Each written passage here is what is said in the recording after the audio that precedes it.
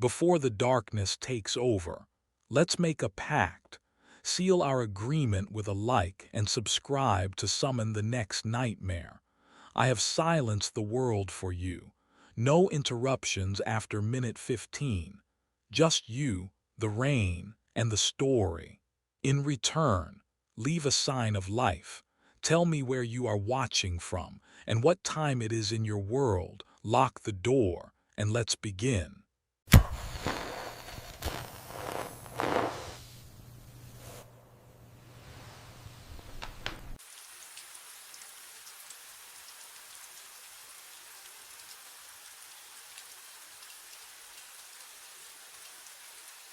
The tapping started at midnight. Metal on metal, rhythmic, deliberate, 3 slow beats, pause, 3 more. I stood in the control room, coffee halfway to my lips, listening. The fluorescent bulbs buzzed overhead. Country music played low on the radio, but beneath it all that sound. Tap, tap, tap. It came from outside, from the silos. I set the mug down and stepped into the cold. March air bit through my jacket as I walked the gravel lot listening. The sound grew louder near Silo 4, 80 feet of concrete rising into darkness. I tilted my head back, staring at the peak. The tapping came from inside. My hands found the ladder rungs, cold metal slick with night moisture. I climbed. One rung, another. The ground dropped away beneath me. Wind pulled at my shoulders. What would you do? Hearing something impossible in the dead of night, knowing you're the only soul for miles. The platform swayed as I stepped onto it. Wheat dust hung in the air, coating my throat. I fumbled for my flashlight, clicked it on. The beam swept across the grained surface and froze. The wheat had been disturbed, patterns carved into it, not random. Letters, words gouged deep into the golden surface, shadows making them legible. Help buried 40 feet down. My heart slammed against my ribs. I knelt at the edge, hand hovering over the letters. The grain felt wrong, too cold. Like touching January snow, not dried wheat. Who could write this? Who could be? I smoothed the wheat flat with shaking palms, erased the words, made the surface level again. Below, in the control room, the radio dissolved into static, and the tapping stopped. The patterns were back. I climbed Silo 4 at 11:47.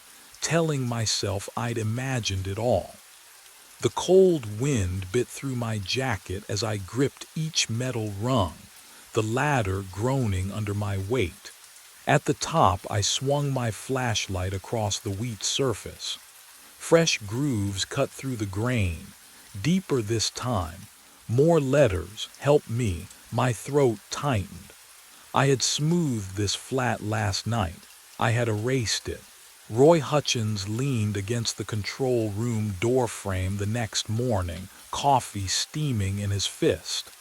I told him everything, the tapping, the message, how it returned. He barely looked up from his clipboard. Settling grain, he said. His voice was flat, practiced. Happens all the time in 4. Air pockets collapse, surface shifts, you'll get used to it. But the letters, Earl. He finally met my eyes, and something in his expression warned me to stop. You're new. Night shifts play tricks. Don't go looking for problems. The fluorescent lights buzzed overhead as he walked away, boots echoing down the hallway. I waited until his truck left the gravel lot. Then I opened the filing cabinet in the corner of the control room, fingers trembling as I flipped through employee records. The paper felt strangely rough, almost damp. Clayton Wade, previous overnight operator, start date, November 2018, end date, March 18, 2023. No resignation letter, no forwarding address, just a red stamp across the folder left without notice. 2 years ago, almost to the day. I pulled up the security footage archives on the computer, scrolling back to March 2023. The screen flickered. Static consumed every recording from that month. Corrupted files, all of them. Hours and hours of white noise. My wedding ring dug into my finger. When had it gotten so tight? I twisted it, feeling the metal bite into swollen skin, but it wouldn't budge. And somewhere above me, faint through the ceiling, the tapping began again. I pulled my employment file at dawn. The folder smelled like old coffee and cigarette smoke. I flipped past the tax forms, the safety acknowledgments. There, my start date typed in faded ink. March 18th, 2023. The same day Clayton Wade disappeared. I tried to remember the interview. Sitting across from Roy, shaking his hand, signing the offer letter. Nothing. Just a blank space where the memory should be. My first night here felt like waking up mid-shift, already knowing where the light switches were. Have you ever forgotten something important? Not misplaced it, but had it erased? Roy was in his truck when I found him, engine running, heater on. When did you hire me? He didn't look up from his thermos. 2 years back, you know that. Same day Clayton left. Coincidence? His jaw tightened. Drop it, Earl. Did you even interview me? He drove away. Gravel crunched under his tires then. Silence. The kind that presses against your eardrums. I worked alone that night. Radio played classic country, but the songs felt wrong, released after I'd started here somehow. At 2 a.m., the tapping began again. Faster this time. Urgent. Tap, tap, tap, tap, tap, tap. I climbed the ladder. Each rung bit cold through my gloves. The wind had died completely. No sound except that relentless rhythm and my own breathing. At the top, I knelt on the platform. The grain stretched before me, pale under the floodlights. I reached down, plunged my hand into the wheat. Cold, not the dry chill of winter grain. This was wrong, damp, clinging. The texture felt almost organic, like touching skin left too long in bath water. I jerked my hand back. The tapping stopped, and in the sudden silence I heard something else, a wet, sliding sound, as if the grain itself was breathing. I blinked. The clock read 3:15. My coffee was cold, stone cold. I'd poured it fresh at midnight, hadn't I? I stared at the mug, ceramic smooth under my fingertips. The surface had a film, hours old. My shift log sat open, last entry timestamped 11:42. 3 hours. Gone. The fluorescent lights buzzed their familiar drone, but my skin prickled with the certainty that I'd been somewhere else. Somewhere dark. I stood. Too fast. The room tilted. Cold air hit my face. The door to the lot stood open. Had I gone outside? I looked down at my hands, dirt, packed deep under every fingernail. Black soil, damp and gritty, the kind that clings when you've been digging. Or clawing. My throat closed. I scraped at it with trembling fingers, felt the grit roll away in tiny clumps. When had I touched dirt? The grain was wheat, clean winter wheat. The radio crackled behind me, not static this time, a song. Clear and bright, pop melody, auto-tuned vocals. I knew this one. Vera had played it last summer, 2024. But the station only played classics. 80s country, Hank Williams, Patsy Cline. I turned the dial. Every frequency bled the same modern track, overlapping, distorted. Have you ever heard a song that shouldn't exist yet? It makes your teeth ache. I snapped it off. The silence felt worse. I moved to the security monitors, needing to see something normal, something fixed. 6 screens glowed pale green. Silos 1 through 5 showed their usual still frames. Silo 4's feed was wrong, not broken, not blank. The static swirled, slowly at first, then faster, forming a spiral, tightening inward like water circling a drain. My pulse matched its rhythm, round and round and round. I caught my reflection in the metal cabinet beside the monitors. The man staring back wore a different shirt, flannel, green and black checks. I looked down at my chest. Blue uniform, company logo. When I looked up again, the reflection hadn't changed. They drained Silo 4 on Thursday afternoon. I stood in the gravel lot, arms crossed, watching the crew connect hoses thick as my thigh to the bottom outlet. Roy Hutchins wouldn't look at me, just signed the work order and walked back to his office, shoulders tight. The machinery groaned to life. Wheat began cascading through the transparent discharge pipe, a golden river rushing toward the transport truck. The sound. Oh, the sound was immense. A roar that filled my chest cavity, vibrated through my boots into the ground. I watched that pipe, every kernel, every shadow. The crew supervisor, a man named Dale with a clipboard, kept glancing at his watch. Roy had told him I was stressed, overworked, seeing things. I could read it in Dale's careful distance, the way he positioned himself between me and his workers. The wheat smelled wrong, not like grain, like turned earth, like something buried too long.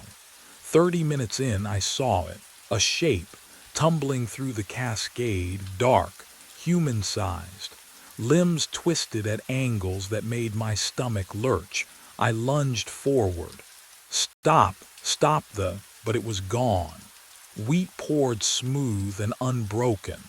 Dale stared at me, hand hovering near his radio. There was. Did you see? My voice cracked. He didn't answer. Just turned to the monitors mounted on the truck bed, played back the footage. Frame by frame, we watched golden wheat tumble through the pipe. Nothing else, just wheat. Mr. Briggs, Dale said carefully, when's the last time you slept? They found nothing at the bottom. Not a bone, not a scrap of fabric. Roy made me sit in the office while they inspected the empty silo. The psychologist on speakerphone suggesting rest, maybe medication. His voice smooth as oil. By midnight, the refill trucks arrived. I watched them pump grain back into Silo 4, alone in the control room, hands shaking around cold coffee. The fluorescent lights buzzed overhead. No, wait. That wasn't the lights. That was tapping, from somewhere beneath the floor. The tapping came back louder the next night. Not the hesitant rhythm I'd first heard. This was urgent, frantic. Metal on metal, echoing up through the concrete foundation like something trying to claw its way out. I sat frozen at my desk, coffee mug halfway to my lips, the bitter liquid gone cold hours ago. I stopped sleeping after that. What would you do? Close your eyes knowing something beneath 80 feet of grain was calling your name. The coffee maker became my closest companion. 3rd pot by midnight, 5th by 4 a.m. My hands shook, not from caffeine, from the certainty that if I blinked too long, I'd miss something. The phone rang at 2:15. Earl, Vera's voice, but wrong. The pitch was hers, the cadence familiar, yet something underneath sounded hollow, like speaking through a long tunnel. Hey, my throat was sandpaper. You okay? Just wanted to hear your voice. A pause too long. Can't believe our anniversary's next week. 10 years, honey. My chest tightened. We got married in June, not March. Yeah, I managed. 10 years. You sound tired. Just long shift. Come home soon. The line crackled, static blooming between her words. I miss. The call dropped. I stared at the phone, my wedding ring biting into swollen skin. June 14th. I'd written our vows on a humid afternoon, her father crying during the ceremony. June, not March, I was certain.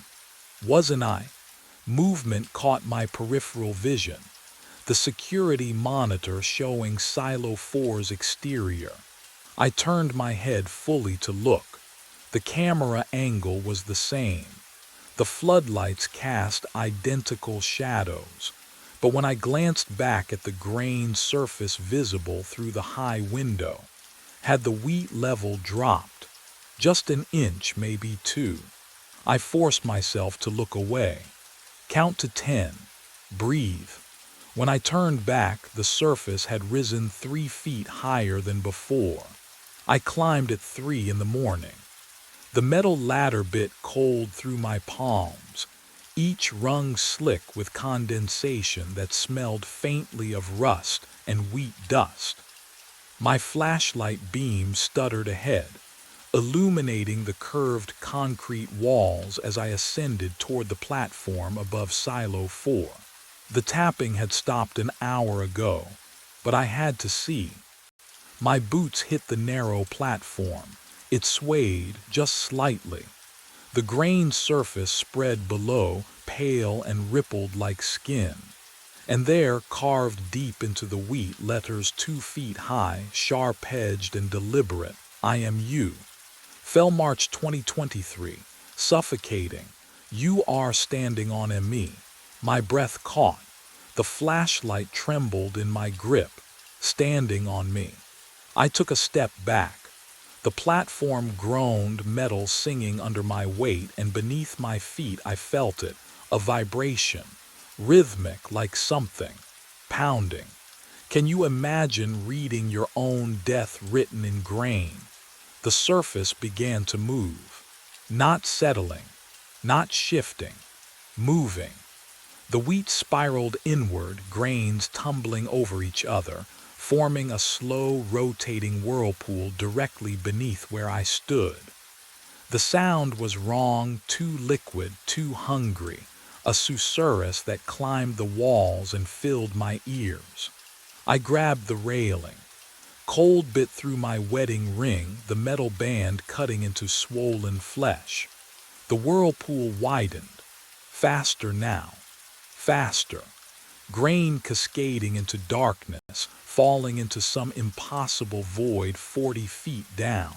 And from that churning center rose a sound that froze every nerve in my body. Screaming, a voice I recognized, hoarse, desperate, clawing for air. My voice, screaming my name from below, and the platform beneath me began to crack. I ran, hands slapping cold metal rungs, boots scraping down the ladder so fast my palms burned. The voice below, my voice, kept screaming my name, but I didn't look back. Couldn't. My lungs pulled in air that tasted like rust and old wheat. Gravel crunched under my feet. The parking lot stretched empty under a sky with no stars. I fumbled for my phone. Dead, screen black, cold as stone. My truck sat alone near the gate. I yanked the door open and the interior reeked of grain dust, thick, choking even though I'd never hauled wheat. Keys in the ignition. I twisted them. Click, click, nothing. No, I abandoned it. ran toward the access road, the one that led to the highway 3 miles out. Gravel turned to pavement under my boots. Streetlights flickered ahead. I ran until my chest burned, until the lights grew closer, until Silo 4 loomed in front of me. I spun around, the gravel lot, my dead truck, the same gate I just passed. Impossible. I tried again. Chose the eastern fence line this time, following the chain link toward the service road Roy used for deliveries. Ran past the equipment shed, past the maintenance bay, past the parking lot. Silo 4. Always Silo 4. The wedding ring bit into my finger, a band of fire-cutting circulation. I looked down and my breath caught. The skin beneath the gold had turned black. Not bruised black, necrotic. Dead tissue wrapped around a living hand. Can you imagine that? Seeing your own flesh rotting while your heart still beats. I staggered to the truck, wrenched the rear-view mirror toward my face. Oh, the man staring back had sunken eyes, deep hollows carved beneath the cheekbones. Skin gray as winter fog, lips cracked and bloodless. I touched my face and felt cold meat, the texture all wrong, like touching someone else's corpse. I had been dead. Maybe still was. Time wasn't moving forward anymore. It was collapsing inward, folding back on itself like grain swirling down a drain. The facility had become a loop, and I was caught in the center, spiraling toward something inevitable. My hand moved to the truck door. I didn't tell it to. My legs carried me back across the gravel, back toward the ladder, back toward the platform where the grain was waiting. My hands gripped the cold rungs. I don't remember deciding to climb. The ladder pulls me upward, rung after rung, my body obeying commands I never gave. The metal is ice against my palms, but I can't feel pain anymore, just pressure. The platform waits above. I haul myself onto it. The grain surface spreads before me, pale under the single bulb. The wheat smells wrong, not musty, but sweet, rot sweet, like flowers left too long in a closed room. The metal grate creaks beneath my weight. It shouldn't creak. I've stood here 20 times, maybe more. But tonight the bolts groan and the platform tilts, the world drops. I fall. Grain rushes up, swallows me. My mouth opens to scream and wheat pours in, dense and choking. The cold shocks through my chest. I thrash, kick. The grain compresses around my legs, my waist, a vice tightening with every movement. 40 feet down. How far have I fallen? My lungs burn. Wheat fills my throat. I claw upward, but the surface is gone, buried, suffocating, and then I hear it. Tap, tap, tap. Metal on metal, someone on the ladder above. Footsteps crossing the platform, the new platform, whole again, time resetting. A man's breath ragged with fear. He's looking down at the grain, at the patterns forming. I know that breathing. Oh, God, it's mine. The operator above me is Earl Briggs, arriving for his first shift, March 18th, 2023. And I am Clayton Wade. Have been Clayton Wade. Buried for 2 years beneath 40 feet of winter wheat, tapping, writing, begging to be heard. The loop closes. Time collapses inward. I open my mouth to scream his name, my name, but only grain pours in, and the suffocation that will never end begins again. Roy handed me the keys on March 18th, 2025. The metal was warm from his palm, or maybe from something else. I pocketed them without asking questions. First night shifts always felt strange, he said.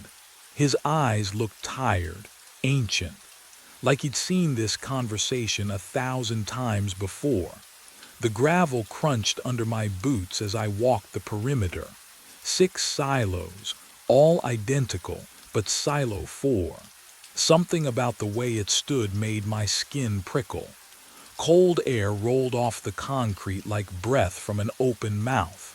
Midnight came with the smell of dust and old machinery. Then the tapping started. Tap, tap, tap, rhythmic, deliberate.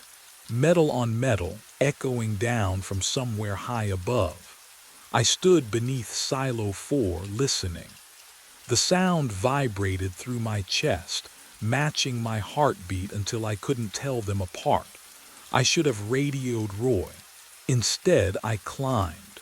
The ladder was ice cold even through my work gloves. 80 feet up, the platform swayed slightly in wind that shouldn't exist inside a silo. The hatch groaned open. Wheat stretched before me, an ocean of grain under a single utility light. The surface was disturbed. Patterns. Deliberate furrows forming letters, words. Could you ignore something like that? Would you? My wedding ring suddenly felt wrong, too tight, cutting circulation. I twisted it absently, staring at the message carved in 10,000 kernels of winter wheat. Help buried 40 feet down. My breath fogged in air that had gone freezing. The grain smelled sweet, rot sweet, like something left too long in warm earth. I knelt, smoothed the wheat with both hands. The patterns disappeared beneath my palms, erased as though they'd never existed. Descended the ladder, returned to the control room, told no one. The coffee tasted like metal, and my ring wouldn't come off anymore, but those were small things. Explainable. The kind of details you convince yourself don't matter until they're the only things that do. Above me in Silo 4, the tapping continued. It always does. The lights died at 3:47 a.m. I was halfway down the basement corridor when the fluorescence cut out, plunging County General's guts into darkness. My boots scraped concrete.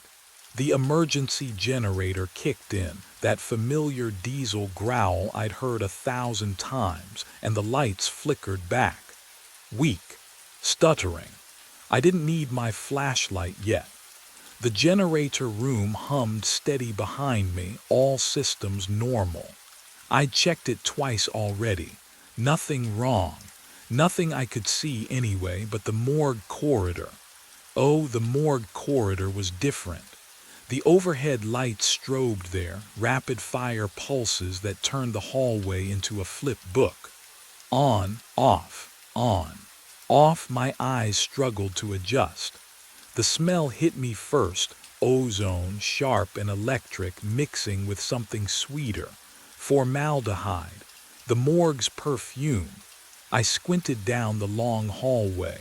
Metal drawer handles lined both walls, catching light with each flicker. On, off, on, someone stood at the far end. My chest tightened. I froze mid-step. The figure was motionless, silhouetted against the emergency exit sign's red glow. Off. On, off, still there, not moving, just standing. I blinked hard. Hello. My voice echoed off concrete and came back wrong, too flat, too dead. The light stabilized, holding steady now with a faint electrical buzz. I could see clearly down the entire corridor. Nobody there. The hallway was empty, completely empty. Just those drawer handles and that red exit sign bleeding light into the dark. I exhaled slowly, feeling my pulse in my throat. Shift work does this sometimes, makes you see things that aren't there. I pulled out my phone, called it in. Electrical fault, intermittent power loss, basement level. Standard report.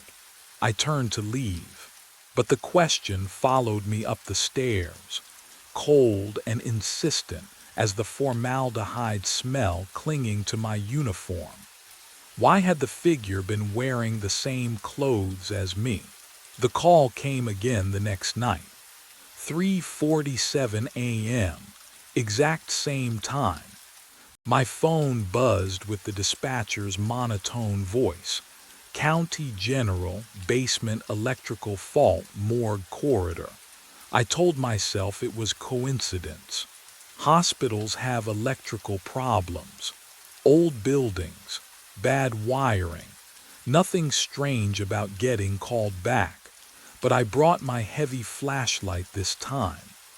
The generator room looked identical, humming machinery, that persistent ozone smell hanging in the stale air. I walked toward the morgue corridor and the lights began their rapid strobing pulse. My thumb found the flashlight switch. The figure stood at the hallway's end. This time, this time I saw everything. The strobing lights froze him in snapshots, each flash revealing more detail. He held a red metal toolbox, my model. The exact dents in the corners matched mine, and on his chest, a badge glinted under the emergency exit sign. I squinted.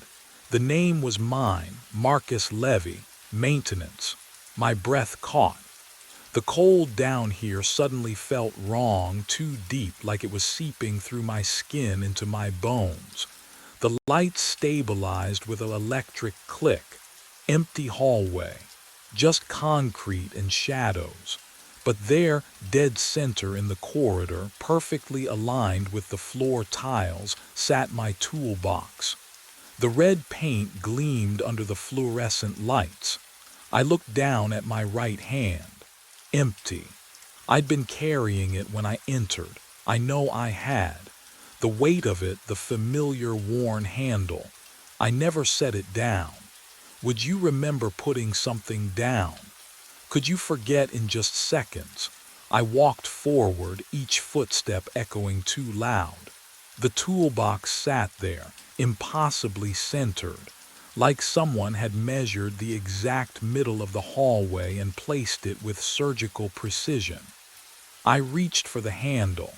The metal was ice cold, and that's when I heard the scraping sound behind me, coming from inside the morgue. My hands shook as I knelt beside the toolbox.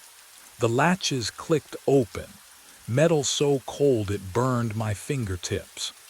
Inside, nestled between the screwdrivers and wire strippers I'd used for 20 years, lay a single hospital toe tag.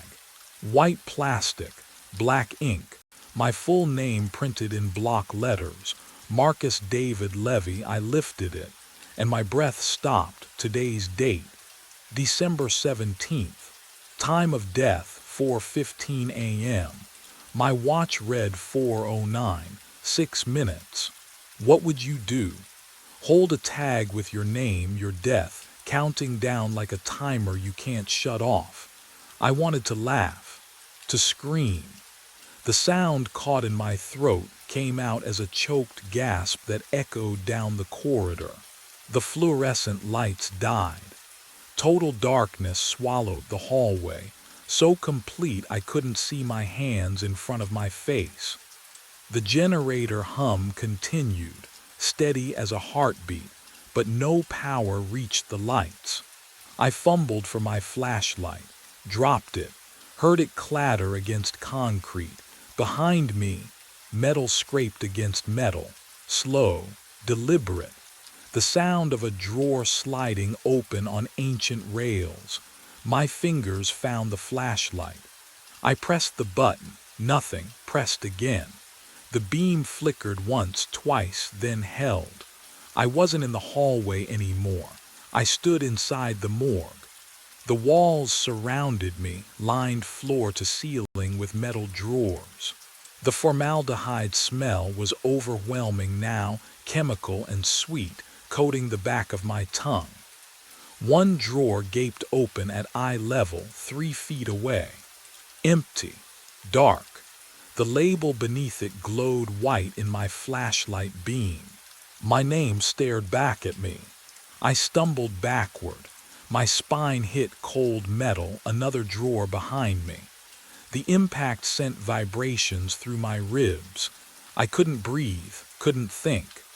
The label on the open drawer at eye level was crisp, white, unmistakable, Marcus Levy. No, I ran. My boots hammered concrete. The formaldehyde stench clung to my throat as I sprinted toward the double doors. Behind me, nothing moved. No footsteps followed. Just the steady hum of the generator vibrating through the walls. I grabbed the door handle, twisted hard, locked. I yanked again. The metal wouldn't give. My shoulder rammed the door. Pain exploded through my collarbone, but the exit didn't budge. Hey, my voice bounced off tile and steel. Someone lock me in here, silence answered. What would you do, trapped in a morgue with your name on a drawer? My hands shook as I pulled out my phone. The screen glowed blue in the darkness. 3:47 a.m. I stared at the numbers. That wasn't right. My watch had shown 4:09 just minutes ago. 6 minutes until the time on the toe tag. 6 minutes until the phone screen didn't change. The digits stayed frozen. 3:47 a.m. Time had reset. I pressed my back against the locked door and slid down. My breathing was too loud, too fast. The generator's hum was the only other sound in the entire basement. No footsteps above. No voices. Just machinery and my pulse hammering in my ears. Something white caught my eye near the far wall. I crawled toward it. Another toe tag lay on the floor. Different handwriting. Different date, October 9th, 2 years ago, but the time of death, 4:15 a.m., exactly the same. How many times had I died down here? I needed answers. The generator room. There had to be records. My boots echoed against concrete as I stumbled back down the corridor, past the morgue's closed doors, past the toolbox I didn't remember setting down. The generator room's metal door stood open. Fluorescent light spilled across scattered tools and oil-stained floor. The desk in the corner held a thick logbook, its spine cracked from use. I flipped it open. The pages smelled like old paper and machine grease. My handwriting filled every line. October 3rd, 3:47 a.m. Generator fault. Resolved 4:15 a.m. September 18th, 3:47 a.m. Generator fault. Resolved 4:15 a.m. July 9th, 3:47 a.m. Generator fault. Resolved 4:15 a.m. The dates went back and back. Page after page, my signature, my notes, identical times, identical reports. I turned faster, the pages rustling like wings. 2 years of entries, then 3, all mine, all the same. I don't remember any of this. Not one single call. My hands shook as I traced the ink with my finger, cold. The letters felt cold. Footsteps, soft rubber soles on concrete. Someone was coming down the hallway. Relief flooded through me so fast I nearly collapsed. Another person. Someone who could explain this nightmare. Tell me I wasn't losing my mind. Help me understand why time kept resetting, and my name kept appearing on toe tags, and a woman in scrubs rounded the corner.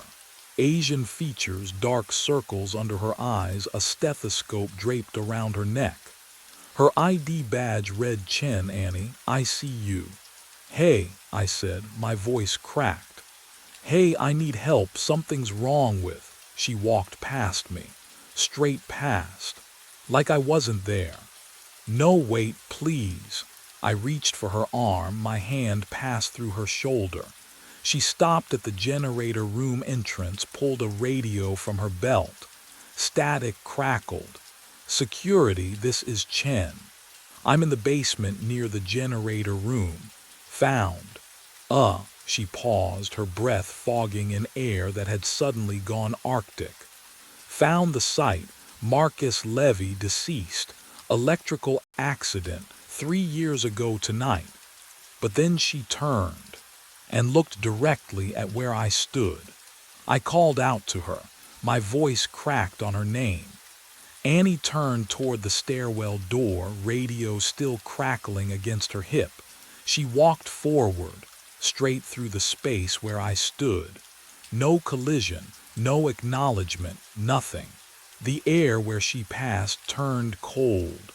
Hospital antiseptic mixed with something metallic, like blood left too long under fluorescent lights.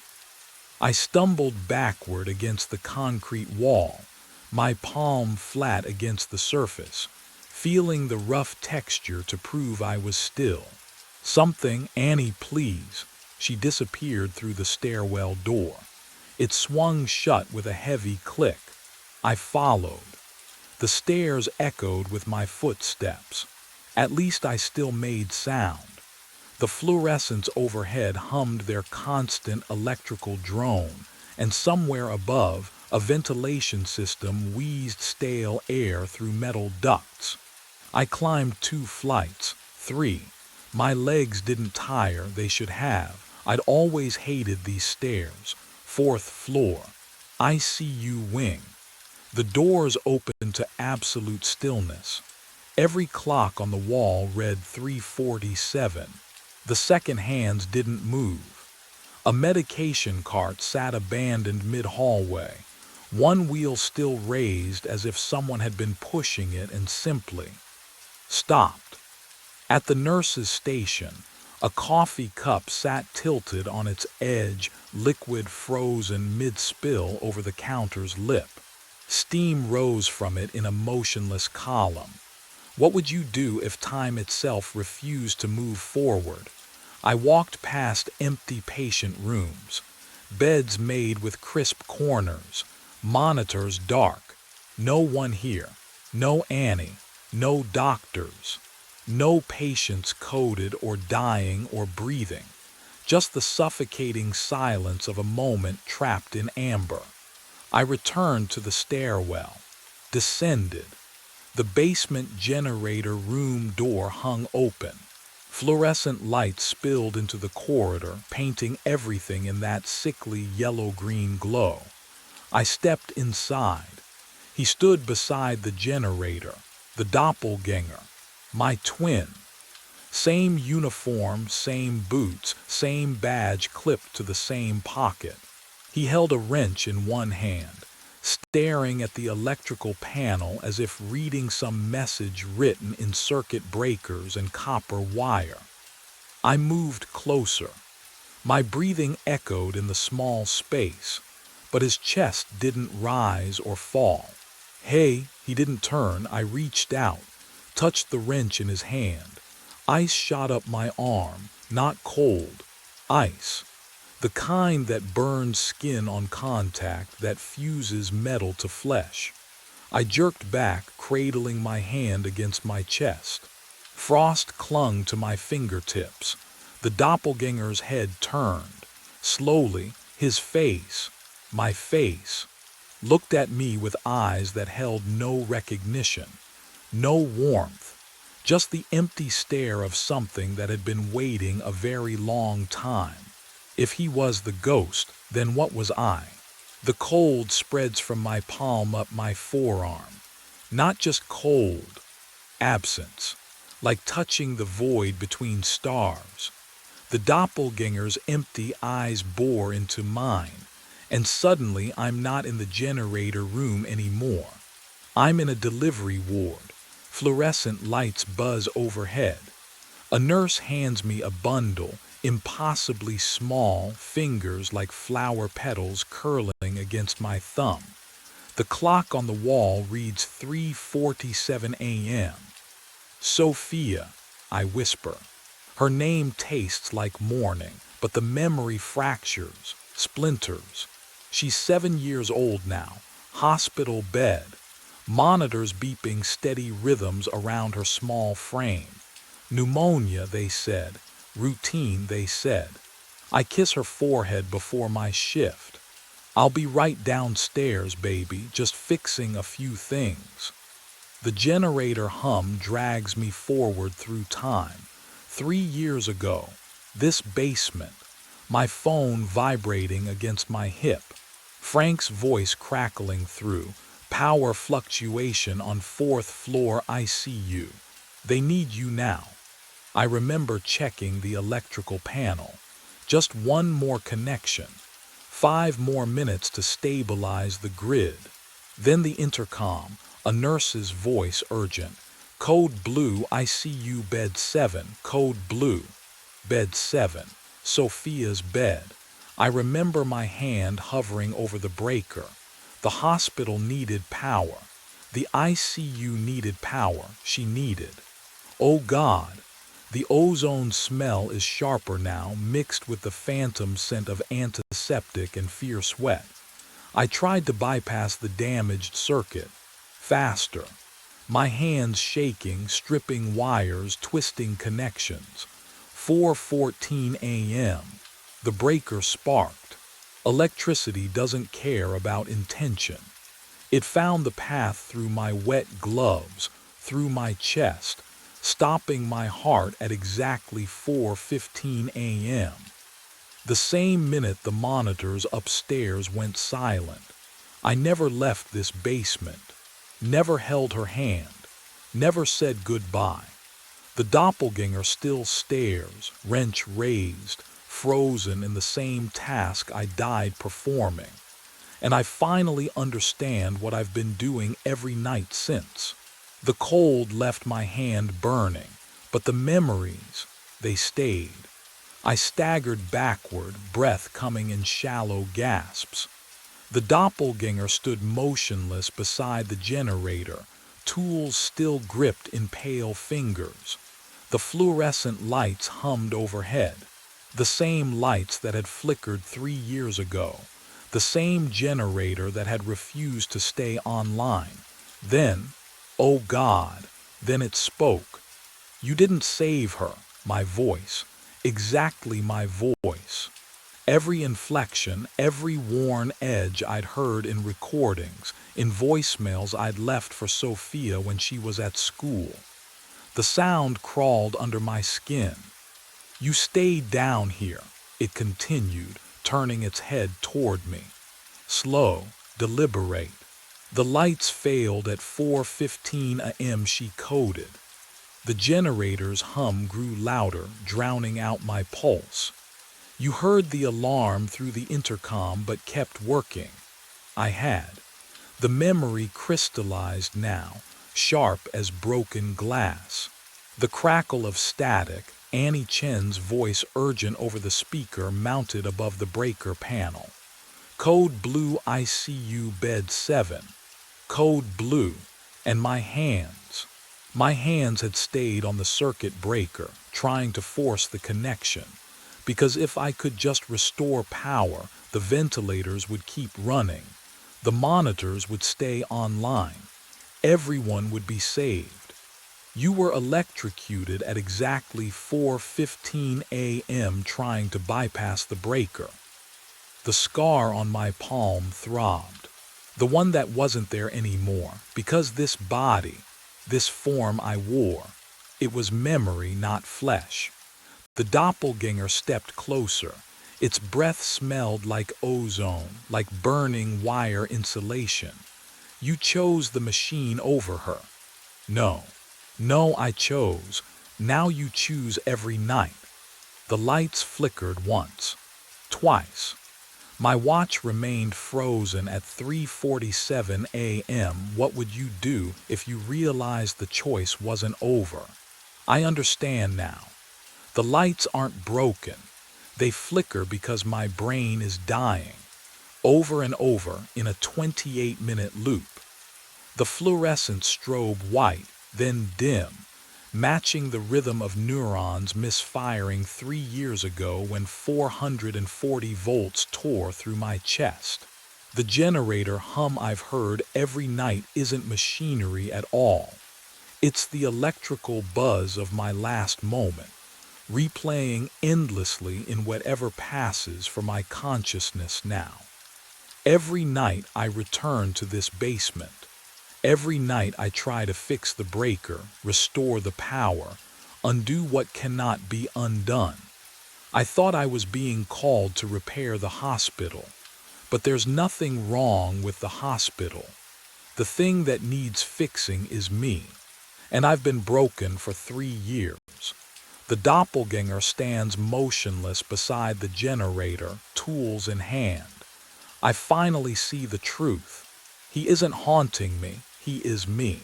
The ghost technician, forever on call, forever trying to solve a problem that has no solution. My hands look solid, but when I press them against the concrete wall, I feel nothing. No temperature, no texture, just the memory of touch. I walk toward the morgue corridor. My boots make no sound. The overhead lights flicker again, and in the strobing darkness I see it clearly. One drawer, halfway down the hall, slightly ajar. My name printed on the label in block letters. The smell hits me, formaldehyde mixing with something else, something sweet and rotten. Would you open a drawer with your name on it? I reach for the cold metal handle, pull it toward me. The rollers glide smooth, silent, and there I am. The corpse wore my wedding ring. The metal drawer felt ice cold beneath my hand. Formaldehyde stung my nostrils, thick and medicinal. My body, the real one, lay perfectly preserved in County General's basement darkness. The uniform I'd worn that night still carrying traces of electrical burn marks across the chest. The watch on my wrist, on its wrist, frozen at 4:15. I reached toward my own face. Gray skin, lips pulled back slightly. The expression wasn't peaceful. It was the look of someone who realized too late what they'd chosen.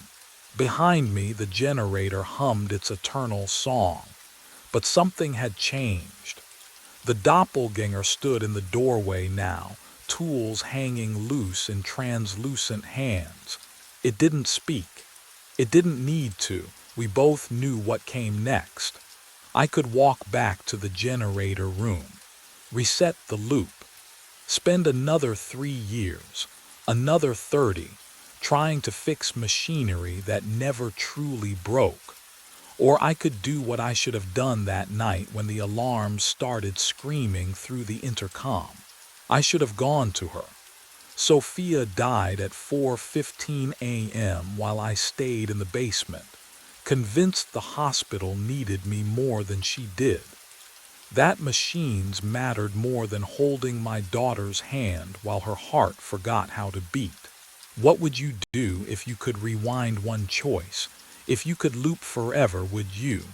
Or would you finally let go? The lights flickered. Once. Twice. I lowered myself onto the metal slab beside my own corpse. The cold bit through me, or maybe I'd always been this cold. The doppelganger watched as I lay back, finally still, finally done with fixing things.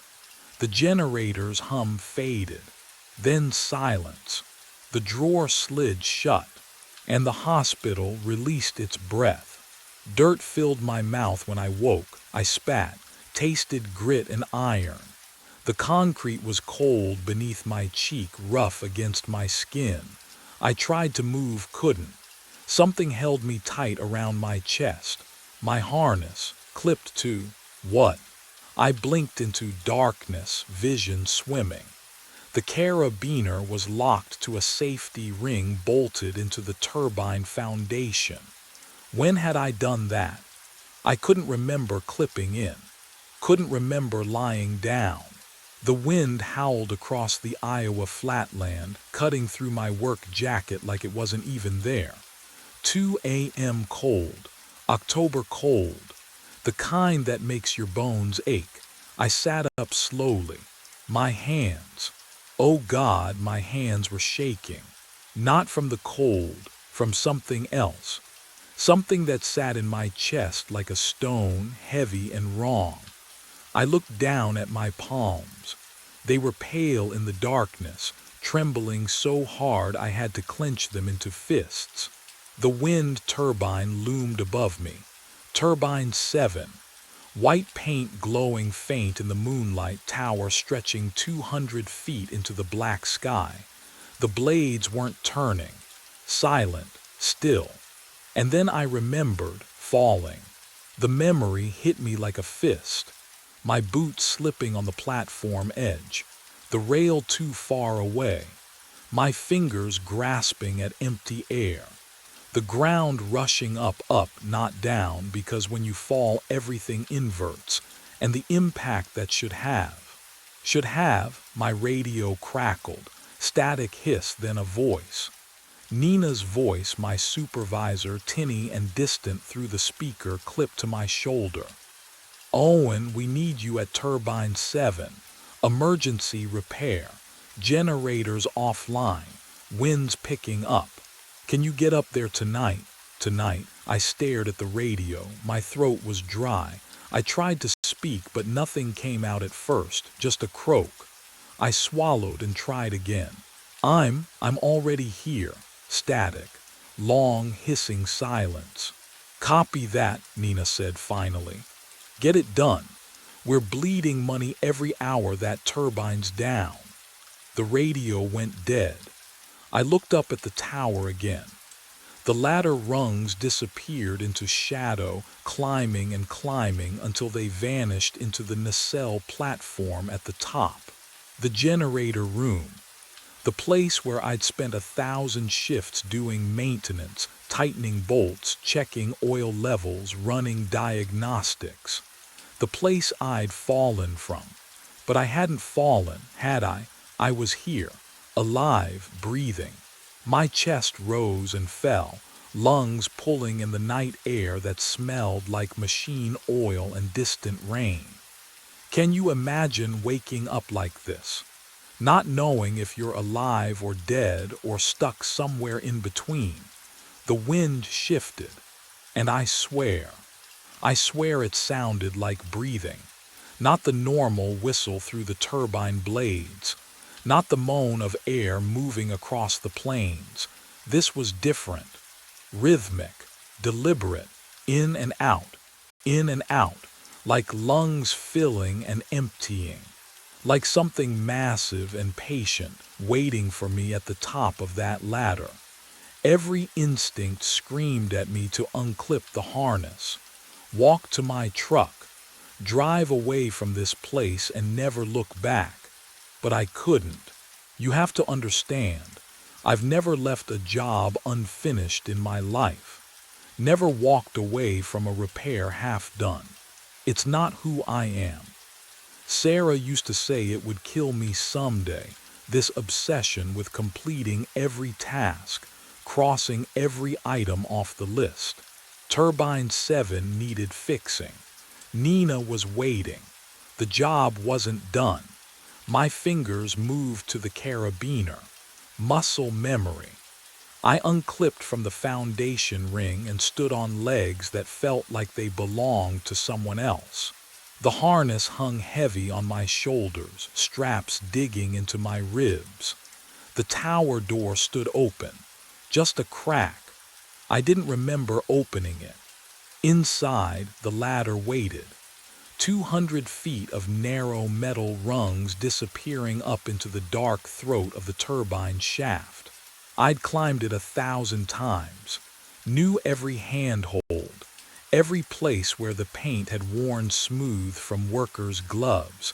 I reached for the first rung. The metal was ice cold against my palm.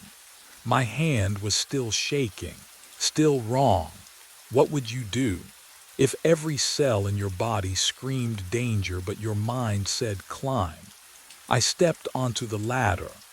The wind's breathing followed me into the shaft. The hatch should have closed behind me, spring-loaded, automatic. But when I glanced down, it remained open. A rectangle of lesser darkness against the black, and something else. Something that made my grip tighten on the rungs until my knuckles went white. There were marks on the ladder, scuff marks, boot prints in the dust coating the metal, fresh prints. Going up, I was alone on shift tonight. I was always alone for the overnight emergency calls. That's why they called me. Owen Trace, the guy who'd climb in any weather, fix anything, never complain about the isolation or the hours. So whose boots had left those marks? The ladder groaned under my weight. Or maybe it was the tower itself, metal expanding and contracting in the cold.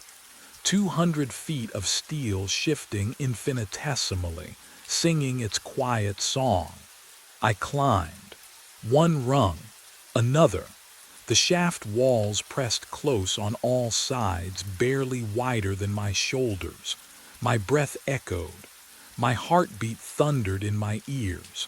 Somewhere above in the nacelle at the top of this ladder, something was waiting. I didn't know what, but I was going to find out. The rungs bite into my palms. Cold. Each one clangs under my boots like a countdown I don't want to finish. The wind screams past the ladder shaft, and I press my body against the metal, trying not to think about the 200 feet of empty air behind me. Climb, that's all, just climb. My breath fogs in the narrow shaft. The radio crackles at my hips, static, then silence. I keep moving. One rung, another. My arms shake. But I've always been good at finishing what I start.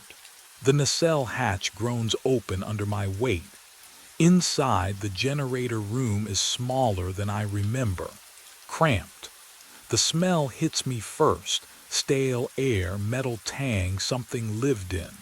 And there, against the wall, a sleeping bag, unrolled.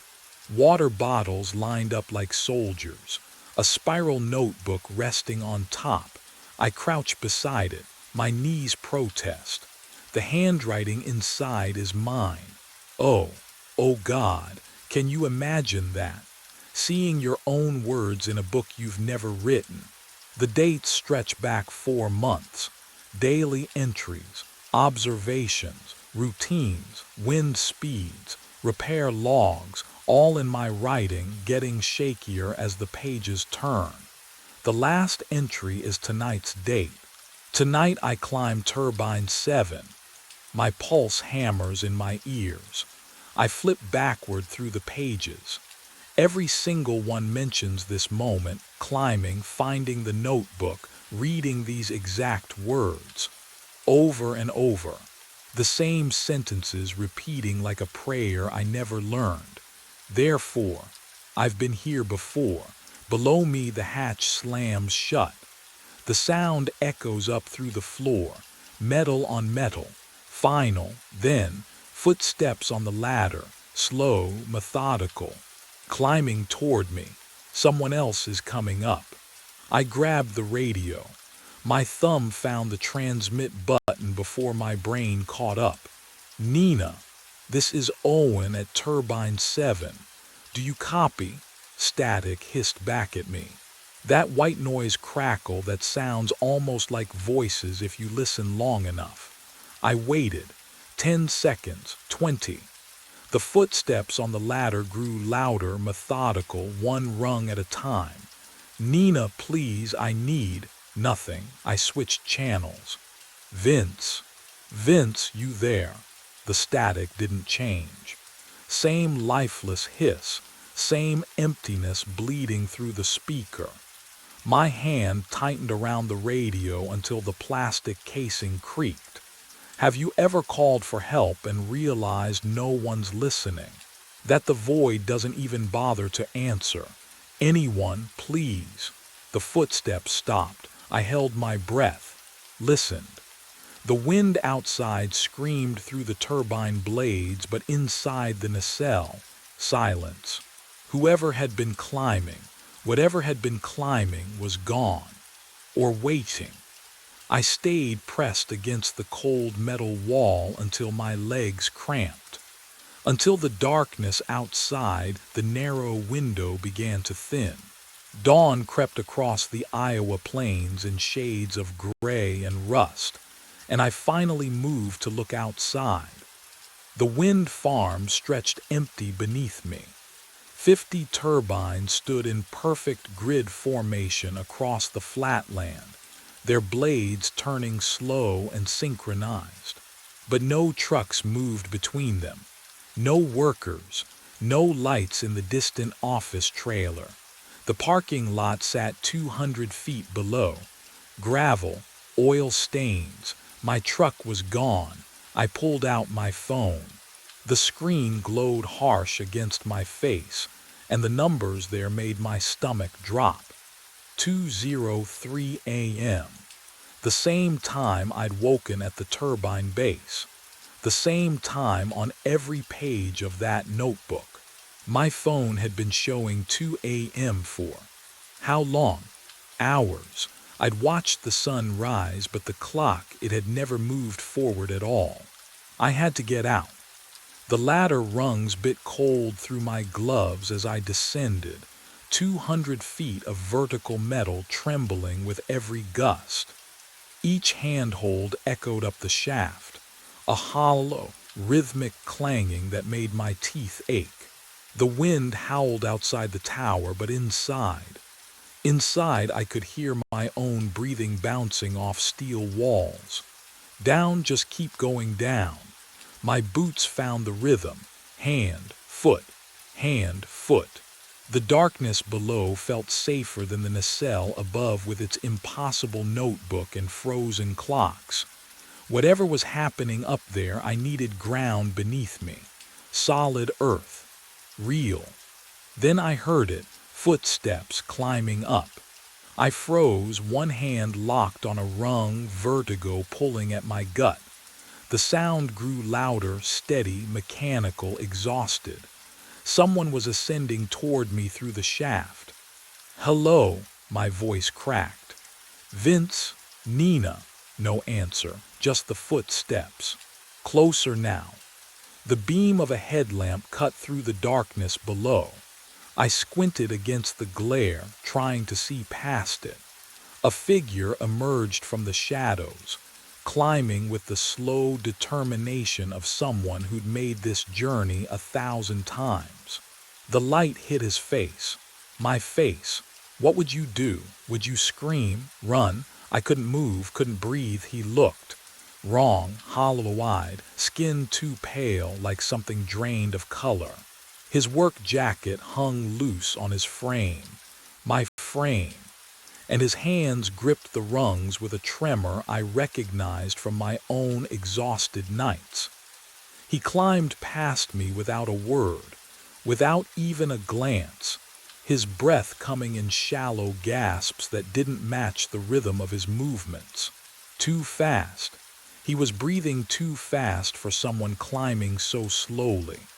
I pressed myself against the ladder, metal biting into my ribs.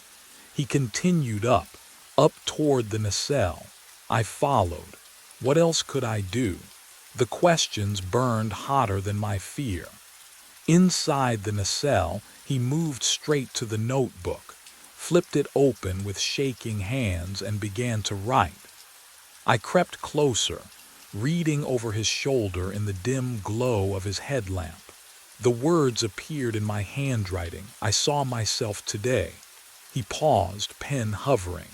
I am not alone in the loop. I stepped back from the duplicate, the cold metal wall biting through my shirt. The figure kept writing, pen scratching paper in steady rhythm, not acknowledging me at all.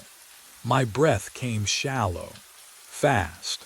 The nacelle air smelled wrong, metallic and stale, like old copper. Then I heard it. Another set of footsteps on the ladder below. The hatch groaned open. Someone else climbed into the cramped space, and the temperature seemed to drop 10 degrees. He wore my face, my work jacket, but his eyes, hollow, empty. He moved to the far corner, sank down against the wall, and went still, catatonic, staring at nothing. I pressed myself tighter against the generator housing. Hey, hey, can you? He didn't blink. The wind outside howled, and the whole nacelle vibrated with a low-frequency hum that rattled my teeth. I could feel it in my chest, that awful thrumming like the turbine itself was breathing. More footsteps. A third version of me appeared through the hatch, frantic energy radiating off him. He went straight to the equipment panel, fingers flying over switches and gauges. Checking, rechecking. His lips moved silently, counting something I couldn't hear. Sweat darkened his collar despite the freezing air. Then a fourth. This one climbed onto the exterior platform. I watched through the small window as he stood at the railing, 200 feet above the ground, and stared down into the darkness. Just standing there. The wind whipped his hair. He didn't move. None of them looked at me. How many times have I climbed this tower? How many versions of myself are trapped here, repeating the same motions, unaware of each other? Or worse, fully aware. Can you imagine waking up and discovering you're not even the first copy? My hands trembled. I counted them again. One writing, one catatonic, one checking equipment, one outside, 4 of me. But the hatch was opening again. I couldn't stay. Not with 5 versions of myself crowding the nacelle, not with the hatch opening again below. I grabbed the ladder and descended into the gray light of dawn. The rungs were cold, ice cold though it wasn't winter. My palms stuck to the metal as I climbed down, and the wind howled through the lattice framework of the tower like something trying to get in. Or out. 200 feet is a long way to descend when you're shaking. Each step echoed up and down the shaft. My breathing sounded too loud in my ears. At 100 feet I paused. My hands ached. Below, the concrete pad at the turbine base materialized through the grayness. The parking lot beyond sat empty. No trucks, no other workers, just endless flatland stretching to the horizon. 50 feet, 20, 10. My boots hit concrete. I stepped away from the ladder and looked around, searching for what? Evidence. Answers, some proof that I wasn't losing my mind. That's when I saw it. The stain on the concrete, dark, rust brown, too large to be oil. It pooled near the tower base, spattered in a pattern I recognized from safety videos. Impact spray. Blood next to it. Oh God. Next to it sat a cracked safety helmet. Yellow, my company's logo on the side. And beside that, a single work glove, palm up, fingers curled. I crouched down. My knees wouldn't hold me. The glove, the memory surfaced like something drowning coming up for air. 4 months ago.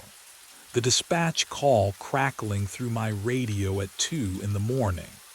Emergency repair, turbine 7, generator fault. I remembered climbing, exhausted from a double shift. Nina's voice urging me to hurry before the system failed completely. I remembered the nacelle hatch, the tools scattered, the the loose bolt on the generator housing that I reached for without clipping my safety line first. Just 1 second, one careless second, the bolt turned. The platform edge was closer than I thought. My boot slipped on the grated metal. I grabbed for the railing, missed. The wind screamed past my ears, 200 feet. The ground rushed up and I couldn't even scream because the air ripped the sound from my throat. The impact, I never felt the impact. Can you imagine that? Remembering your own death, I stared at the blood, at the helmet, at the glove that still bore the outline of my hand. I never survived the fall. Above me, metal groaned. I looked up at Turbine 7 and there, standing at the edge of the nacelle platform 200 feet above, was another version of myself, staring down at the exact spot where I knelt. The world blinked. One moment I stood staring at my own blood dried into concrete. The next, darkness folded in on itself. My stomach lurched sideways. When vision returned, the stains were gone. Fresh gravel, clean concrete. The helmet and glove vanished. 2 a.m. again. I stumbled backward, tasting copper on my tongue. The wind carried that wrong smell, ozone mixed with rust. Around me, shadows moved. I wasn't alone anymore. They emerged from between the turbines. 5, 6, 7 versions of myself, all converging on Turbine 7's base. Hollow-eyed, silent, some limped. Others moved with mechanical precision. None looked at each other. We formed a half circle around the tower, waiting. For what? Then I heard it. Footsteps on gravel. A truck door slamming in the distance. He came around Turbine 6, work bag slung over one shoulder. Yellow hard hat, clean coveralls. His face, oh God, his face. No exhaustion carved into the lines. No terror haunting the eyes. He looked alive in a way I'd forgotten was possible. The original me, 4 months ago. I opened my mouth to scream a warning, but nothing emerged. Not a whisper, not a breath.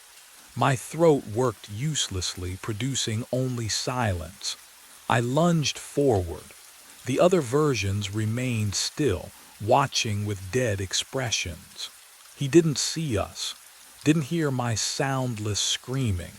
He checked his radio, muttered something about the emergency repair, and gripped the ladder. Started climbing. No, no, no, no. I followed, my boots clanging on rungs he'd touched seconds before.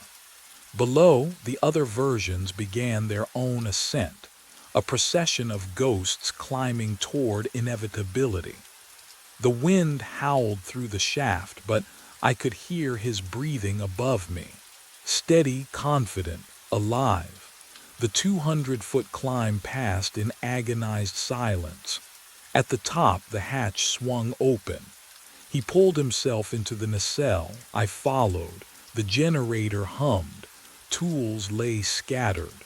And there, on the primary mount, the loose bolt gleamed in his flashlight beam. He reached for it. I lunged forward, hand outstretched toward my own wrist. My fingers passed through flesh like smoke through wire mesh. No resistance. No contact, just the cold absence of matter where my hand should have gripped solid bone and tendon. The other me, the living me, didn't flinch, didn't register my presence at all. He was focused on the generator housing, eyes tracking the loose bolt that had vibrated free from its mounting bracket. I watched his face, my face, calculate the risk.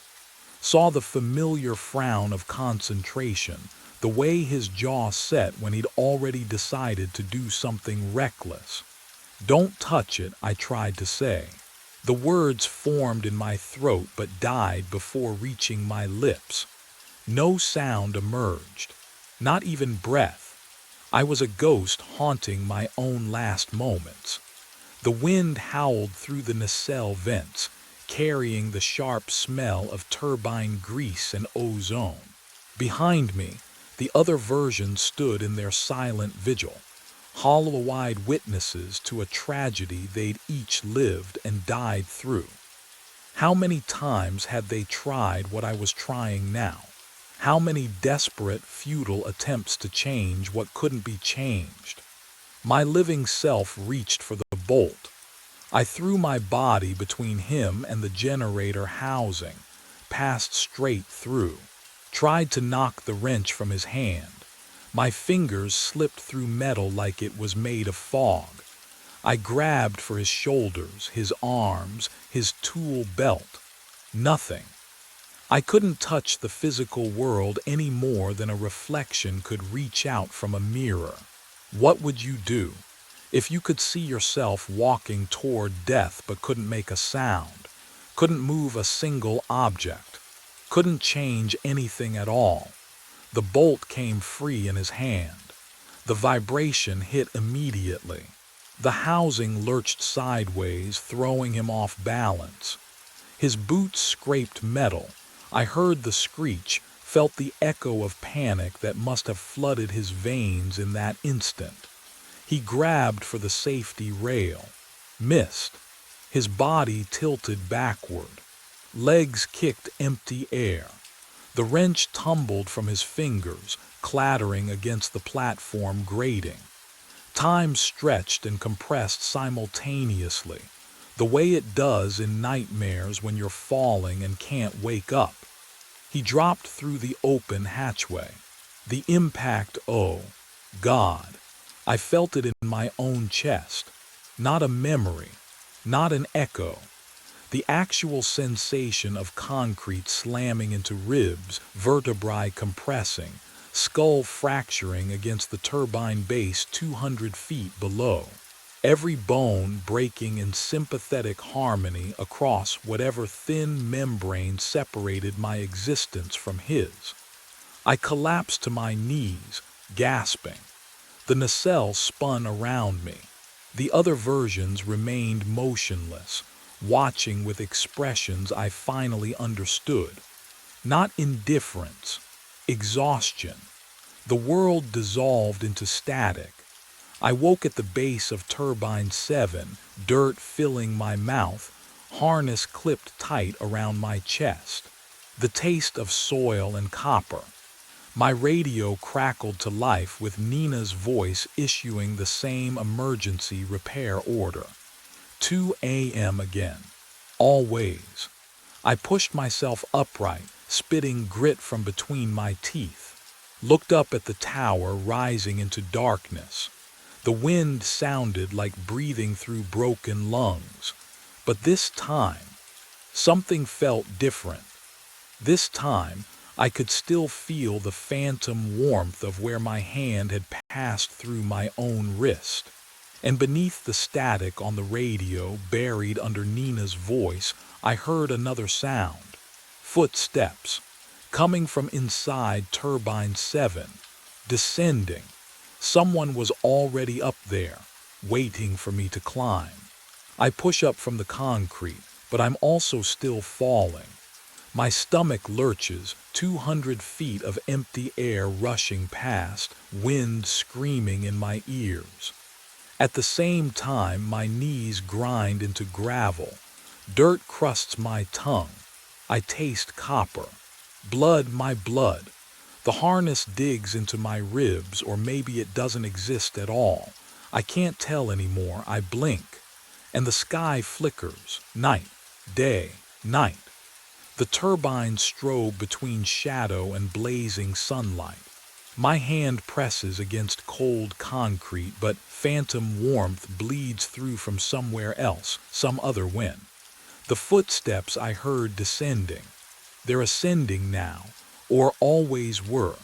Time folds in on itself like wet paper. I stand, I climb. I fall, all at once. My boot finds the first rung inside turbine 7. The metal hum vibrates through my bones, but it's layered. Dozens of identical vibrations stacked atop each other, slightly out of sync. I hear my own breathing echo down the shaft, except it's not an echo. It's me climbing below me, above me, beside me in moments that haven't happened yet or already passed. The hatch opens. I'm in the nacelle. Oh, God, they're everywhere. Versions of myself fill every inch of space, overlapping like double-exposed photographs. Some crouch in corners, others claw at the walls. One stands at the platform edge, teetering. Their mouths stretch wide, screaming, but no sound emerges. Just the hollow whistle of wind through broken teeth. I try to speak. My jaw moves. Nothing. We are all screaming silently. The sleeping bag materializes and vanishes. The notebook flips open, pages covered in handwriting that shifts between ink and blood. My handwriting, except whose hand actually wrote it? Which version of me? Which loop? I can't remember falling anymore, or maybe I never stopped. I stop screaming. The other versions of me. They flicker, fade, dissolve into the cold metal walls. My breath steadies. The nacelle smells like oil and rust and something older, time itself maybe gone stale. I can feel the floor beneath my boots again. Solid, real enough. I tried fighting this for so long, tried understanding it, tried escaping. But what would you do when the only way forward is to stop running backward? I kneel beside the sleeping bag and smooth out the wrinkles. My hands remember the motions. I line up the water bottles against the wall, labels facing out, the way I always did during maintenance shifts. The notebook sits open, pages covered in my handwriting, frantic at first, then measured, then accepting. I pick up the pen. Daily observations I write, schedules, routines. The words flow easier now. No panic. No questions I cannot answer, just the work, the task. Unfinished things demand completion, and this is what remains. Therefore, I stay. The wind howls outside, but it does not sound like breathing anymore, just wind. The nacelle hums with the turbine's rotation, a lullaby of grinding gears and spinning blades. I cap the pen, set it down beside the notebook. Below me, a metallic clang echoes up the shaft. The hatch, footsteps on the ladder, slow, exhausted. Climbing, I stand, smooth my jacket. My hands are steady now, strange how calm feels heavier than fear. I face the entry point and wait. Someone is coming. Someone who needs to see that he is not alone.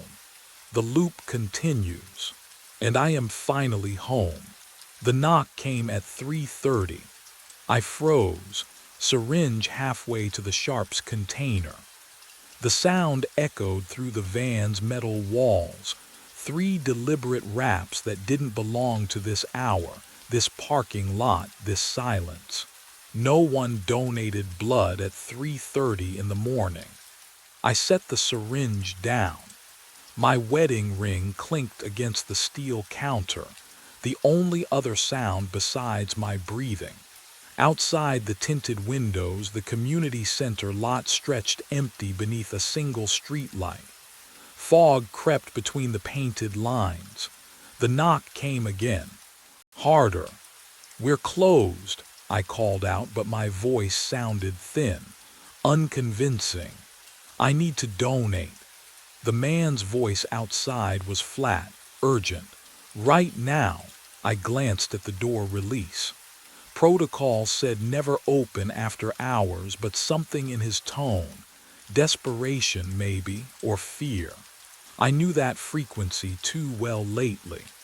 The antiseptic smell in the van suddenly seemed stronger, cut with something metallic and wrong. I opened the door. He stood in the amber wash of the streetlight, wearing a jacket identical to mine, down to the blood bank logo on the chest. His face, oh God. "Come in," I heard myself say, stepping back. What else could I do? He climbed inside, moving stiffly, and sat in the donation chair without being asked. Up close, his skin looked waxy, pale in a way that went beyond tired. "I'll need to check your vitals first," I said, reaching for the blood pressure cuff. "Don't bother." But he extended his arm anyway. I wrapped the cuff around his bicep, pumped it tight, watched the gauge. Nothing. I pressed 2 fingers to his wrist, waited, moved them to his neck. No pulse, no heartbeat, just cold skin that felt like "Stephen," he said. I stepped back. "How do you know because I'm you." He looked up and his eyes were mine, hollow, exhausted. "I died 3 months ago at 3:34, right here." He pointed at the floor, at the dark stain I could never scrub clean. "And in 4 minutes, you will too." The first spike of pain hit my chest like a fist. My mind raced back to the beginning. 3 months earlier, when I thought this job would save me. The overnight shift, 2 in the morning to 6. Walter Rhodes offered it during my interview, his eyes lingering on the pale band where Jennifer's wedding ring used to press against my finger. "Most guys can't handle the isolation," he said, "but you look like you need it." He was right. I took the wedding ring from my nightstand before my first shift, slipped it back on. The metal felt cold, unfamiliar, like wearing someone else's bones, but I couldn't let it go. Wouldn't. What would you do if everything you built just dissolved? If she walked away and you still couldn't stop hoping? The community center parking lot became my sanctuary. I'd arrive at 2, unlock the van, let the door's hydraulic hiss swallow the silence.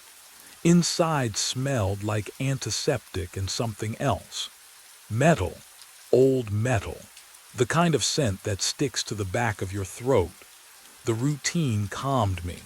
Check supplies, calibrate equipment, wipe down surfaces. No one calling my name, no one asking where I'd been. Just me and the hum of refrigeration units keeping blood cold. I noticed the stain my second night, dark, irregular, near the donation chair's base. I scrubbed it with bleach. It lightened but never disappeared. The fibers had absorbed something deep. I scrubbed again the next night and the next. Walter saw me once, shook his head. "Don't bother," he said. "That's been there since before you." I asked what caused it. He walked away without answering. The isolation wrapped around me like fog. I wanted it, craved it. Out here, I didn't have to explain why I still wore the ring or why Jennifer's number stayed in my phone, unblocked, waiting. But some stains don't just mark the floor.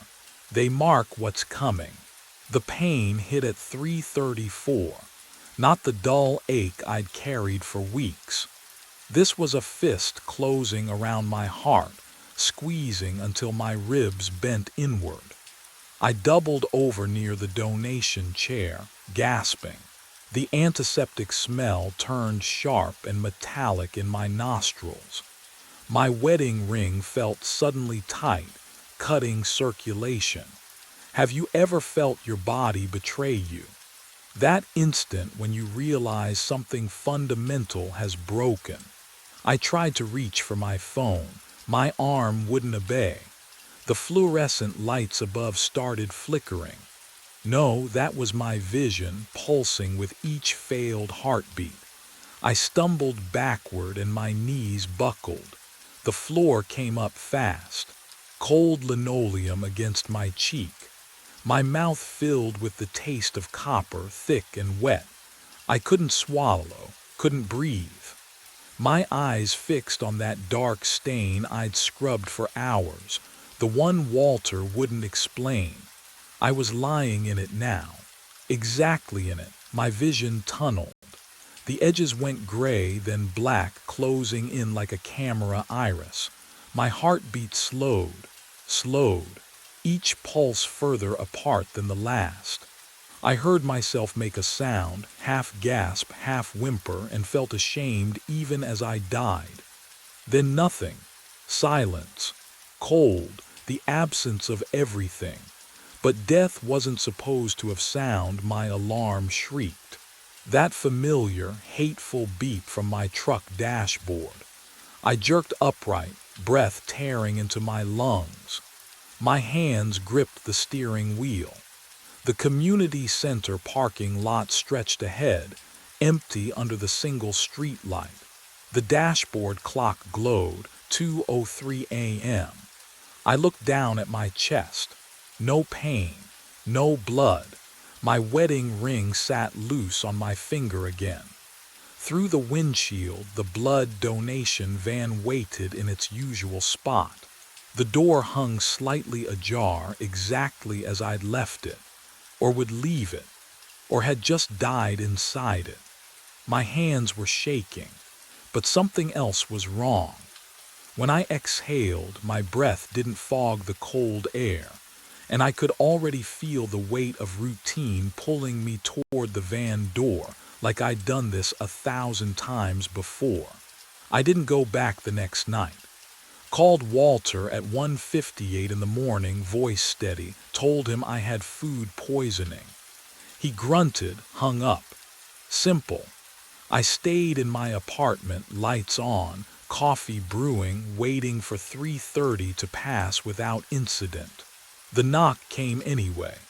3 metallic raps on my apartment door. Not the van's sliding panel, but my own front door, 6 miles away from the community center parking lot. My coffee mug slipped. Hot liquid splashed across my wrist, but I felt nothing. No heat, no pain. I opened the door. He stood in the hallway under flickering fluorescent lights, wearing my face like a poorly fitted mask. The technician uniform hung differently on him, looser, as though his body had deflated slightly. When he breathed, frost plumed from his nostrils despite the building's stale warmth. "You can't run from yourself," he said. His skin gleamed pale, waxy. I reached out, God help me, I don't know why, and touched his forearm. Cold. The kind of cold that comes from refrigeration units, from blood bags stored at 38 degrees, from flesh that hasn't circulated warmth in months. The smell hit me then. Metallic, sterile. That specific tang of preserved hemoglobin mixed with anticoagulant solution. He smelled exactly like the inside of the van's storage compartments. "You died 3 months ago," he whispered. "This is just the acknowledgement." 3:34 arrived on schedule. The chest pain erupted, a fist crushing my sternum from the inside. I collapsed against the door frame, tasting copper flooding my throat, watching my doppelganger's expression shift into something almost pitying. My vision tunneled. Darkness crept in from the edges. The alarm woke me at 2:03 in my truck, parked outside the community center, the van waiting ahead in its usual spot. What would you do if death remembered your address? The truck's steering wheel dug into my ribs. I jerked upright, tasting exhaust and night air. 2:03 a.m. on the dash. My apartment was 6 miles away. But here I sat, parked beside the community center. The van hulked under the single streetlight, waiting like it always did. I pressed my palm against my chest, heartbeat steady, real, for now. The routine felt like drowning in slow motion. I unlocked the van doors, flipped the interior lights, checked the refrigeration units, all humming their metallic song. The dark stain on the floor had spread slightly, I was certain of it, wider at the edges. I avoided stepping on it while organizing donation kits, my wedding ring catching the fluorescent glow as I worked. 3 a.m. arrived with fog rolling through the parking lot. It pooled against the van's tires, thick and cold. I sat in the donation chair, watching condensation bead on the windows. My breath came shallow, controlled. At 3:15, I wondered if anyone would miss me if I simply ceased. Jennifer had already left. Walter barely knew me beyond paperwork and shift rotations. Would you keep showing up, knowing what waited at 3:34? 3:30 arrived without the knock. I almost laughed, a bitter, choking sound. Maybe tonight would be different. Maybe the loop had released me. I checked vitals on the monitor, my own pulse climbing. 100, 110. The copper taste crept onto my tongue unbidden. 3:34. The pressure struck my sternum like a hammer. I collapsed against the cabinet, supplies scattering. My vision tunneled. Blackness swarmed.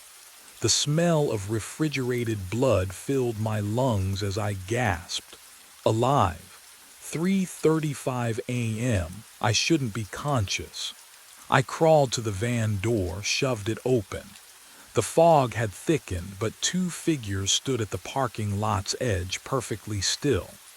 Both wore my face, my clothes.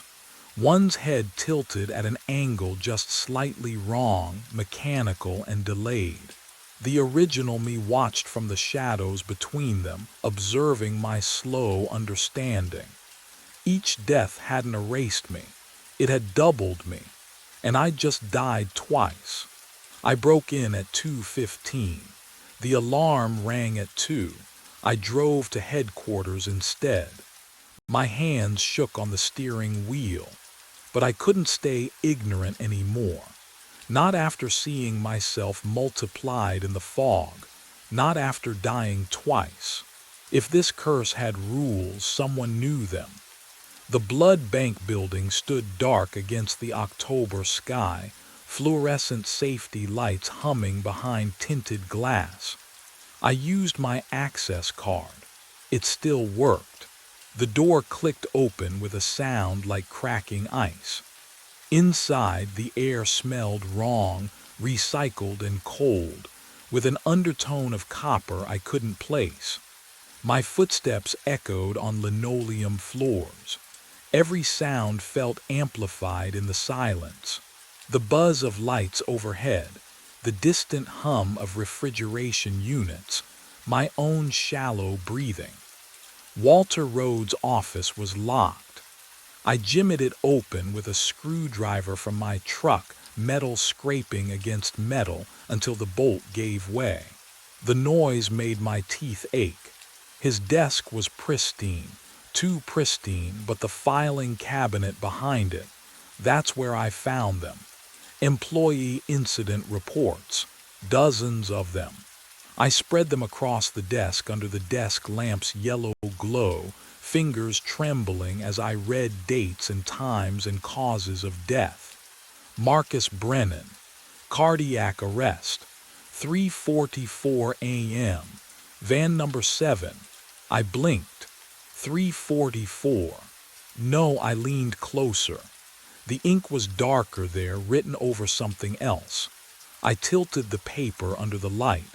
3:34 a.m. Someone had changed it. My pulse hammered. I grabbed another file. Teresa Nguyen, cardiac arrest. 3:47 a.m. Also altered. The original time bled through the correction fluid like a ghost, 3:34. Can you imagine finding your own death, pre-written, covered up? I grabbed another file. And another. 8 technicians total over 3 months. All cardiac arrest. All in the van. All at 3:34 in the morning, their deaths clumsily disguised with different times. Then I saw the employee photos paperclipped to each report. Different faces, different ages, different skin tones and hairstyles and bone structures, but the eyes, oh God, the eyes were identical. My eyes, staring back at me from 8 strangers' faces, the same shade of gray-green, the same slight asymmetry in the left pupil. The desk lamp flickered. Once, twice. In the window's reflection behind me, someone wearing a blood technician uniform stood in the doorway, and he was smiling with my mouth. I ran. The fluorescent lights of the headquarters building strobed past me as I stumbled through the exit. Cold air hit my face. My truck keys rattled in my trembling hand, metal biting into my palm. The parking lot stretched empty under a dying streetlight, except it wasn't empty. Not really. I didn't look back at the window where my reflection had smiled. The engine roared to life. I threw the truck into reverse, tires squealing against asphalt. The van sat alone in the community center lot, waiting for me like it always did. But tonight, this loop, this iteration, whatever the hell this was, I wouldn't go.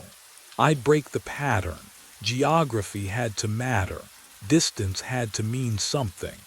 The highway unspooled under my headlights. Rain began to fall, soft at first, then harder. Each drop drummed against the windshield in rhythm with my pulse. 3 miles. 5, 10. The blood bank headquarters disappeared in my rearview mirror, swallowed by darkness and distance. At 15 miles, I saw the diner. Its neon sign flickered pink and blue through the downpour. Open 24 hours. The parking lot held 2 other cars, their windows fogged. Normal people, living people. I pulled in beside a rusted sedan and killed the engine. The silence pressed against my eardrums. I checked my watch. 2:53 in the morning. 41 minutes until 3:30. Could distance really stop what was coming? The incident reports hadn't mentioned anyone leaving the van. Maybe no one else had tried. The diner bell chimed as I pushed through the door. Warm air thick with grease and burnt coffee wrapped around me.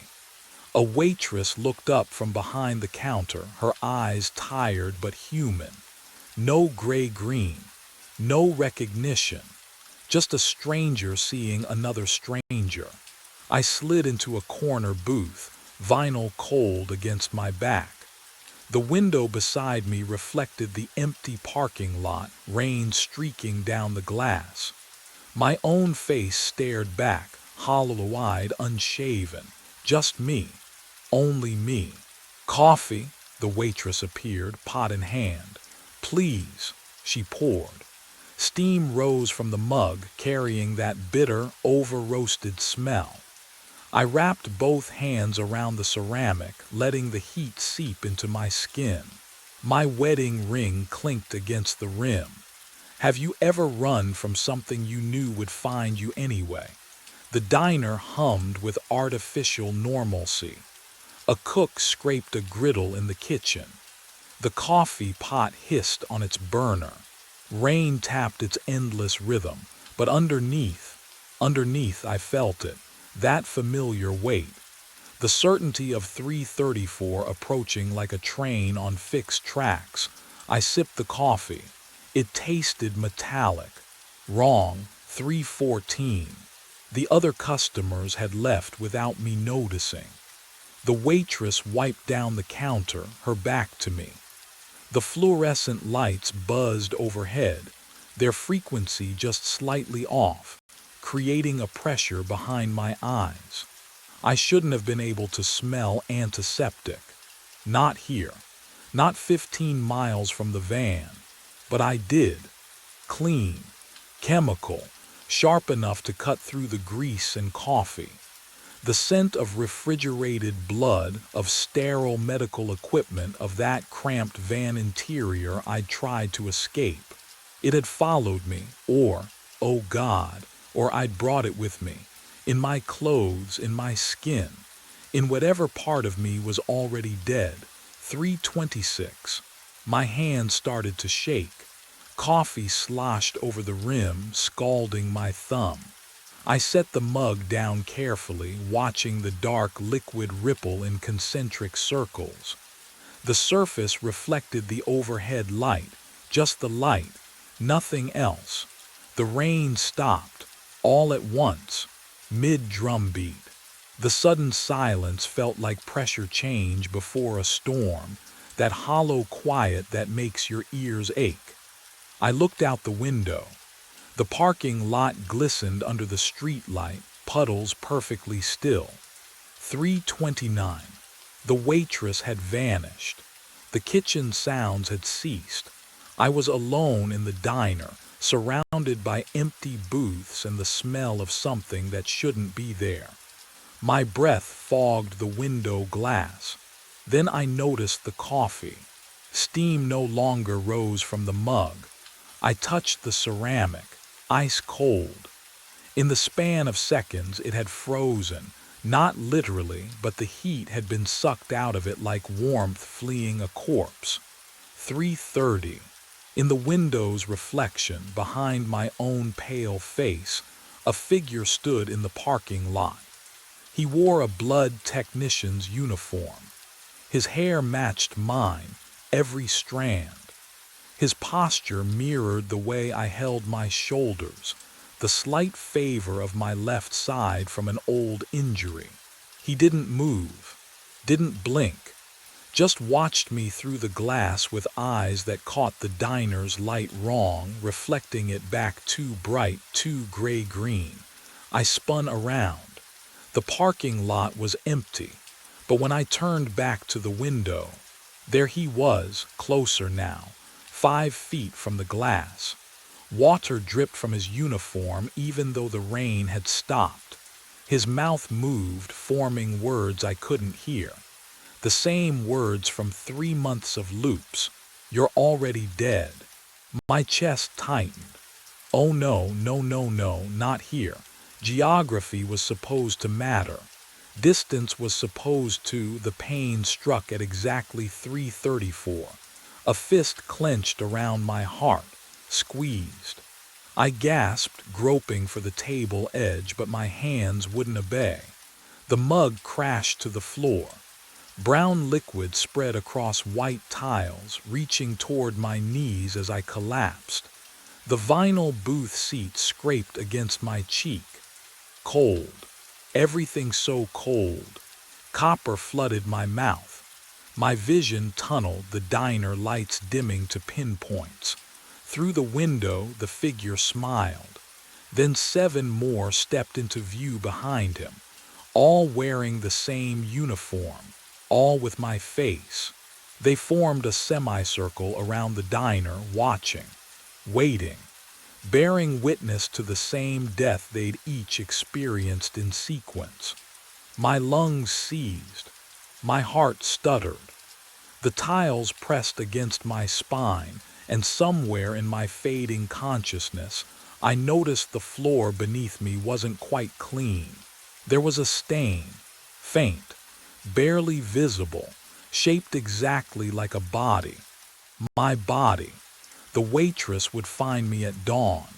But what she'd discover scattered across the diner booths would make her question everything she thought she knew about working the graveyard shift. The alarm rang at 2 a.m. I was in my truck again. Key in the ignition. Community center parking lot ahead, single streetlight casting its pale circle on asphalt.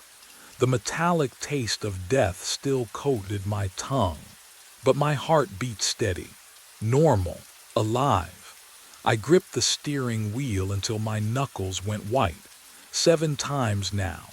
7 deaths on diner tiles, van floors, parking lot gravel, each ending at 3:34 a.m., each beginning here at 2 with this same alarm and the cold certainty that nothing I did mattered. The van waited in its usual spot, white paint glowing under the streetlight. I stepped out. Fog pooled around my ankles, thick and wrong for October. My breath misted in front of me, too cold even for autumn. The air smelled like antiseptic and copper. And then I saw them, 7 figures, surrounding the van in perfect symmetry, each wearing a blood technician uniform. Each one, me, they stood motionless, watching, waiting. I approached slowly, gravel crunching under my boots. Their faces were mine, but emptied out, skin the color of refrigerated meat, eyes reflecting nothing. One of them tilted his head. The others mirrored the motion exactly. My throat tightened. "What do you want?" they spoke, in perfect unison. The loop only ends with a replacement. 7 mouths, 1 voice. The sound scraped against my skull like nails on bone. Someone else must die at 3:34 a.m. Their lips moved in synchronized precision. In the van, on the floor where you fell, I staggered back. "No, no, I won't. You already have." They stepped forward together, a coordinated movement that made my stomach lurch. 3 months ago, you became the stain. The stain. Oh God. I turned toward the van, legs moving on autopilot. Yanked open the back doors. The interior lights flickered on, illuminating the cramped medical space, the donation chair, the refrigeration units humming their steady drone. And there on the floor, the dark stain I'd scrubbed 100 times. It was shaped like a body, arms splayed, legs bent, head tilted at the exact angle mine had been when the chest pain finally stopped. The stain was, oh God, the stain was me. Behind me, their unified voice whispered through the fog. "She'll knock at 3:30, and you'll have to choose." I wait, 3:28 a.m. The van smells like antiseptic and old copper, the refrigeration units humming their funeral dirge. My 7 selves stand outside in the parking lot fog, patient as gravestones. They're watching, always watching. The knock comes at exactly 3:30. 3 sharp raps against the van's side door, not the frantic pounding of my doppelgangers, but lighter, human, real. I freeze, my heart. Oh God. My heart hammers against ribs that'll stop moving in 4 minutes. Do I answer it? Can you imagine making that choice? "Hello," a woman's voice, strained. "Please, I saw the lights. Are you open?" I can't move, can't breathe. "My daughter. She needs platelets. Emergency surgery at 6 a.m. Her count's critical," and her voice cracks. "Please, I know it's early, but the hospital said someone might be here." My hand touches the door handle. The metal feels wrong, too warm. Through the window I see her. Mid-30s, hospital bracelet on her wrist, mascara smeared from crying. Real, she's real, not a copy, not a ghost. "I'm Christine," she says, pressing closer to the glass. "Christine Morales, I know this sounds crazy, but I trust you. You don't even know me. Your wedding ring." She points, and I glance down at the gold band I never removed. My husband wore one just like that before she swallows. He was a good man. I can tell you are too. The irony tastes like blood in my mouth. She needs me to open the door. Her daughter's life depends on someone being here, being willing to help at this God-forsaken hour. But if I let her in, if she's still here at 3:34, would you do it? Would you trade her life for yours? My fingers tighten on the handle, and somewhere behind me, metal scrapes against pavement. The sound of my 7 selves moving closer to watch what happens next. My hand touched the door handle, cold metal, so cold it burned. Christine's perfume drifted through the gap, lavender mixed with something chemical. Desperation has a smell, I know. I've been breathing it for 3 months. Thank you, she whispered. Thank you so much. I turned the handle, or did I? The moment stretched, fractured. I saw myself opening the door wide, saw Christine step inside, saw her smile fade as she noticed the 7 figures in the fog, saw her mouth form my name as the chest pain began. But I also saw myself shake my head, watched my lips move, heard myself say no, watched her crumble, watched her daughter die 3 hours later while I reset at 2 a.m. forever, drowning in my own cowardice. Both timelines existed. Neither. I don't know which one I chose. The memory dissolved like fog under morning sun. When the first donors arrived at 5 a.m., they found the van empty, door unlocked, heater still running. The antiseptic smell mingled with something else, copper, thick and wet, but no blood on the floor. The stain had finally disappeared. 20 bags of platelets lined the counter in perfect rows. Every label bore the same name, written in my handwriting. Stephen Garrett, Stephen Garrett, Stephen Garrett. They never found me. But in the community center parking lot, as dawn burned through the last wisps of fog, someone stood beneath the dead streetlight.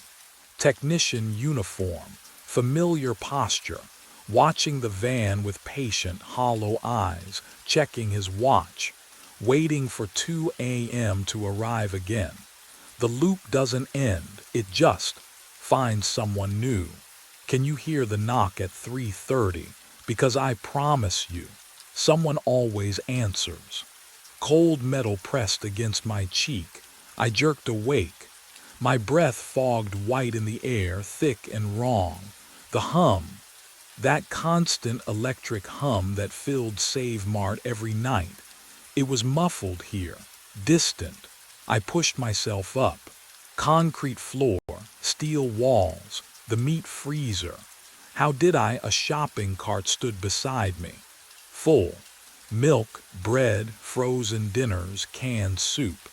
All neatly arranged like someone had carefully selected each item. My hands were numb, fingertips bone white. I don't remember any of this. My phone buzzed in my pocket, the vibration sharp against my thigh. I fumbled it out with stiff fingers. 3:45 a.m. A text notification glowed on the screen. From me sent, 3:33 a.m. The message made my stomach drop. Stop trying to stay awake. I stared at the words. Read them again. The contact name said me. My own number. The freezer door groaned, a deep metallic shriek that shot through my skull. It was closing, slowly, the gap of light from the store narrowing. I grabbed the cart, shoved it forward, but the wheel caught on something and the cold was pouring off the back wall like water, not the normal freezer cold. This was heavier, older. Behind the hanging beef carcasses, something stood in the corner. No, not something. Someone. I pushed past the frozen meat, the plastic crinkled under my hands, slick and yielding. The smell hit me then. Not rot, worse, the absence of smell, sterile, preserved. A body, frozen solid, eyes open, mouth slack, wearing a Save Mart uniform. The name tag read Mitchell Crane, but the face, oh God, the face was mine. 2 weeks before I found myself in that freezer, the night shift felt almost normal. Almost. The fluorescent lights hummed their constant song, a low buzz that burrowed into my skull around hour 3. I worked alone, 10 p.m. to 6 a.m., restocking shelves in aisles that stretched longer than they should. The store was empty, always empty. Just me and the hum and the cold air pouring from the refrigerated sections. I'd taken the job because I couldn't sleep anyway. Insomnia had chewed through my life for years, leaving me hollow-eyed and functional. Why waste the dark hours staring at my ceiling when I could get paid to stack cereal boxes? The work was mindless. Scan, stock, repeat. My hands moved on autopilot while my brain drifted somewhere else. That's when the morning crew started complaining. Shay Palmer found the first cart. Tuesday morning, 6:15 a.m., sitting in the middle of aisle 7. Fully loaded. Milk, bread, canned soup, pasta, all neatly arranged. No receipt, no customer. "You see anyone?" she asked me, her voice friendly but careful. "No one comes in at night," she nodded slowly. Weird. Wednesday, another cart. Thursday, 2 more. The inventory reports showed the missing items. Scanned, paid for.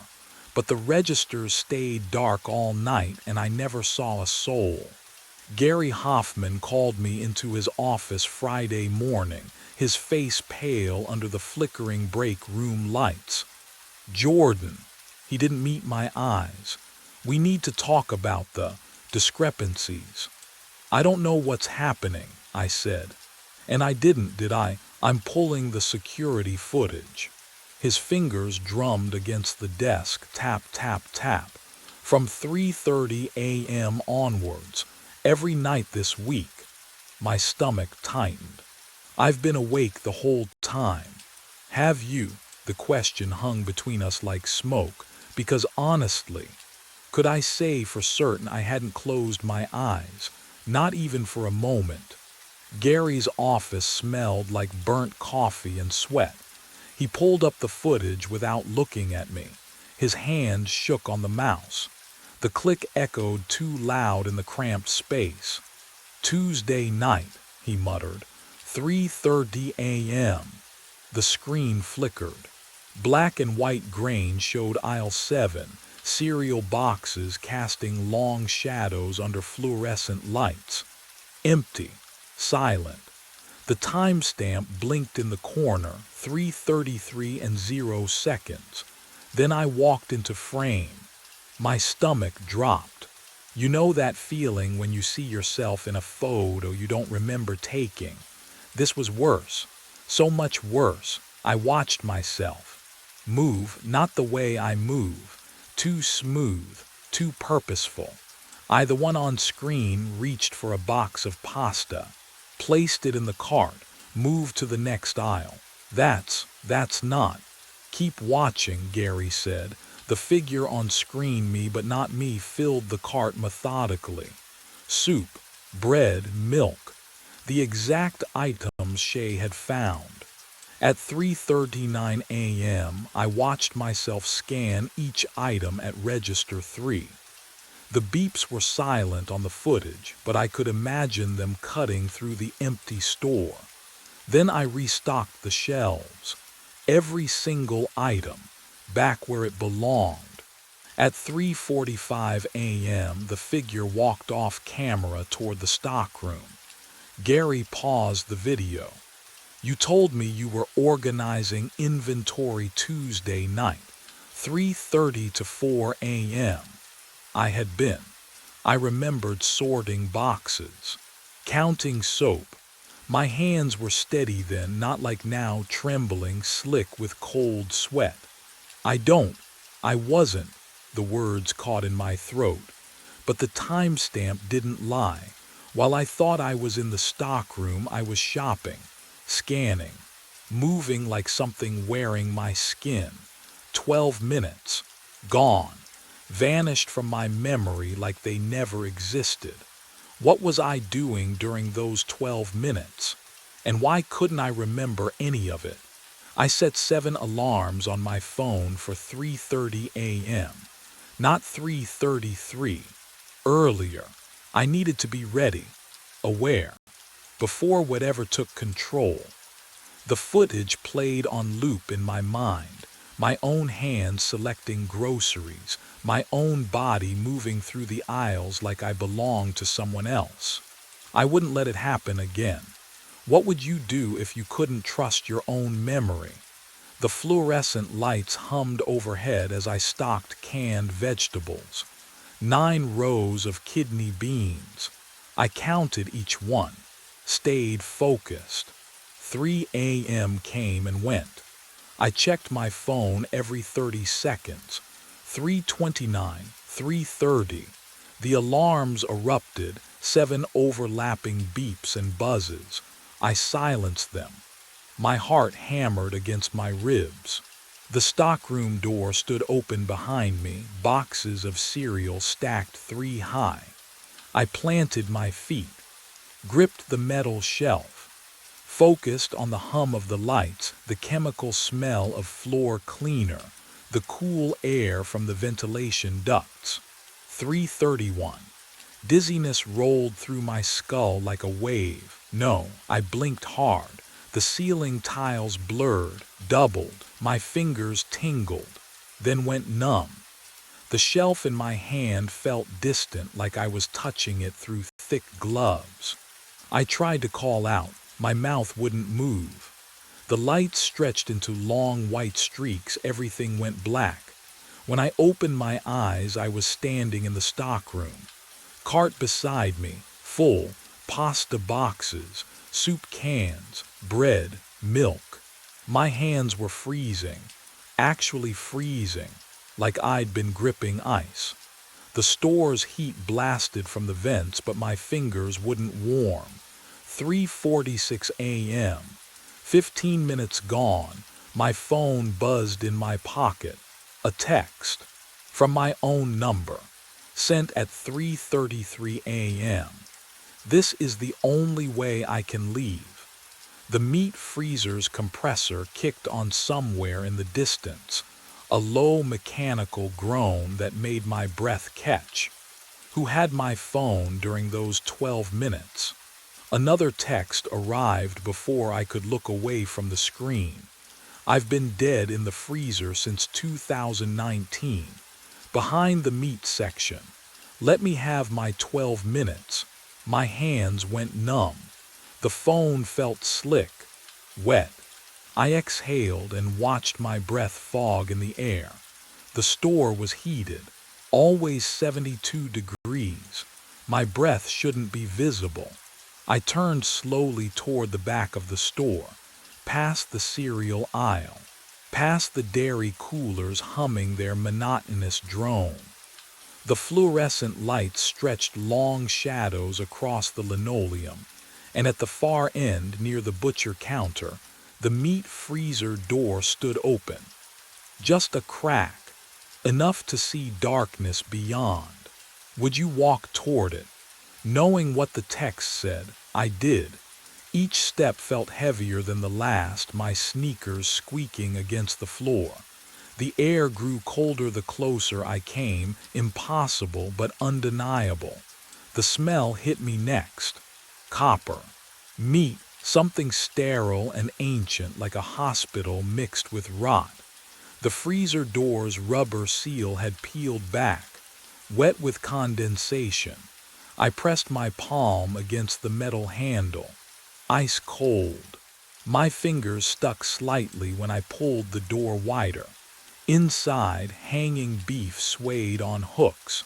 The plastic wrap crinkled in the freezer's motorized hum. I pushed past the first row, shoulders brushing against frozen meat. Then the second row.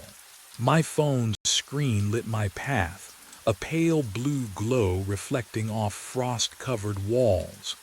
At the back corner behind the largest side of beef I saw it, a body, frozen solid, eyes open, skin gray with ice crystals, wearing a Save Mart uniform, faded, old style, the logo from years ago, wearing my face. My phone buzzed in my hand. Another text arriving from my own number, but I couldn't look away from those open, frozen eyes staring back at me. My phone buzzed again. The sound echoed off the freezer walls, off the frozen meat, off my own dead face staring back at me. The text glowed in the dim light. Don't look at me. Just let me shop. 6 more years and I can leave. I stumbled backward. My shoulder hit the metal door frame. The cold bit through my shirt, sharp and real. This wasn't a hallucination. This wasn't exhaustion, but 6 more years I ran. Past the checkout lanes, past the humming registers, straight to Gary's office. The door was locked, of course it was, but the filing cabinet wasn't. My hands shook as I yanked open the drawer labeled Personnel, 2015 to 2020. The fluorescent light above me buzzed and flickered. The smell of old paper and stale coffee filled my nose as I rifled through folders. Ellis, Jordan, my file, hired 3 weeks ago. Background check, direct deposit form. I flipped back further. 2019, January, there, Crane, Mitchell, Night Stalker. Last shift logged January 14, 2019. Termination reason, no call, no show. 3 consecutive nights. Status, abandoned position. No investigation. No missing person report, just gone. Can you imagine just vanishing and nobody caring enough to ask why? I gripped the folder.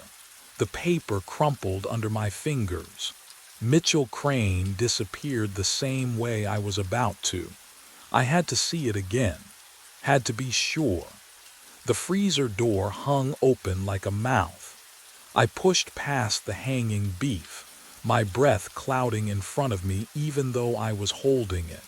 There the body, still frozen, still watching, but now I looked lower, at the name tag stitched into the uniform. The red thread spelled it clearly.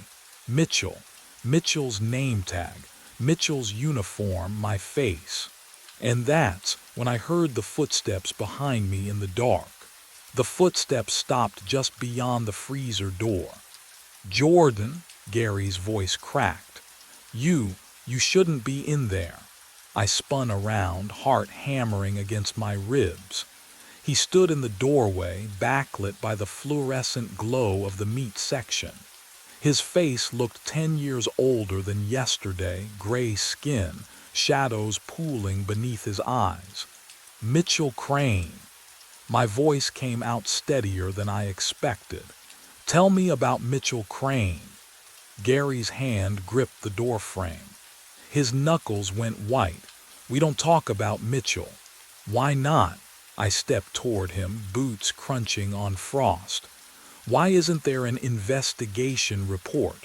Why did you just mark him as abandoned? You don't understand. Then make me understand. The cold air burned my lungs. Because there's a body back there wearing his name tag, and it has my face. Gary flinched like I'd struck him. He stepped back, hand trembling as he pulled the freezer door shut behind us. The hydraulic hiss echoed too long in the empty store. My office, he whispered. Now. He moved through the aisles like a man walking to his execution. I followed, watching the rigid set of his shoulders, the way he kept glancing at the clock. 3:51 a.m. The numbers glowed sickly green. His office smelled like stale coffee and something else, something sour, like fear sweat dried into the furniture. Gary collapsed into his chair and pulled up the security system on his ancient desktop. The monitor flickered, casting blue light across his sagging features. "I should have quit in 2019, he muttered, fingers shaking over the keyboard. "Should have walked away like the manager before me did, before Mitchell. There was someone else." Gary pulled up archived footage. January 7th, 2019. The timestamp read 3:33 a.m. On screen, a young man walked the aisles. Dark hair, hollow eyes. He moved like a sleepwalker, filling a shopping cart with items, cereal, canned soup, frozen dinners. The cart overflowed. He scanned each item at register 7. Then he restocked everything, precise and mechanical, before returning to the stockroom. "That's Mitchell," Gary said. His voice had gone flat, dead. Every night for 2 months. Same routine. 3:33 to 3:45. 12 minutes exactly. The footage quality was poor, grainy, but I could see Mitchell's expression. Vacant, absent, like watching a puppet with cut strings still trying to dance. "He told me he was blacking out," Gary continued. "Said he'd find carts he didn't remember filling. I told him he was just tired, overworked." He laughed, a bitter, broken sound. "Then one morning he didn't clock out, didn't leave. We searched everywhere, except the freezer." Gary's silence was answer enough. He scrolled further back in the archives. 2013. Different footage, same store. Another night worker. A woman this time, red hair pulled into a ponytail. She walked the aisles at 3:33 a.m., filling a cart, scanning items, restocking. The exact same movements. "Before Mitchell, there was Rebecca Torres," Gary said. "Before her, I don't know. The manager before me kept his mouth shut. Just handed me the keys and said, 'Don't hire anyone for nights if you can avoid it.' My mouth went dry." "How long between them?" Gary met my eyes. The look there made my stomach drop. 6 years, he whispered. "Rebecca vanished February 2013. Mitchell vanished January 2019. He checked the calendar on his desk. "You started 2 weeks ago. February 20th, 2025. 6 years. The number echoed in my skull. "They all claimed they saw themselves," Gary continued, voice barely audible. "Rebecca told me she found her own body in the freezer. I thought she'd had a breakdown, then she disappeared and I looked. There was nothing there, nothing." He swallowed hard. "Until Mitchell, and when I finally checked after he vanished, the body was gone, just gone." The fluorescent lights hummed overhead. That constant electric drone I'd learned to ignore. But now it sounded different. Wrong. Like the frequency had shifted half a note flat. Can you imagine what that does to you? Knowing you hired someone to die, why didn't you warn me? My hands clenched into fists. "Why didn't you tell me before?" "Because I hoped it wouldn't happen again." Gary's eyes glistened. "I thought maybe it skipped. Maybe the pattern broke. But then you found the carts and I knew." He pulled up one more file. Security footage from last week.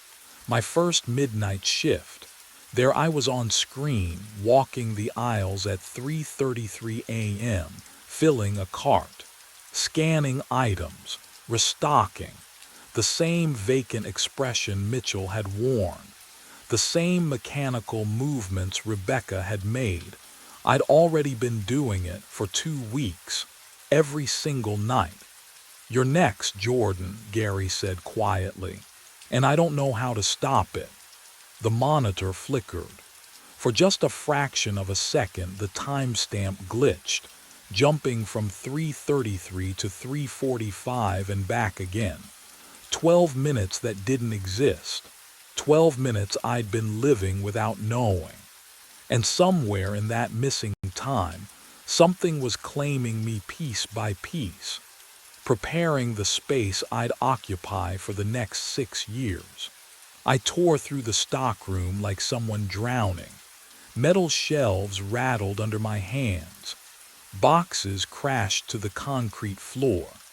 Dust swirled in the flickering fluorescent light, coating my throat with the taste of abandonment. Mitchell had to have left something. A note, a warning, anything. Gary said they boxed up his belongings 6 years ago. Never picked up, never claimed, but where? Where would they keep the ceiling vent? I dragged a ladder across the floor, climbed until my face pressed against the dusty grate. Cold air breathed against my cheek, carrying the chemical smell of freezer units running somewhere in the walls. My fingers pried at the metal slats. One corner gave way with a screech that made my teeth ache. Inside, wedged between ductwork, a spiral notebook. The cover felt wrong in my hands, too real. The pages crinkled as I opened them, and I saw Mitchell's handwriting, tight, panicked loops that grew worse with each entry.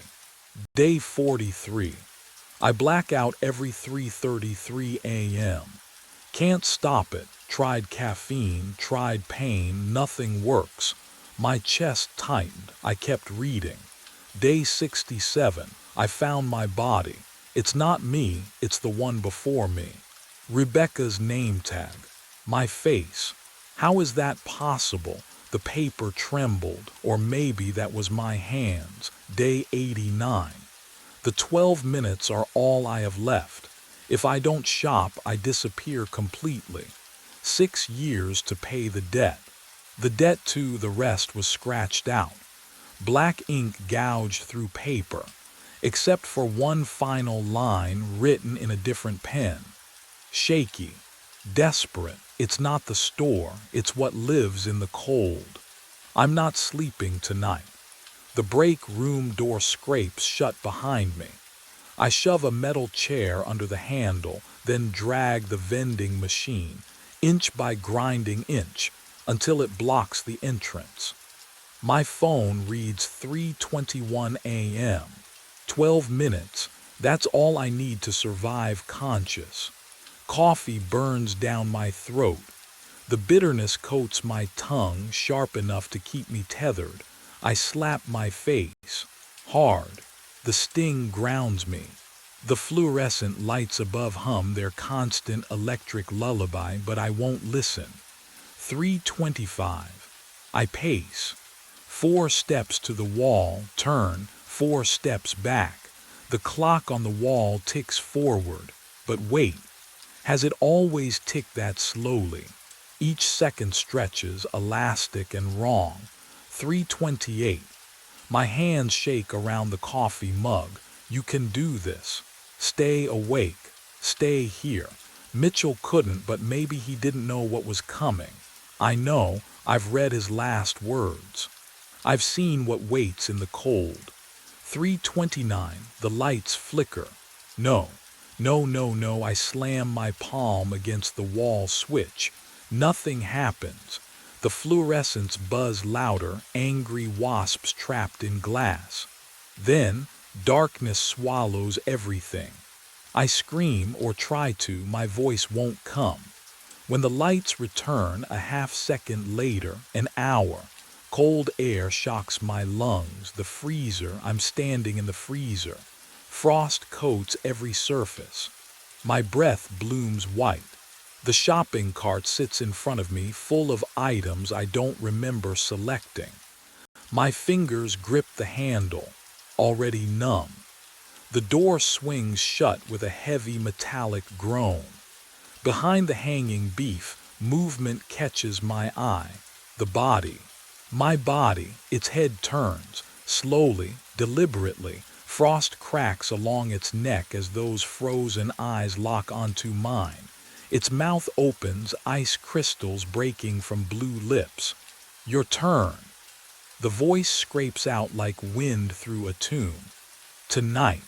I ran. The freezer door slammed shut behind me.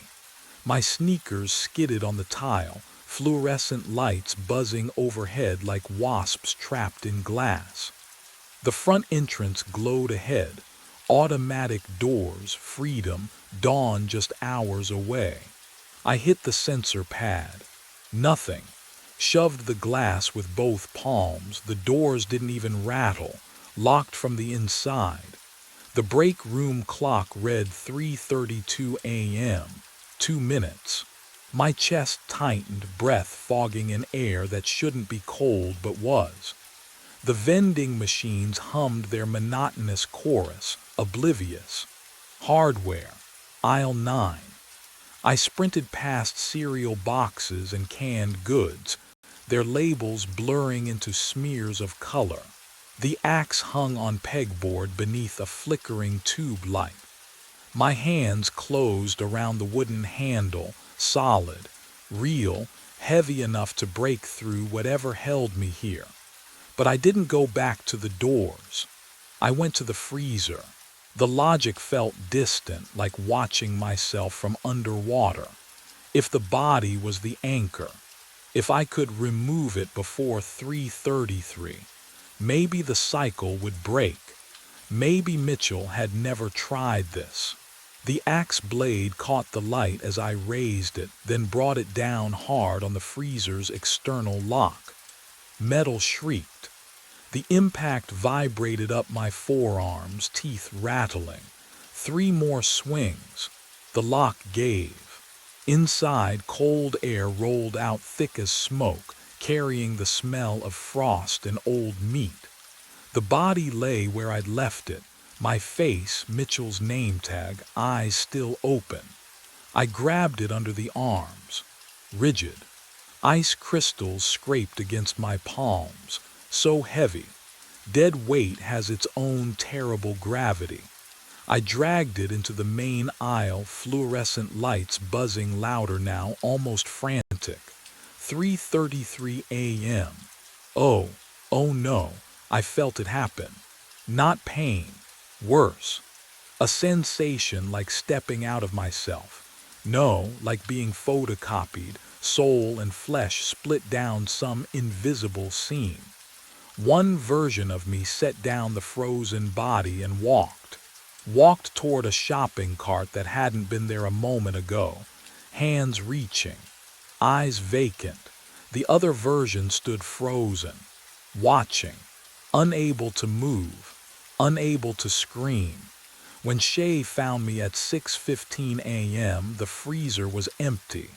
I was stocking cereal in aisle 3, boxes aligned with mechanical precision. She asked if I'd had a quiet night. I told her yes. I didn't remember saying it.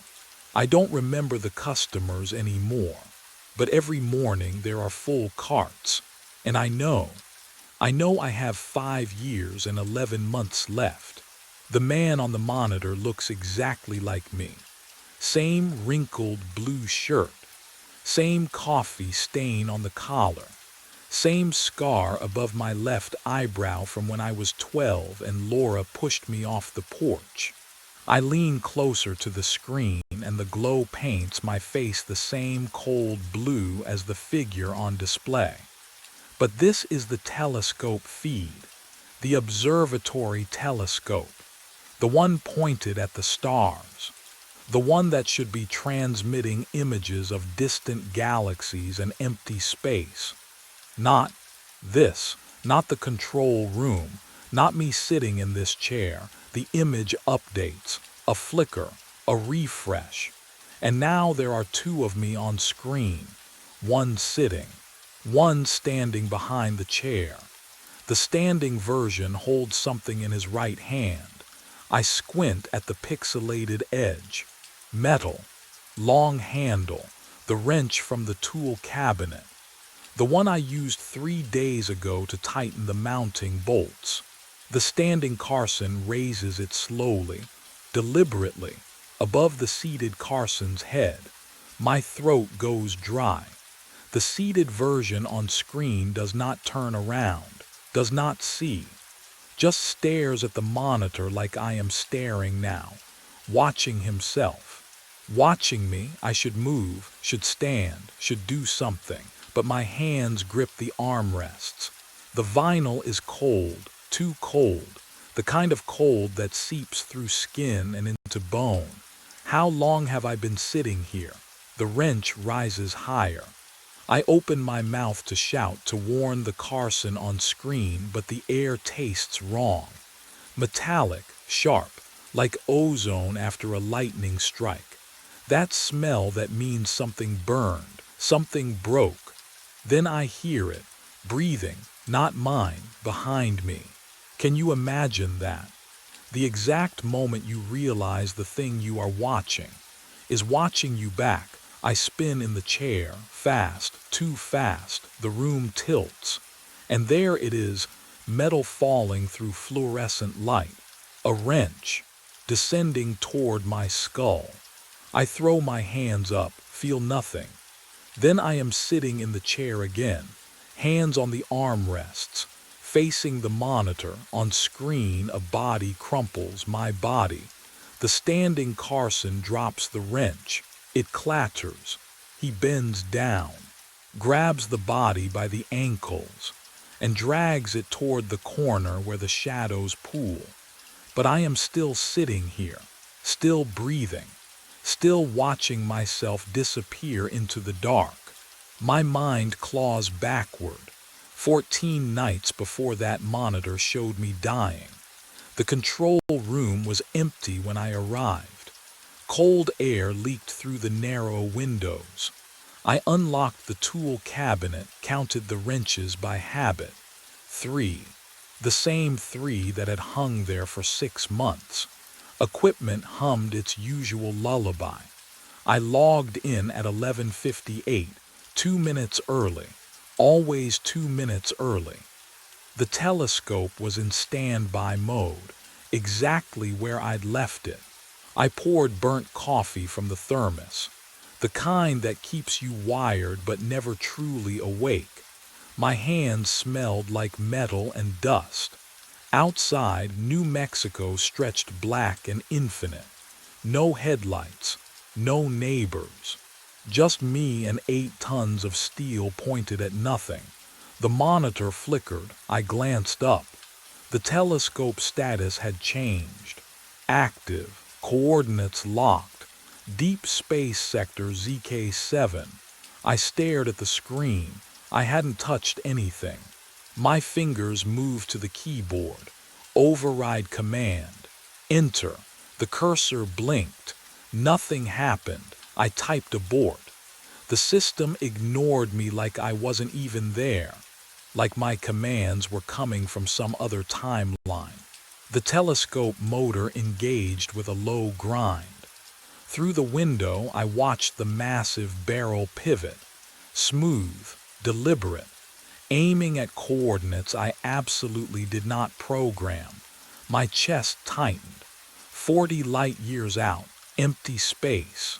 No cataloged objects. What could you even see out there? I tried pulling the power cable. My hands actually shook. The screen stayed bright. The download bar appeared. 0%, 1%, rising. Behind me, metal clinked softly against metal. I turned. The tool cabinet hung open, swaying slightly. Inside, 2 wrenches remained on their hooks. The third was gone, but I was alone, wasn't I? The progress bar reached 100%. The image bloomed across the monitor in crisp detail. and for 3 heartbeats I forgot to breathe. A planet hung there against the black, blue and white and familiar. City lights clustered along coastlines, geometric grids of streets, the glow of civilization spreading like fungus across dark continents. I leaned closer. The screen's pale light washed over my face, cold as moonlight. My fingers found the zoom controls and the image sharpened. There, the unmistakable sprawl of Lowe's Angels, the distinctive curve of New York Harbor, Chicago's perfect grid, Earth. But the coordinates blinked in the corner.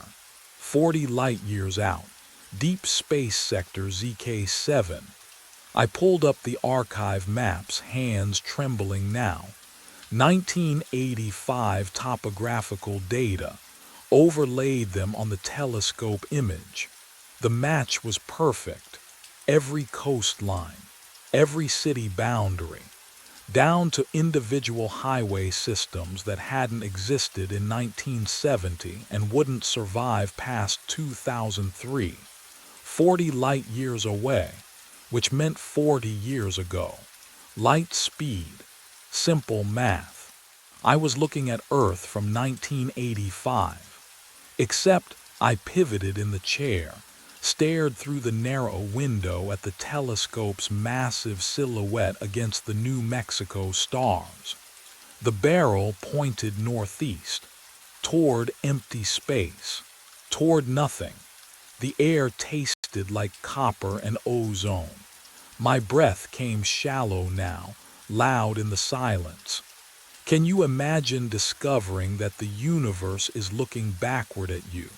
That something out there is reflecting what shouldn't be possible? I checked the building perimeter cameras. All feeds showed empty desert. The parking lot held only my truck. The hallways stretched dark and vacant. I was alone, completely alone. So why did the image on the screen show a shadow crossing the control room floor behind my chair? I turned back to the keyboard and programmed 30 light years. The telescope motor ground through its rotation. Numbers scrolled across the monitor. I held my breath as the image resolved. And there it was, Earth again. But when I pulled up the archive comparison, my hands started shaking. 1995. The coastlines matched perfectly. Ice shelf boundaries. Urban sprawl patterns from exactly 30 years ago. My throat felt tight. I programmed 20 light years. 2005. 10 light years. 2015. Each scan brought me closer to the present, each image a perfect snapshot of Earth from exactly that many years in the past. The telescope was somehow peeling back time itself, layer by layer. What would you do if every test you ran confirmed the impossible? I grabbed my phone. Dr. Pritchard needed to see this. The plastic felt slick against my palm as I dialed. 1 ring, 2 rings, 3, voicemail. Alan, it's Carson. Something's happening with the scope. Call me back, please. My voice cracked on that last word. I hated how small I sounded. I programmed 5 light years. My finger hesitated over the enter key. The image downloaded. 2020. But something was different now. The cities on screen had a strange, cold blue tint, like they'd been dipped in frost. I leaned closer to the monitor. That smell, sharp and metallic, like the air after lightning strikes. Ozone. Why would a digital image smell like anything? The scent grew stronger. I touched the screen, warm, almost hot. The blue tint pulsed slightly, breathing in rhythm with something. The telescope motor clicked off, but the smell remained, filling the control room with the tang of electricity and burned metal. and I realized the odor wasn't coming from the monitor at all. It was coming from behind me. I spun around. Nothing. The control room stretched empty behind me, but the metallic tang hung in the cold air like someone had been welding inches from my face. My pulse hammered against my throat. The computer chimed. A notification I'd never seen before, yellow triangle in the corner. I clicked it. A hidden directory appeared. Feldman_logs. Hugh Feldman, the guy who worked this shift before me. The one who vanished 6 months ago without cleaning out his locker or cashing his final paycheck. I opened the first file, dated 8 months back. The entries read like my own notes. Telescope locking onto unprogrammed coordinates. Override failure. Images of Earth from impossible distances. Hugh's handwriting, digital, clinical, deteriorated with each log. By month 7, the sentences fragmented. Repetitions. Capitalized warnings. Do not scan closer than 5 light years. Too late for that advice. His final entry was 3 words. The eye sees itself. Below that, a command log. Hugh had programmed 0 light years the night he disappeared. 0. The telescope aimed at nothing. At here, I scrolled down, felt my stomach drop. An attachment, image file, I clicked it. The photo loaded slowly, top to bottom. It showed the control room, this room, from directly above. The angle impossibly steep, like someone floating near the ceiling, camera pointed straight down. In the image, a figure sat hunched at the monitor. Hugh, I assumed. The timestamp read the night he vanished. But the quality was wrong. Too sharp. Too clear, not security footage. This came from the telescope. Someone, something, had been watching from space. Watching him, watching this room. And if Hugh programmed 0 light years that night, then whatever looks down at us isn't 40 light years away anymore. My fingers hovered above the keyboard. 0 light years. Current time. The command Hugh had programmed the night he vanished. I should have walked away, called someone, driven until the sun came up and I could pretend none of this was real. But you already know I didn't. Would you have? When every scan brought the answer closer, when the pattern begged to complete itself, could you have left it alone? I typed the coordinates, hit enter. The telescope motor engaged with a sound I'd never heard before. Not the smooth electric hum of tracking distant stars. This was grinding, metal against metal. The mounting gears shuddered through the walls, through the floor. I felt it in my teeth. The whole structure groaned as the telescope pivoted, downward, pointing at the ground beneath me. The image began to load, line by line, top to bottom. Cold blue light washing across the monitor. That ozone smell flooded the control room, sharp, electric, wrong. I tasted copper on my tongue. The temperature dropped. My breath came out in clouds. The image resolved. Oh God, this room, from directly above. As if someone had removed the roof and ceiling and looked straight down. There was my chair, the monitor, the tool cabinet with its door hanging open, and sitting at the desk, hunched forward, staring at a screen, me. I was looking at myself from above. But that wasn't the worst part. Standing behind my chair, just over my left shoulder, close enough to touch, another me. Same clothes, same face, same everything. Except this version held something in his right hand. The wrench. The one that had vanished from the cabinet 2 weeks ago. On the monitor, the wrench began to rise. I sat perfectly still, didn't move, didn't breathe. Behind me, behind my actual chair, not the one on screen, I heard breathing. Slow, steady, perfectly matching my own rhythm. I didn't wait to see. I ran. My footsteps echoed, too loud, too sharp against the linoleum. The hallway stretched ahead, fluorescent lights flickering in sequence like dominoes falling away from me. 10 feet to the exit. I'd walked it 1,000 times, but the door, it kept receding. 20 feet, 30. My lungs burned. The ozone smell thickened, metallic on my tongue. The exit sign glowed red in the distance, impossibly far now, and my legs pumped harder, but the walls blurred past in slow motion. Finally, my palm slammed against the push bar. Cold metal, real, solid, I shoved through, into the control room, the same chair, the same monitor, the same hum of the telescope motor beneath the floor. No, I spun back, tried the door again, threw my whole weight against it.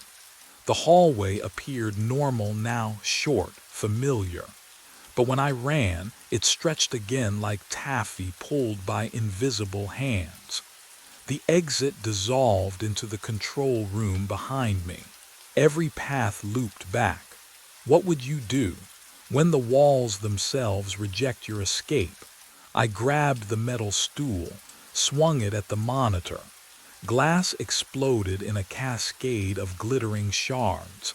The impact jarred my shoulders. Sparks spat from the fractured casing, but the image remained on the broken glass, still glowing, still showing the control room from above, still showing me seated. And behind me the other Carson stood with the wrench. Only now, he wasn't looking at his own reflection anymore.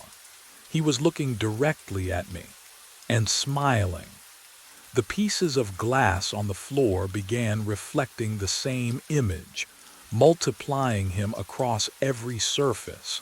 1,000 smiling Carsons watching me from every angle. I backed away from the multiplying reflections. The walls pressed inward. Every shard of broken glass held my face, watching, smiling. I couldn't look at them anymore. Couldn't breathe in that room with 1,000 versions of myself staring back. My shoulder hit something that wasn't wall, metal, cold and seamless. I turned. A panel I'd never noticed before, painted the same gray as everything else. No handle. Just a hairline seam running vertical and a keypad covered in decades of dust. I pressed my palm against it. The panel clicked, slid open with a pneumatic hiss that smelled like stale air and concrete. Beyond it, darkness. A stairwell leading down. Would you go down there? Into a place you'd walked past for 2 weeks without seeing. I went. The stairs were steel. Each footfall echoed wrong, too long, like the sound traveled farther than the space allowed. 15 steps down, then a corridor. Fluorescent tubes buzzed overhead, half of them dead, the others flickering in patterns that almost felt deliberate. At the end of the hall, a door marked Archive Records Only. The handle was ice against my skin. Inside, file boxes lined metal shelves from floor to ceiling. The air tasted like old paper and something else. Mildew, maybe, or fear left to ferment for decades. I pulled the nearest box down. The label read Project Mirror Array Personnel FILES DCLASSAFIED 1998. 1998. 27 years to declassify something from 1952. I opened it. Photographs spilled out, black and white. Men in ties and women in pencil skirts standing before equipment I didn't recognize. Satellite dishes arranged in geometric patterns, mirrors suspended on cables, and in the background, this building, younger, rawer, but unmistakable. The first document had a header stamped in faded red ink. Quantum Causality Observation Experiment Final Report. My hands started shaking before I understood why. I read faster. The words blurred together. Reflective satellite geometry. Spacetime observation collapse. 18 researchers assigned. The experiment was terminated after 72 hours. No explanation given. Just a single line. All personnel unaccounted for as of OH 300 hours October 9th, 1952. 18 people. Gone. I flipped to the personnel roster. Alphabetical. Names I didn't know. Alastair Chen. Dorothy Kern. Marcus Vaught. No Hugh Feldman, but there. 3 names from the bottom. Carson Mitchell. Research assistant. Age 34. The paper slipped from my fingers. That wasn't possible. I wasn't born until 1991. The math couldn't. But the photograph clipped to the file showed a man in a white shirt and thin tie standing beside the telescope array. Same jaw, same eyes, same scar on his left hand from when I was 12 and tried to climb a fence. The fluorescent lights buzzed louder. Or maybe that was just my pulse in my ears. How do you find your own name in a file from 73 years ago? The photograph slipped from my fingers. Behind me, footsteps, not echo, not memory, real weight on concrete. I turned. He stood in the archive doorway, wearing my face, my clothes. The same coffee stain on the left sleeve I'd gotten 3 days ago. His eyes tracked mine with surgical precision. No lag, no hesitation. You found the files, he said, my voice. Exact timbre. The air between us tasted metallic. Ozone. Like the monitor upstairs when the anomaly first appeared. What are you? The words scraped out of my throat. He stepped closer. His shoes made no sound now.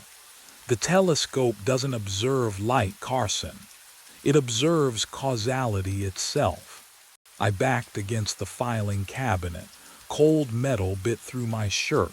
That's impossible. Observation collapses possibility. He tilted his head. You programmed 0 light years. The telescope turned inward, and the wrench, he paused, smiled without warmth. The wrench already struck. My skull throbbed. A phantom ache behind my right ear.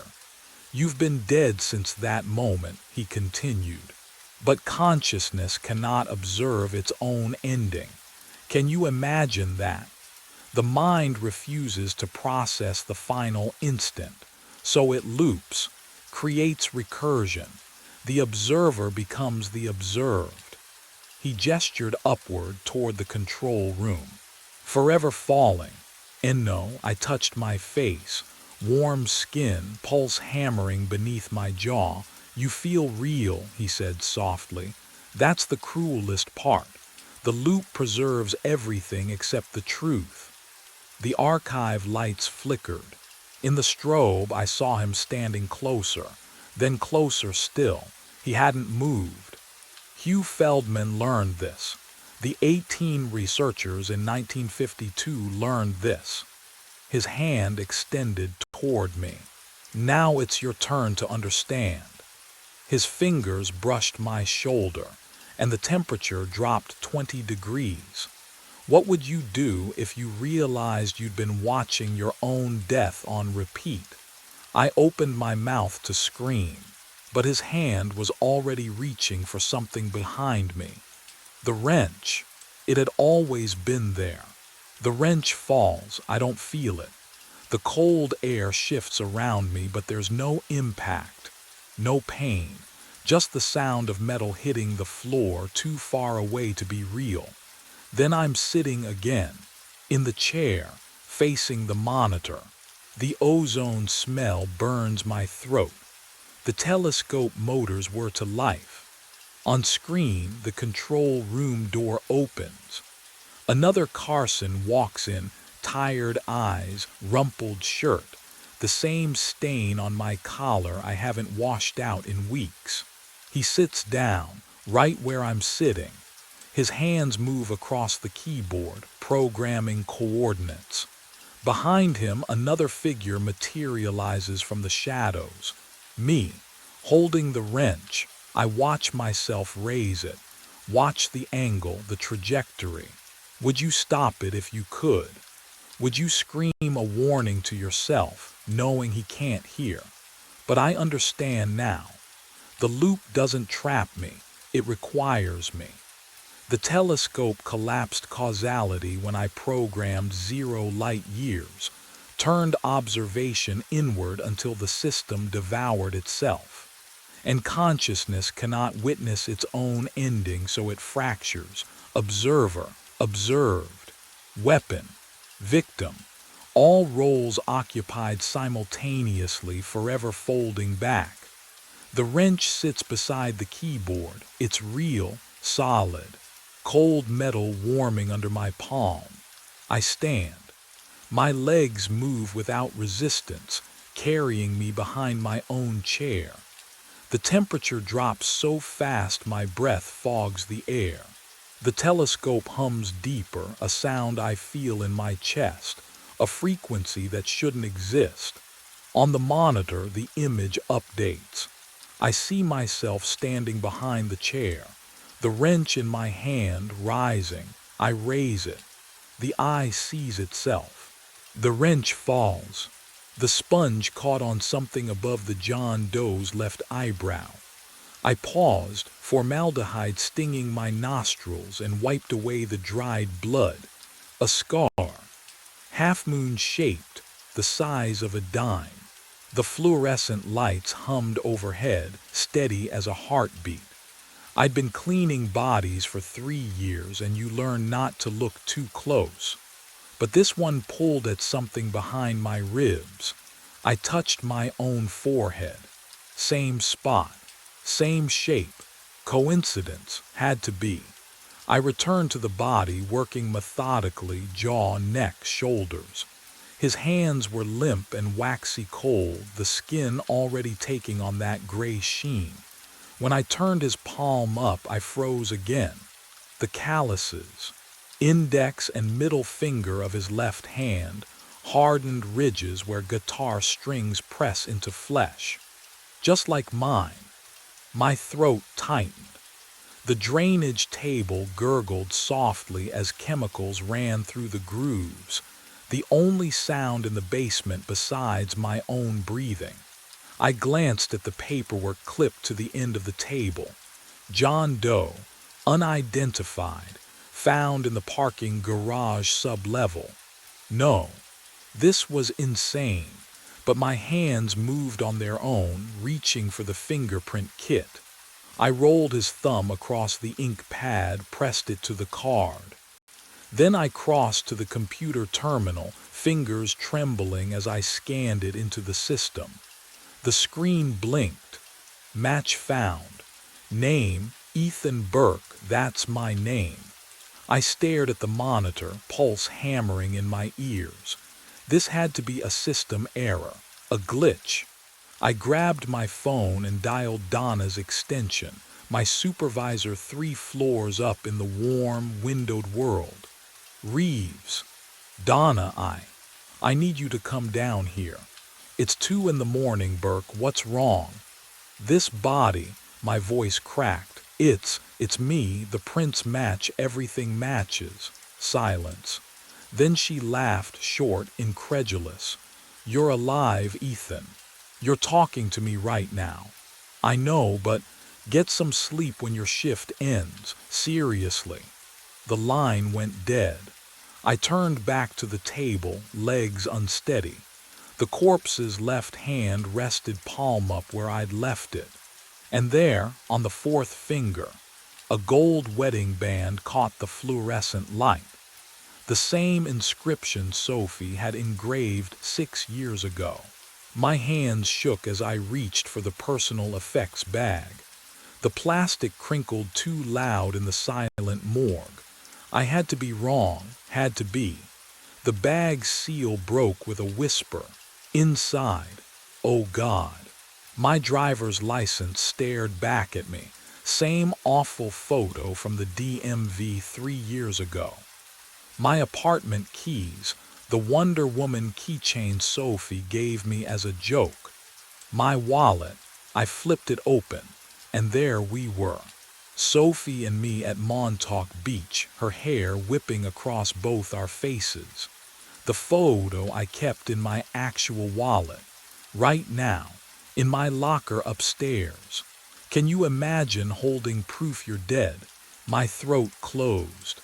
The formaldehyde smell thickened, coating my tongue.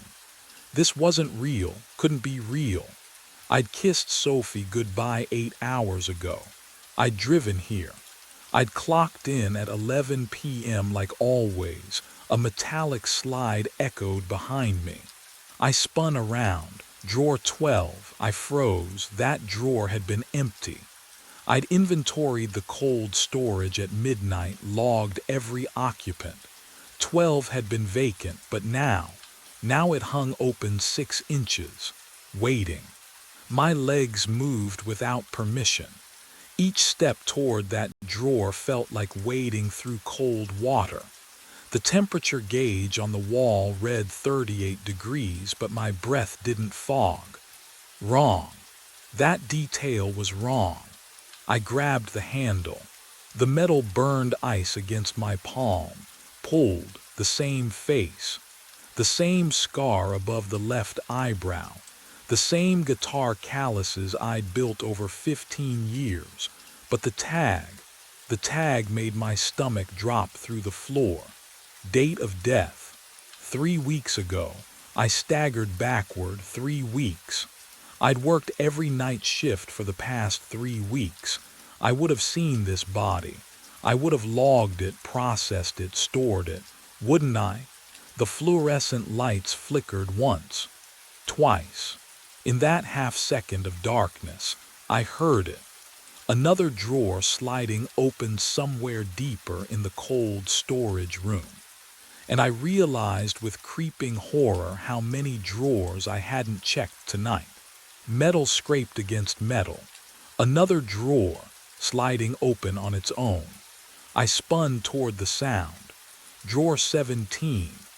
The steel face yawned wide, exhaling cold air that stank of formaldehyde and something underneath, copper, fresh and wet. Inside lay another me. Same scar above the eyebrow, same calloused fingertips. The tag read September 14th, 4 months ago. Before I could move, drawer 23 opened, then 8, then 30, then 5. Each one groaning on its track, each one revealing the same face, the same body, the same wedding ring catching the fluorescent light. I counted. 7 drawers, 7 bodies, 7 versions of Ethan Burke, tagged and logged across 6 months like some obscene inventory. The newest, drawer 12, the one I just opened, had died yesterday, Tuesday. The cut on its temple still looked fresh, too fresh. My hands shook as I checked the tags again. October 9th, September 27th, August 3rd, July 16th, June 30th, May 11th, and then I saw it, drawer 4, open, empty. The tag read today's date, Wednesday, October 23rd. What would you do? Stand there and wait to see what fills it? I ran. Shoes slapping tile, breath ragged in my throat. The elevator was 15 feet away. I slammed my palm against the button.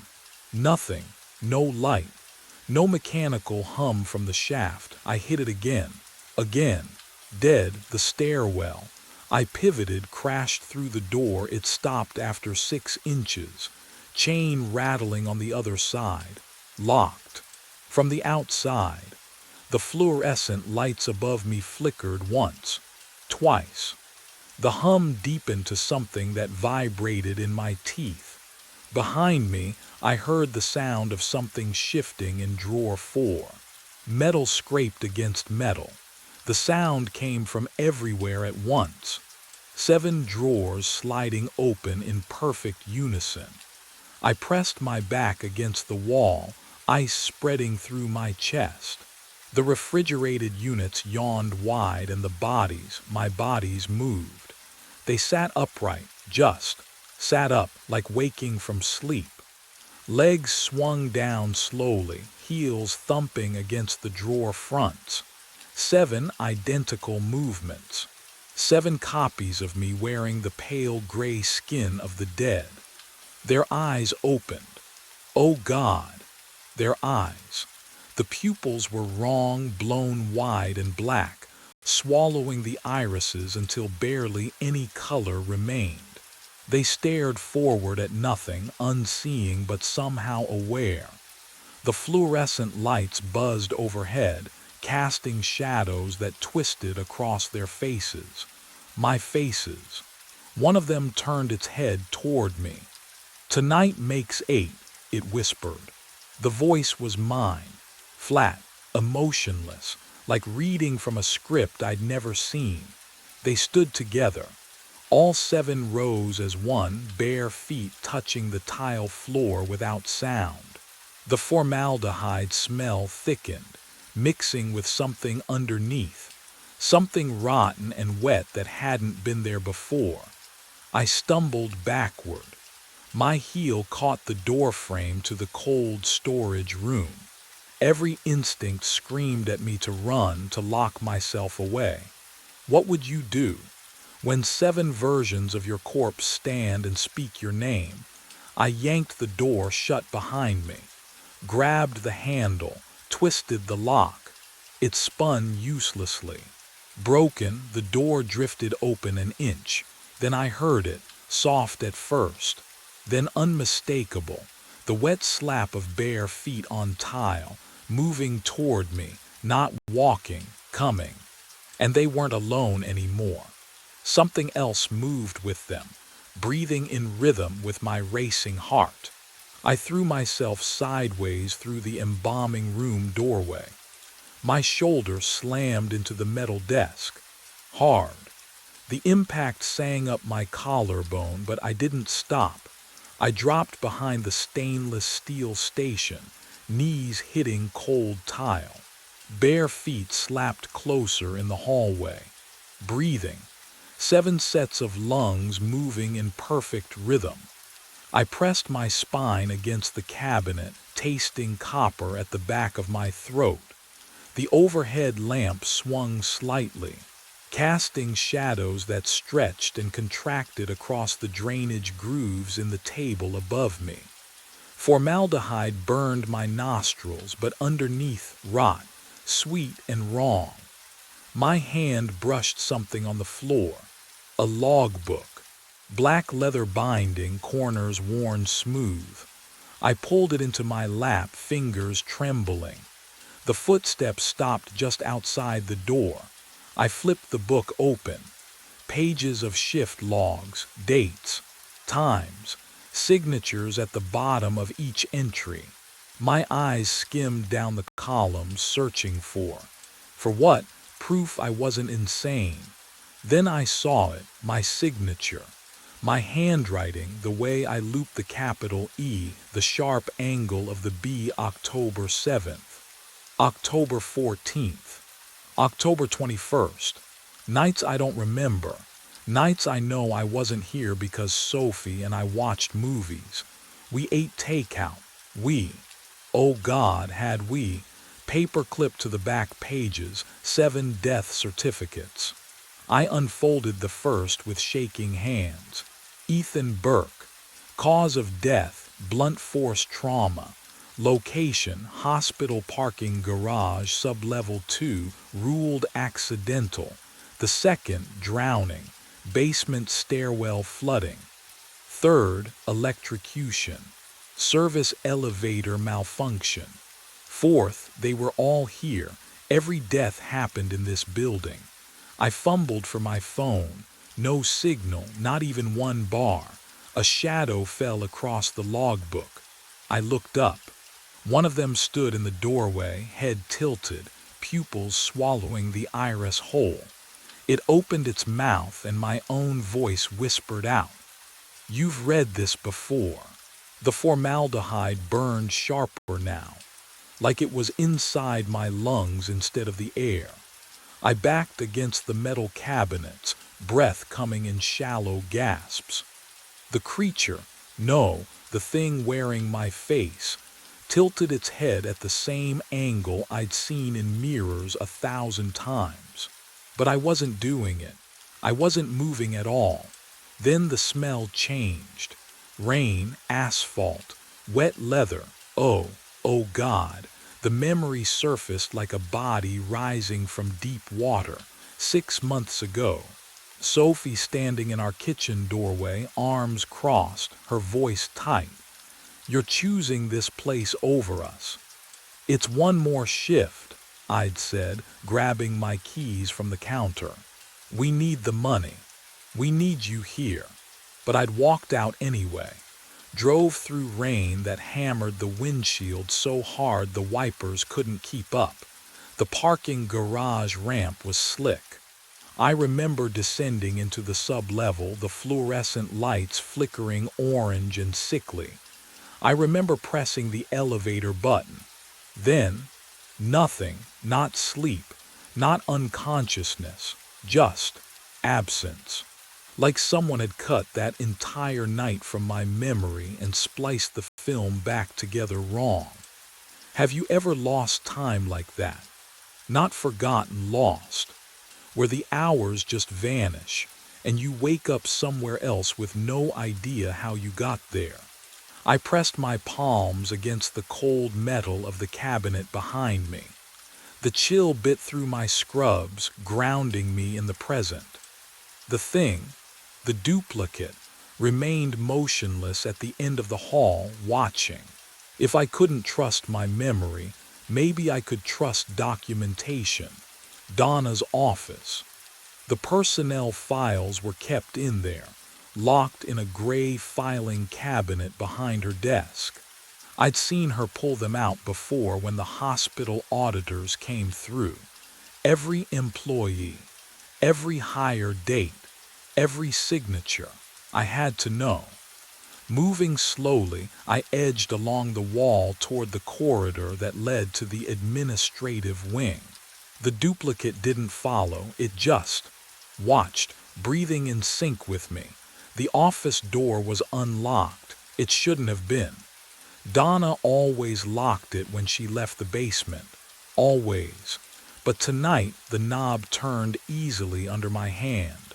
Inside, her desk lamp cast a yellow pool across scattered paperwork. The filing cabinet stood open, just an inch. Like someone had been here recently. Like someone knew I'd come. I found the personnel drawer. Found the B section. Burke Ethan. The folder was thicker than I remembered. I pulled it out, spread it on the desk under the lamp. Start date 6 months ago. March 15th. No, that's wrong. I've worked here 3 years. 3 years of night shifts and formaldehyde and signing logbooks. I remembered my first week, training with the previous assistant before he transferred. I remembered, but the date stared back at me. Official. Typed. Stamped with Harold Chen's signature. My hands shook as I flipped through the pages. Orientation checklist, benefits enrollment, background check, then a photo paperclip to the inside cover. It showed someone in morgue scrubs, same height, same build, but the face. The face wasn't mine. And beneath the photo, in handwriting I recognized as my own, was a note I didn't remember writing. Tonight you'll understand why you can't leave. The file slipped from my fingers. Paper rustled to the floor. A sound echoed down the hallway, metal sliding on metal. Once, twice, 7 times, the drawers. I backed out of Donna's office, pulse hammering in my throat. The fluorescent lights flickered overhead, casting jittering shadows along the basement corridor. Formaldehyde hung thick in the air, but underneath, oh God, something else. Rot, fresh rot, like meat left out in summer heat. The duplicates were moving. I pressed myself against the cold cinder block wall, straining to hear. Nothing. No footsteps. No breathing. Just the electric hum of the lights and my own ragged gasps. How could 7 bodies move without sound? Down the hallway at the junction near cold storage, one of them stood. My face. My posture. Head tilted at an angle no living neck should bend. It didn't blink, didn't breathe, just watched. I squeezed my eyes shut, counted to 3, opened them 5 feet closer. My stomach lurched. The thing hadn't walked. It had simply relocated like a skipped frame in a film. Can you imagine that? Seeing yourself erased and redrawn closer, with no movement between. I ran. My shoes slapped tile, echoing obscenely loud in the silence. Behind me, nothing. No pursuit sounds. Somehow that was worse. I risked a glance back. 4 of them now, spread across the corridor, all standing perfectly still, all watching with those 2 wide pupils. I shoved through the embalming room door, slammed it shut. My hands shook as I fumbled for the lock. There wasn't one. There had never been one, had there? The metal felt ice cold under my palms. A memory surfaced, sudden and drowning. Water. Cold water filling my lungs, burning like acid. My hand pressing the elevator button, over and over. The button that wouldn't light. The elevator that wouldn't come. I was falling. Falling through. The door handle turned. The door opened. They filled the autopsy suite doorway. 3 of them. No, 4. Shoulders pressed together, heads tilted at the same angle. Their eyes reflected the overhead fluorescence like coins at the bottom of a well. I backed toward the steel table, nowhere else to go. My hip struck the edge.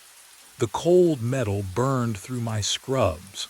The polished cabinet doors behind the sink caught my reflection. I saw myself standing there, chest heaving, face pale. And, oh God, my shirt had ridden up. A thin red line traced from my sternum to my navel, barely healed. The edges still pink and puckered. A Y-incision scar. Can you imagine looking down and seeing proof that you've already been opened, already been emptied? My hands trembled as I touched it. The skin felt wrong, too smooth, like melted wax. I've embalmed hundreds of bodies. I know what that scar means. The duplicates moved closer, not walking, just closer.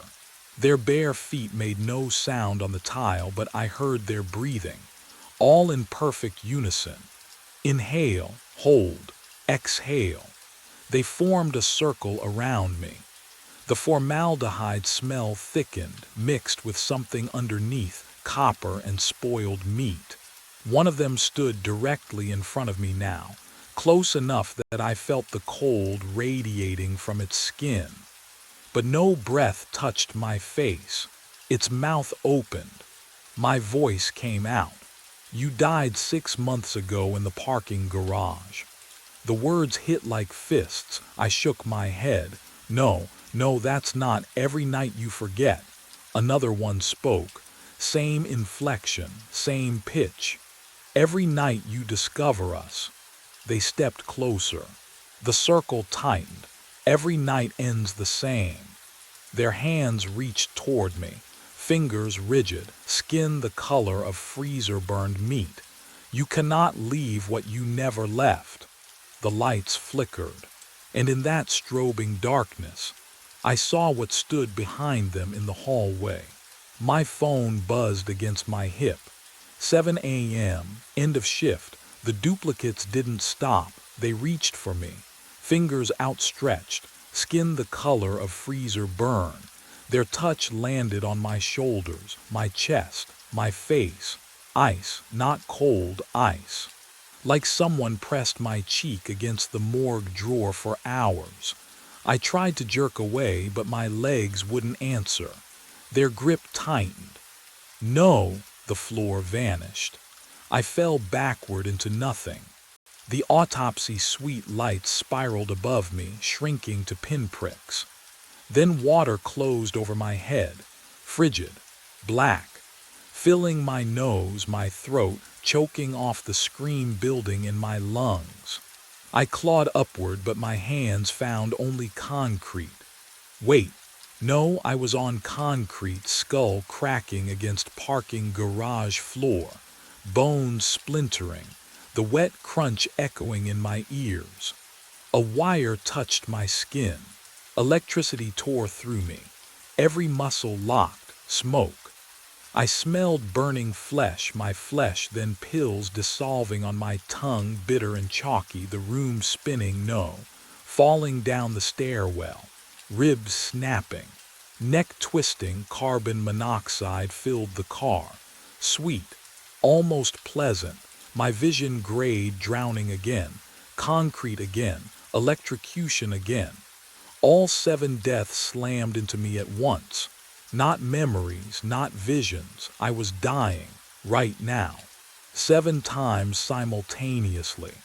My body couldn't contain it. Each death screamed for space inside my skull, tearing me apart from within. I understood. I hadn't worked here for 3 years. I died 6 months ago.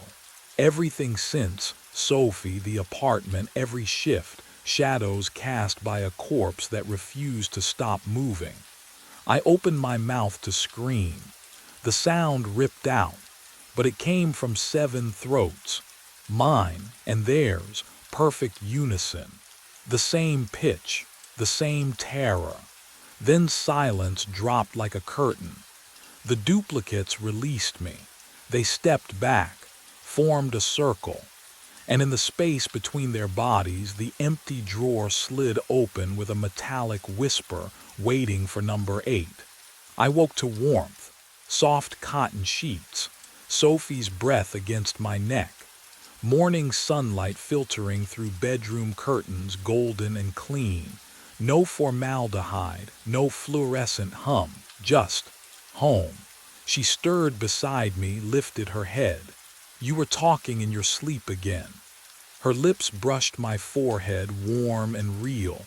I exhaled, a shuddering, grateful breath. A nightmare, just a nightmare.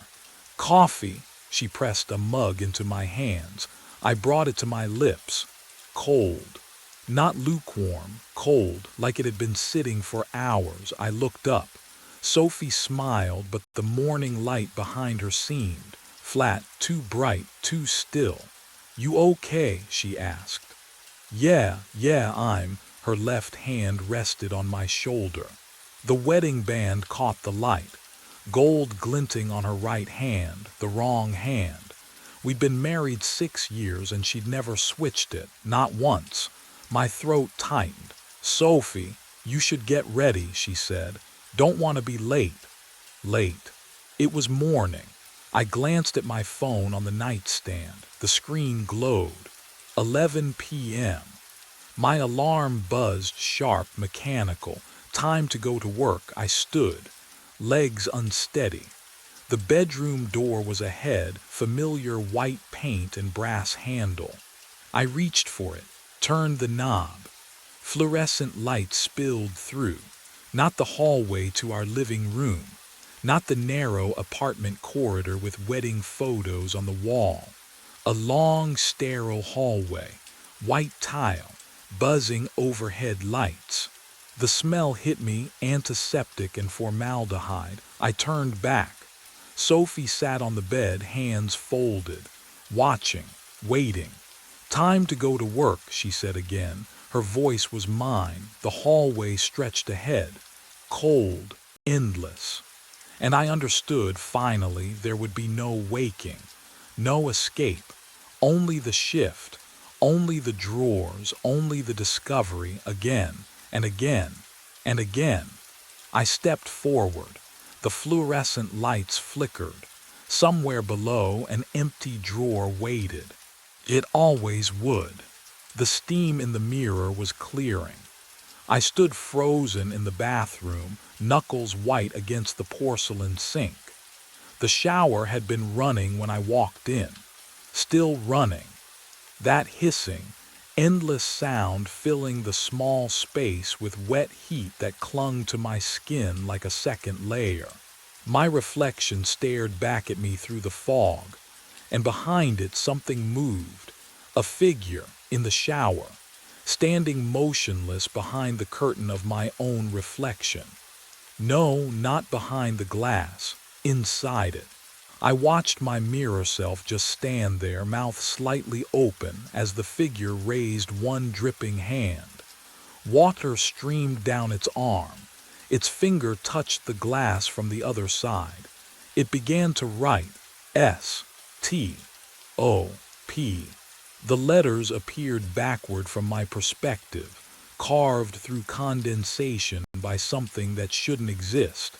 "Stop delivering here." My breath caught. I spun around so fast my hip cracked against the counter. The shower was empty. Curtain pulled back. Tiles bone dry. Not a single drop of water anywhere except, the mirror. I turned back slowly. The message was still there, still wet, still dripping down the glass in cold rivulets that caught the flickering bathroom light. "What would you do? Would you touch it?" I did. My fingertip met the letters. Ice shot through my hand. Not cold like winter, cold like nothing, like the temperature where things stop existing. The water on the mirror shouldn't have felt like that. Water doesn't, it can't. Downstairs, the front door slammed. The sound cracked through the house like a gunshot. My whole body jerked. The bathroom light flickered once, twice. Then I heard them, footsteps, climbing the stairs toward me. Slow, deliberate, each creak of wood perfectly spaced, and underneath those footsteps, a sound that turned my blood to slush. Whistling, that same tune, the one I whistle every night on my route. The melody I've hummed for 9 years without thinking. 3 notes up, 2 notes down, always the same pattern. But I wasn't whistling. The footsteps reached the top of the stairs and stopped just outside the bathroom door. 3 nights before the bathroom, I believed I knew my route. The truck engine hummed its familiar diesel lullaby at 3:45 a.m. Same sound for 9 years. Same vibration through the steering wheel. Same coffee-stained dashboard. Same stack of bundled newspapers smelling of ink and wood pulp behind my seat. The Belmont district slept under streetlights that flickered in perfect rhythm. I'd memorized which ones buzzed, which stayed silent. House 82, sprinkler timer broken, always leaves puddles on the driveway. House 109, porch step creaks on the left side, never the right. House 214, Rottweiler named Bruno starts barking exactly 4 seconds after my door slams. I wasn't just familiar with the route. I was woven into it. Can you understand that kind of knowing? When your body moves through space without thought, when every turn is muscle memory when you could drive it blind. I should have been able to. At 4:06 a.m., I rolled past House 345, the Kowalski place with the crooked mailbox and garden gnomes. Then came the empty lots, two of them side by side, nothing but dirt and scattered gravel under the streetlight's orange glow. I'd driven past that gap 5,000 times, give or take. Same empty stretch. Same darkness between 3:45 and 3:49. I glanced at my dashboard clock. 4:07 when I looked back at the road. The house was there, not half built, not under construction, there, fully formed as if it had always existed and I'd simply failed to notice for 9 years. 2 stories, pale gray siding, windows blazing with warm light despite the hour. The lawn was flawless, not the patchy brown of the lots surrounding it, but deep green, manicured, glistening with fresh dew that shouldn't exist in October's dry cold. The mailbox stood at the curb, pristine white, no name, no number. Just waiting, my foot eased off the gas. The truck slowed. I should have stopped, should have backed up, confirmed what I was seeing, but routines have gravity. 9 years of muscle memory don't break for one strange house. I grabbed a newspaper from the stack. The bundle's rubber band snapped against my palm, sharp, real, grounding. I rolled down the window. Cold air poured in, carrying no scent at all. Not grass, not exhaust, not the usual pre-dawn smell of sprinklers and asphalt. Just absence. I threw the paper. It landed on the porch with a soft thump. The sound felt wrong, too muffled, like the house swallowed it. Every light inside remained on. No movement behind the windows. No shadows, no flicker of a television, no sign anyone lived there. But the lights blazed as if the house was awake, waiting for me to acknowledge it. I drove on. 3 houses later, my hands were shaking. Not from fear, not yet. From wrongness. From the certainty that something had been added to my route without permission, without warning, without any logical explanation. The Belmont district didn't just sprout houses overnight. There were permits, constructions, crews, months of noise and dust. This house had appeared silently, perfectly, between one heartbeat and the next. I finished the route on autopilot. 73 houses, same porches, same dogs. When I circled back past the lots on my way to the depot, I slowed again. 4:41 a.m., still dark.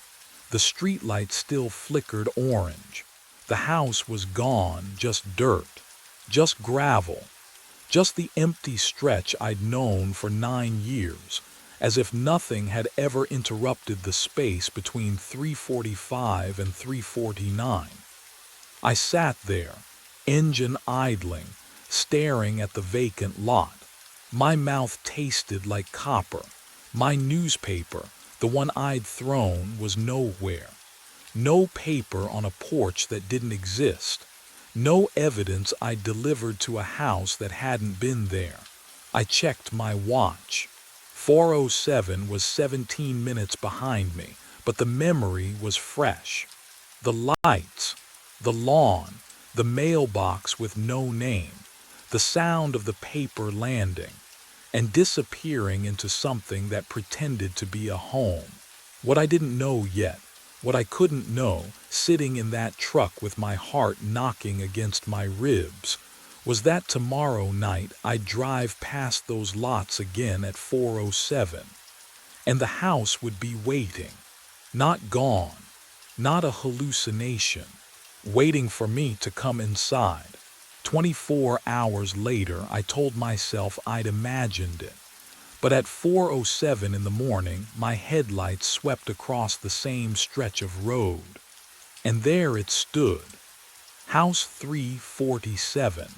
Same perfect lawn glistening with dew that shouldn't exist in October's brittle cold.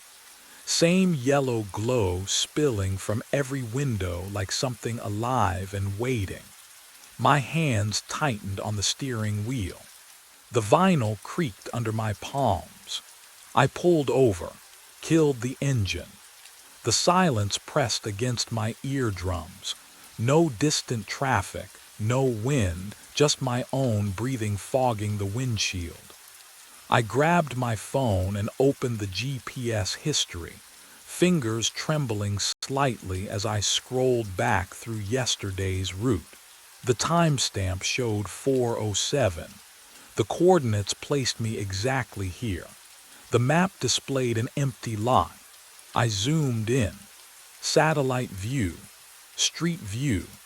Nothing but dirt and scattered gravel where the house blazed in front of me, close enough to see the porch light's filament glowing orange through frosted glass. I checked the county assessor's website, each page loading with agonizing slowness. Parcel number confirmed, vacant land, no permits, no construction history. Last transaction 23 years ago. I stepped out of the truck. Gravel crunched under my boots, real, solid, exactly the texture I expected. The cold bit through my jacket, sharp and medicinal like the air before snow. I raised my phone, framed the house in the camera. The shutter clicked.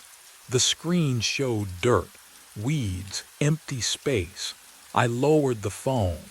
The house stood there, undeniable, its siding almost luminous in the pre-dawn darkness. But when I glanced at it from the corner of my eye, something shifted. The edges shimmered, rippled, like heat waves rising from summer asphalt, except the air was freezing. Have you ever doubted your own senses?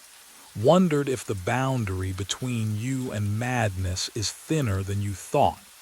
I started toward the porch and heard it, faint but unmistakable. Someone inside was whistling my tune.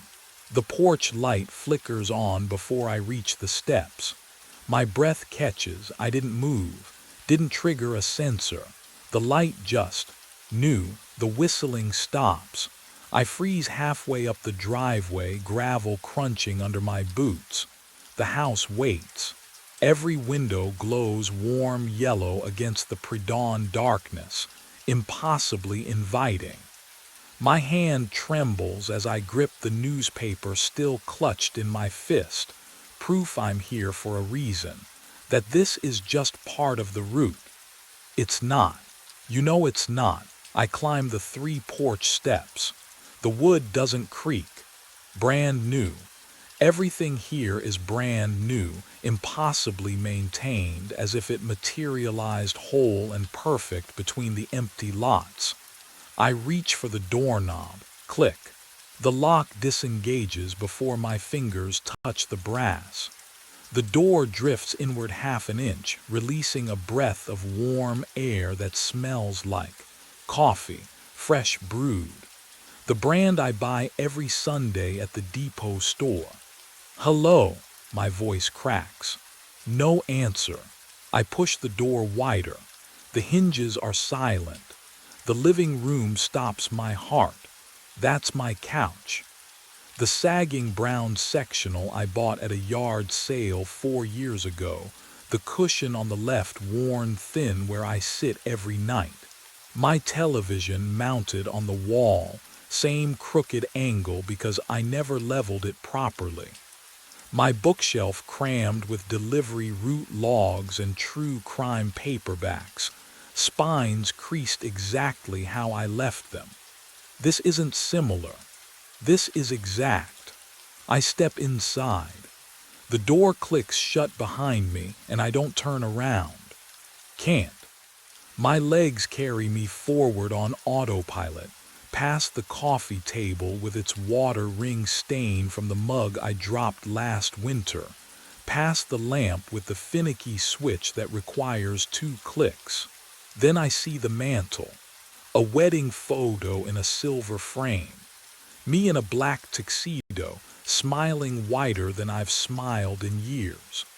My arm wrapped around a woman in white, blonde, radiant, laughing at something I've just said. I've never seen her before in my life. My wallet feels heavy in my pocket, and suddenly I know. I know if I check my driver's license right now, something will be different. That's when I heard the water running upstairs. My hand froze on the wallet. The sound was steady, rhythmic. A shower at full pressure. I hadn't touched anything. Hadn't been up there yet. The leather felt slick with sweat as I dropped it back into my pocket. The sound pulled at me, a hook behind my sternum. What would you do? Stand there in that stranger's living room wearing your face, or climb those stairs? I climbed. Each step creaked under my weight, the same protest as the stairs in my real apartment. The sound grew louder. Steam billowed from the open bathroom door at the top, thick and warm against my skin. It smelled wrong, though. Not soap or shampoo, just heat, wet air. The bathroom was mine. Same chipped tile, same rust stain curling from the faucet. But the mirror, through the fog on the glass I saw my reflection. And behind it, standing motionless in the shower, eyes closed. Me, another me. Water cascading over his shoulders, steam rising from his skin. I spun around.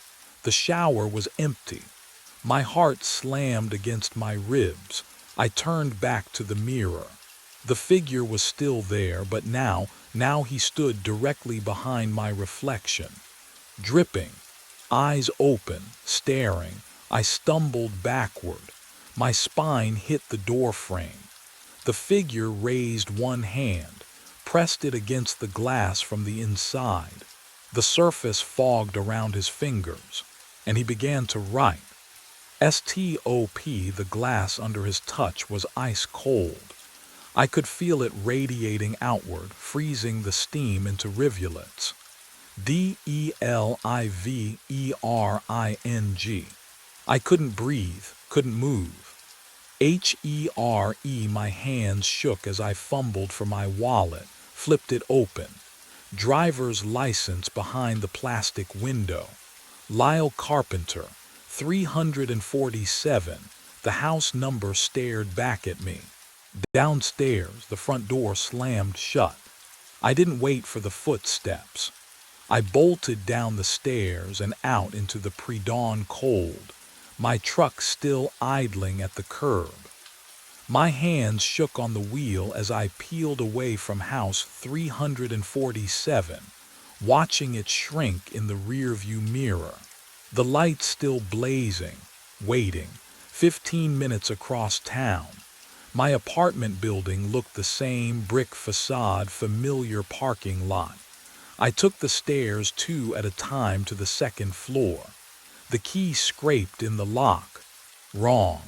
Not broken, just resistant, like the metal didn't quite remember the shape of the pins. Inside, I flipped the light switch and froze.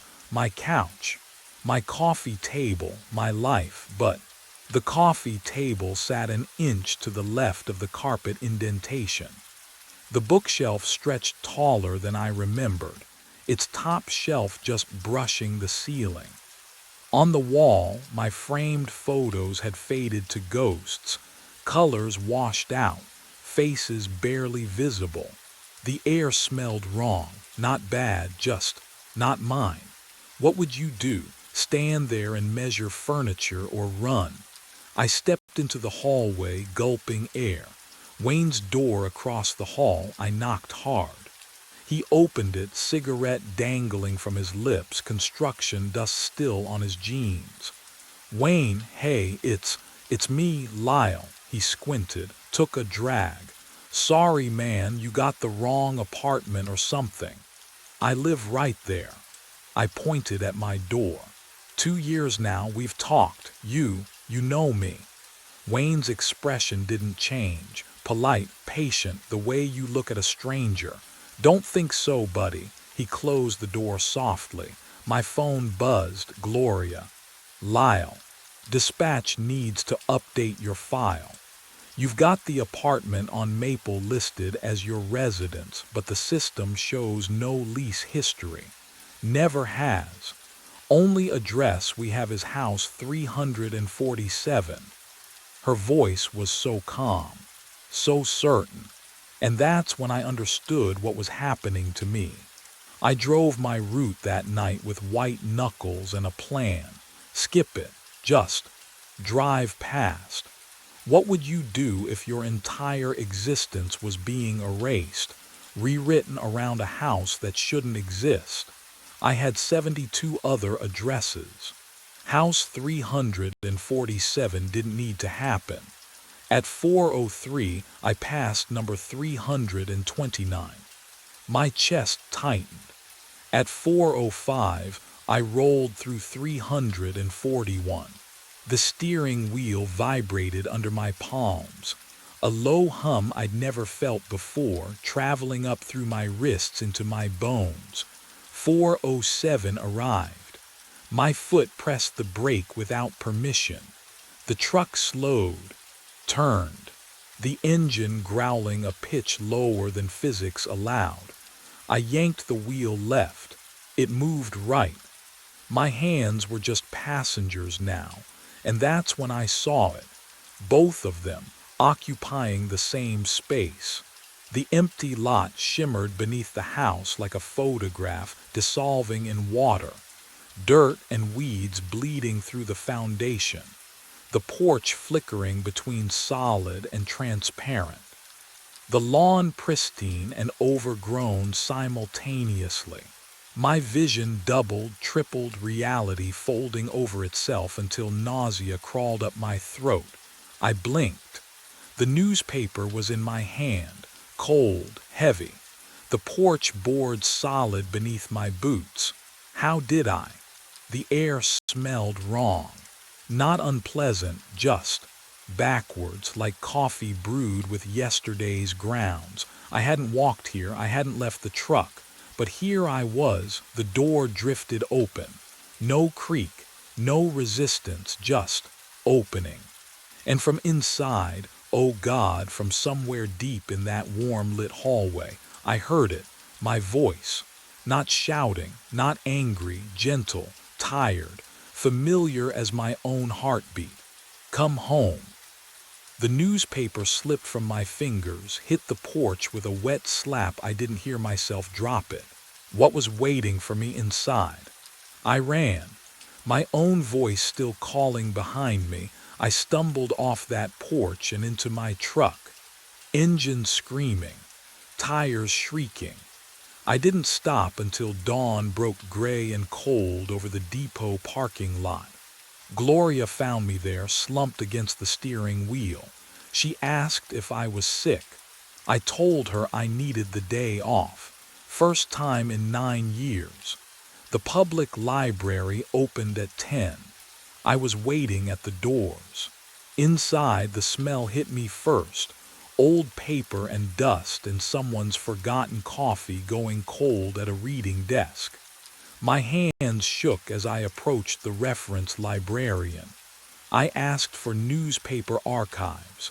Belmont District, missing persons. 9 years back. She led me to a humming microfiche machine in the basement. The fluorescent tube overhead flickered with a rhythm that matched my pulse. I scrolled through months of local headlines, bake sales, school board meetings, noise complaints. Then, there, October 9th, 9 years ago, delivery driver vanishes mid-route. The photograph showed a man about my age, thin face, tired eyes, Marvin Schaefer. My chest tightened. Can you imagine finding your own ghost in the archives? The article stated he'd worked the graveyard shift for the same newspaper depot. Same route I drove now. Disappeared at 4 in the morning. Truck found idling on an empty street, driver's door open, papers scattered across the pavement. No signs of struggle. No body ever recovered. But here's what made my blood go cold. The follow-up article 3 weeks later had a photo of a house being demolished. The address printed beneath, 347 Rosewood Lane.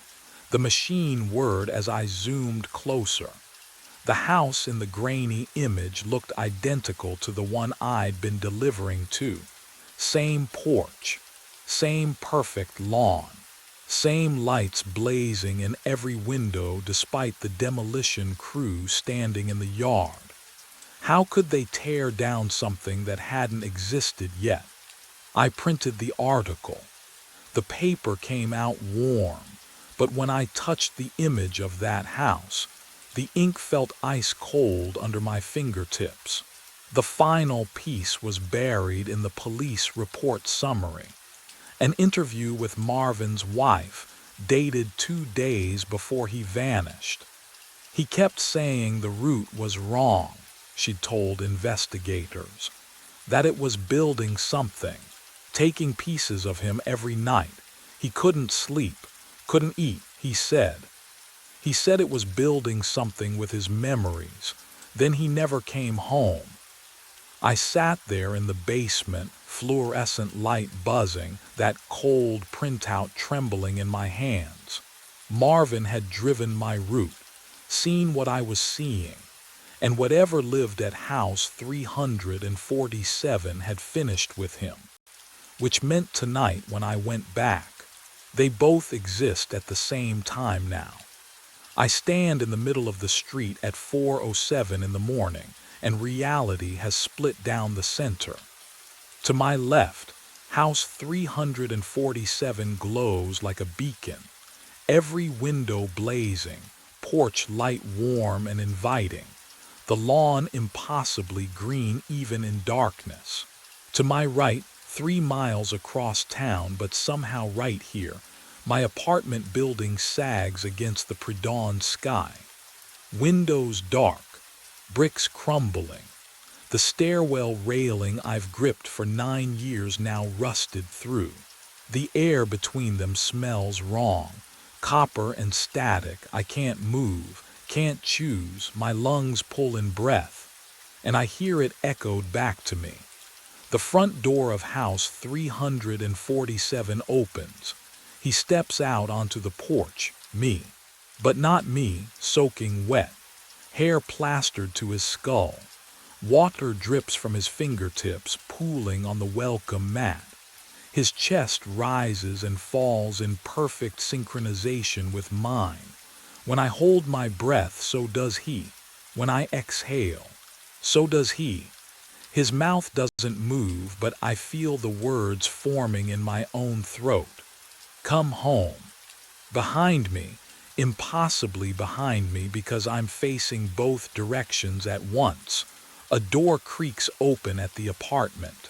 Warm light spills down the stairs. The scent of coffee drifts out. Rich, sweet, real. A woman's voice calls softly from inside, "Honey, aren't you coming to bed? I have never been married." The duplicate takes 1 step forward, water streaming from his clothes. His eyes are the color of drowned things. What would you do if you knew one door led to forgetting and the other to becoming something else? My hand reaches forward, and I still don't know which door I'm reaching for when everything goes white. Warmth surrounds me when I open my eyes. Sunlight filters through cream-colored curtains, the kind I've never owned. The sheets smell like lavender detergent. A woman leans over me, auburn hair, smile lines framing her mouth, and presses her lips to my forehead. "Morning, sweetheart," she says. I don't know her name. My mouth opens anyway. "Morning." She pads toward the doorway, humming something familiar. The smell of coffee drifts up from downstairs, rich and dark. My body sits up, swings legs over the side of the bed, stands. I'm not telling it to do these things, but it feels right, natural, like I've done this 1,000 mornings before. The shower runs hot. Steam clouds the mirror. I don't look at my reflection. Downstairs, she set out breakfast, scrambled eggs, toast with butter melting into golden pools. I taste nothing. My jaw chews. My throat swallows. She kisses my cheek as I stand, her hand warm against my shoulder. "Drive safe," she whispers. I want to ask her who she is. I want to scream. My lips smile instead. The front door clicks shut behind me. The driveway stretches ahead, and there my truck. Faded blue paint. Dent in the rear bumper. I've driven it for, how long now? 9 years. The thought arrives fully formed, certain as my own heartbeat.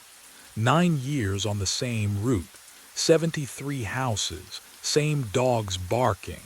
Same porch lights. Same empty lot between 3:45 and 3:49. Except, it's not empty anymore, is it? My hand reaches for the door handle. The metal is cold beneath my palm, but my fingers don't flinch. I slide into the driver's seat. The newspaper route map is taped to the dashboard, addresses circled in red ink. My handwriting. The key turns in the ignition. I am so tired. Can you imagine? This exhaustion that lives in your bones, that makes every movement feel like wading through water. I've been driving this route since. I can't remember when I started. The engine hums. My foot presses the gas. The truck rolls forward, and I know exactly where it's taking me. 4:07 in the morning. House 347. The paper goes on the porch. The door unlocks. I walk inside. I have always been walking inside. The route continues. It always has. It always will. And somewhere deep in the part of me that still remembers standing between two doors, choosing white light over darkness, or was it darkness over light? I understand. I never left. My headlamp finds him between the kelp fronds. 4th night in a row. Same spot, 30 feet down, where the forest grows thickest and the beam barely penetrates. My regulator hisses with each breath, bubbles racing past my ears toward the surface. The cold has seeped through my wetsuit into my bones, but I kick harder. Closer. The figure doesn't move.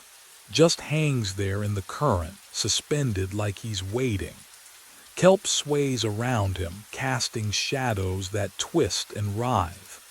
I can hear my own heartbeat now, pounding against my eardrums, louder than the water pressure. He's wearing a wetsuit, black neoprene, and there, oh God, there's the yellow stripe down the left side, my yellow stripe. I reach forward, my hand trembles in the beam. The cold bites at my pruning fingers. 3 nights I've seen shadows, shapes that vanished when I got close. But tonight he's solid, real. The same scuffed yellow stripe I got snagged on the tank ladder last month. Same frayed edge at the shoulder seam. My air tastes metallic. Wrong. Has it always tasted like that? The distance closes. 10 feet. 5. I can see his tank now, the gauge, the regulator hose. My breath comes faster, sucking hard against the mouthpiece. What would you do? Turn back. Pretend you didn't see. I can't. I reach out. My fingertips brush the fabric of his suit, cold, slick, real. He turns. The movement is slow, deliberate. His mask catches the light, and behind the glass, Behind the glass, my own face stares back, eyes wide, mouth open in a silent scream around the regulator. My face, my terror, and his hand shoots forward, grabbing my wrist with a grip that shouldn't exist underwater. 3 nights before that moment, I had just thought it was kelp. The water pressed against my wetsuit at 1:15 a.m., 200,000 gallons of darkness above and around me. My headlamp cut a narrow cone through the gloom. Sand tiger sharks drifted past like pale ghosts, their mouths hanging open in permanent grimaces. Kauno's rays rippled along the bottom. I was alone with them, the way I preferred it. My scrub pad rasped against the acrylic viewing panel. Green algae came off in cloudy wisps, back and forth, methodical. Bubbles rose from my regulator in steady streams, the only sound besides the blood pulsing in my ears. The water was cold enough that I felt it through the neoprene, a constant pressure reminding me I didn't belong here. But I did belong here. I'd done this shift 4 nights a week for how long now? The routine settled my mind. No colleagues, no small talk, just me and the work and 30 feet of water. Andy had asked if I wanted a dive partner for the overnight maintenance. I'd refused. The kelp forest swayed in the artificial current, long brown ribbons anchored to the fake rock formations. I kicked toward the far panel, my fins stirring up fine sand. My wedding ring shifted on my finger, too loose lately. I'd been forgetting to eat, but I twisted it back into place. Focus on the job. That's when I saw it. Movement. Between the kelp stalks, not the lazy drift of the current, but something vertical, human-shaped. I stopped scrubbing. My breath came faster, bubbles accelerating past my mask. The kelp blocked my view, thick as a curtain. I squeezed the scrub pad, probably just a sand tiger circling back. Their bodies could look almost upright when they banked, but sand tigers didn't hold still like that. The shadow, if that's what it was, hung suspended about 20 feet away, deeper in the forest. Not moving, not drifting, just there. I checked my depth gauge, 29 feet, plenty of air. No reason for my heart to be hammering like this. Would you swim toward it? If you saw something that didn't belong, I did. I released the scrub pad and let it sink, tethered to my belt by its cord. My fins pushed me forward. Slow kicks. Calm, professional. The kelp parted around me, slick and cold against my gloves. My headlamp beam swept left, right, cutting through the murk. The shadow was gone. I hovered there, finning in place, scanning the forest. Kelp swayed, current flowed. A ray buried itself in the sand below, sending up a small cloud. Nothing else moved, just kelp, just the current playing tricks with the light. I exhaled slowly, watching the bubbles spiral upward. Nitrogen narcosis could start at depths shallower than this if you were tired enough. Wasn't I tired? I'd been picking up extra shifts, sleeping poorly. My wife had mentioned it. When? Last week. Maybe. I retrieved my scrub pad and returned to the panel. Back and forth, methodical, but I kept glancing over my shoulder into the kelp forest. The water felt colder now. Had it always been this cold? And somewhere in the back of my mind, so faint I almost didn't notice, I wondered why my air tasted different tonight. Slightly metallic, like rust dissolving on my tongue. But I had 3 panels left to scrub, and I'd never left a shift unfinished. The metallic taste wouldn't leave. 24 hours later, I descended again, and it was already there, coating my tongue like old pennies. The shadow appeared before I even reached the kelp forest. Closer this time, maybe 15 feet away. I froze mid-kick, regulator tight between my teeth. The figure hung suspended in the current, arms at its sides, wetsuit black against the darker water. My headlamp beam couldn't quite reach it. Then it moved, not swimming, just drifting backward into the vegetation. I chased it. Had to. The kelp wrapped around my wrists as I pushed through, rubbery stalks cold even through my gloves. My wedding ring caught on a blade, twisted, and slipped. No, I lunged for it, but gold doesn't float. It tumbled end over end, glinting once, twice, then disappeared into the sand below. Gone just like that.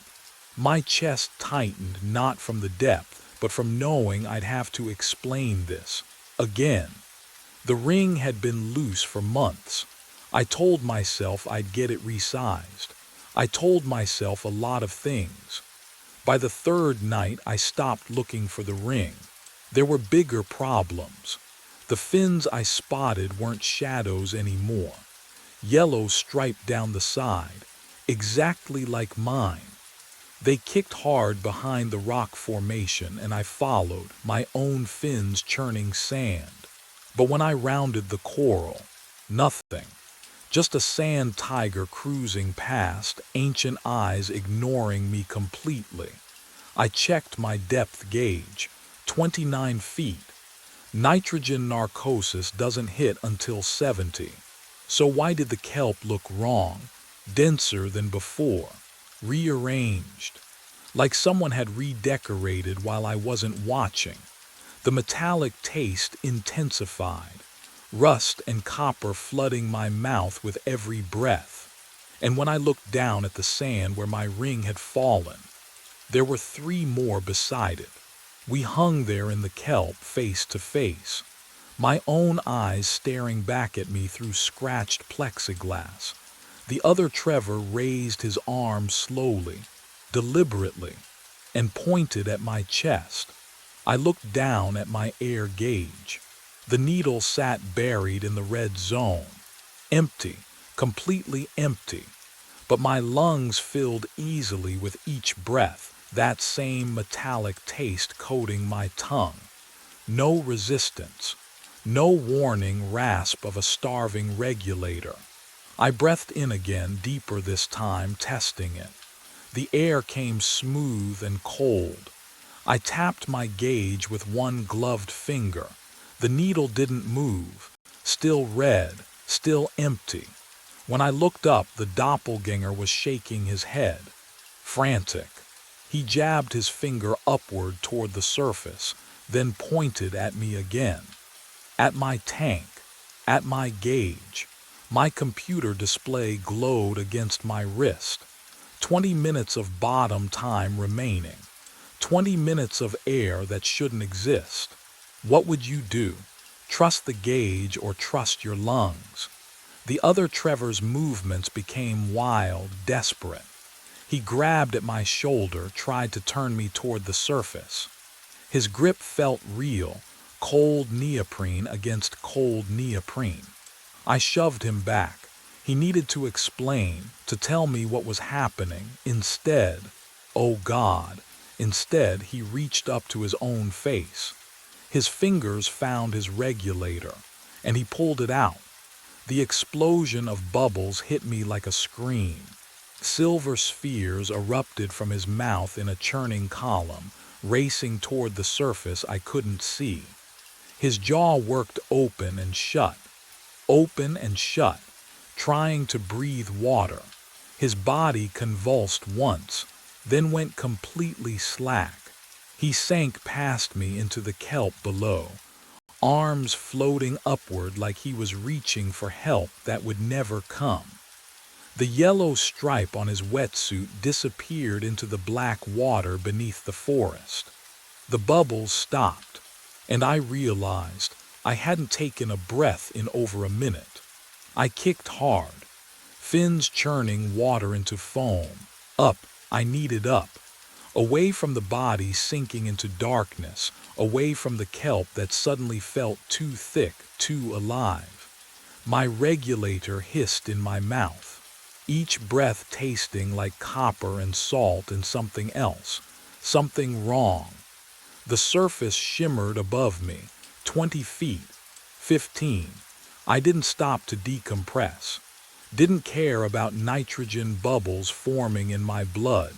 My limbs burned as I clawed through the water, watching that silver membrane grow closer. 10 feet. The kelp brushed my ankle and I thrashed away from it, heart hammering against my ribs. Or was it hammering? I pressed my palm to my chest. The wet suit was cold, my skin underneath even colder, 5 feet. I burst through the surface with a gasp except, oh God, I hadn't been holding my breath. The air in my lungs was already there, stale, recycled. Trevor, hands grabbed my BCD, hauling me toward the metal platform. The grating scraped against my knees as I was dragged from the water. Fluorescent lights blazed overhead, so bright after the darkness that I squeezed my eyes shut. Easy, easy, Phil Vargas's voice. The night security guard, his grip was solid, real. What the hell happened down there? I couldn't answer. My regulator dangled from my mouth, still hissing. I spat it out and sucked in air that tasted like chlorine and rust. Phil crouched beside me, his face creased with concern. He smelled like coffee and cigarettes, normal things, comforting things. You shot up like something was chasing you, he said. Was there? What had I just seen? Footsteps echoed across the platform.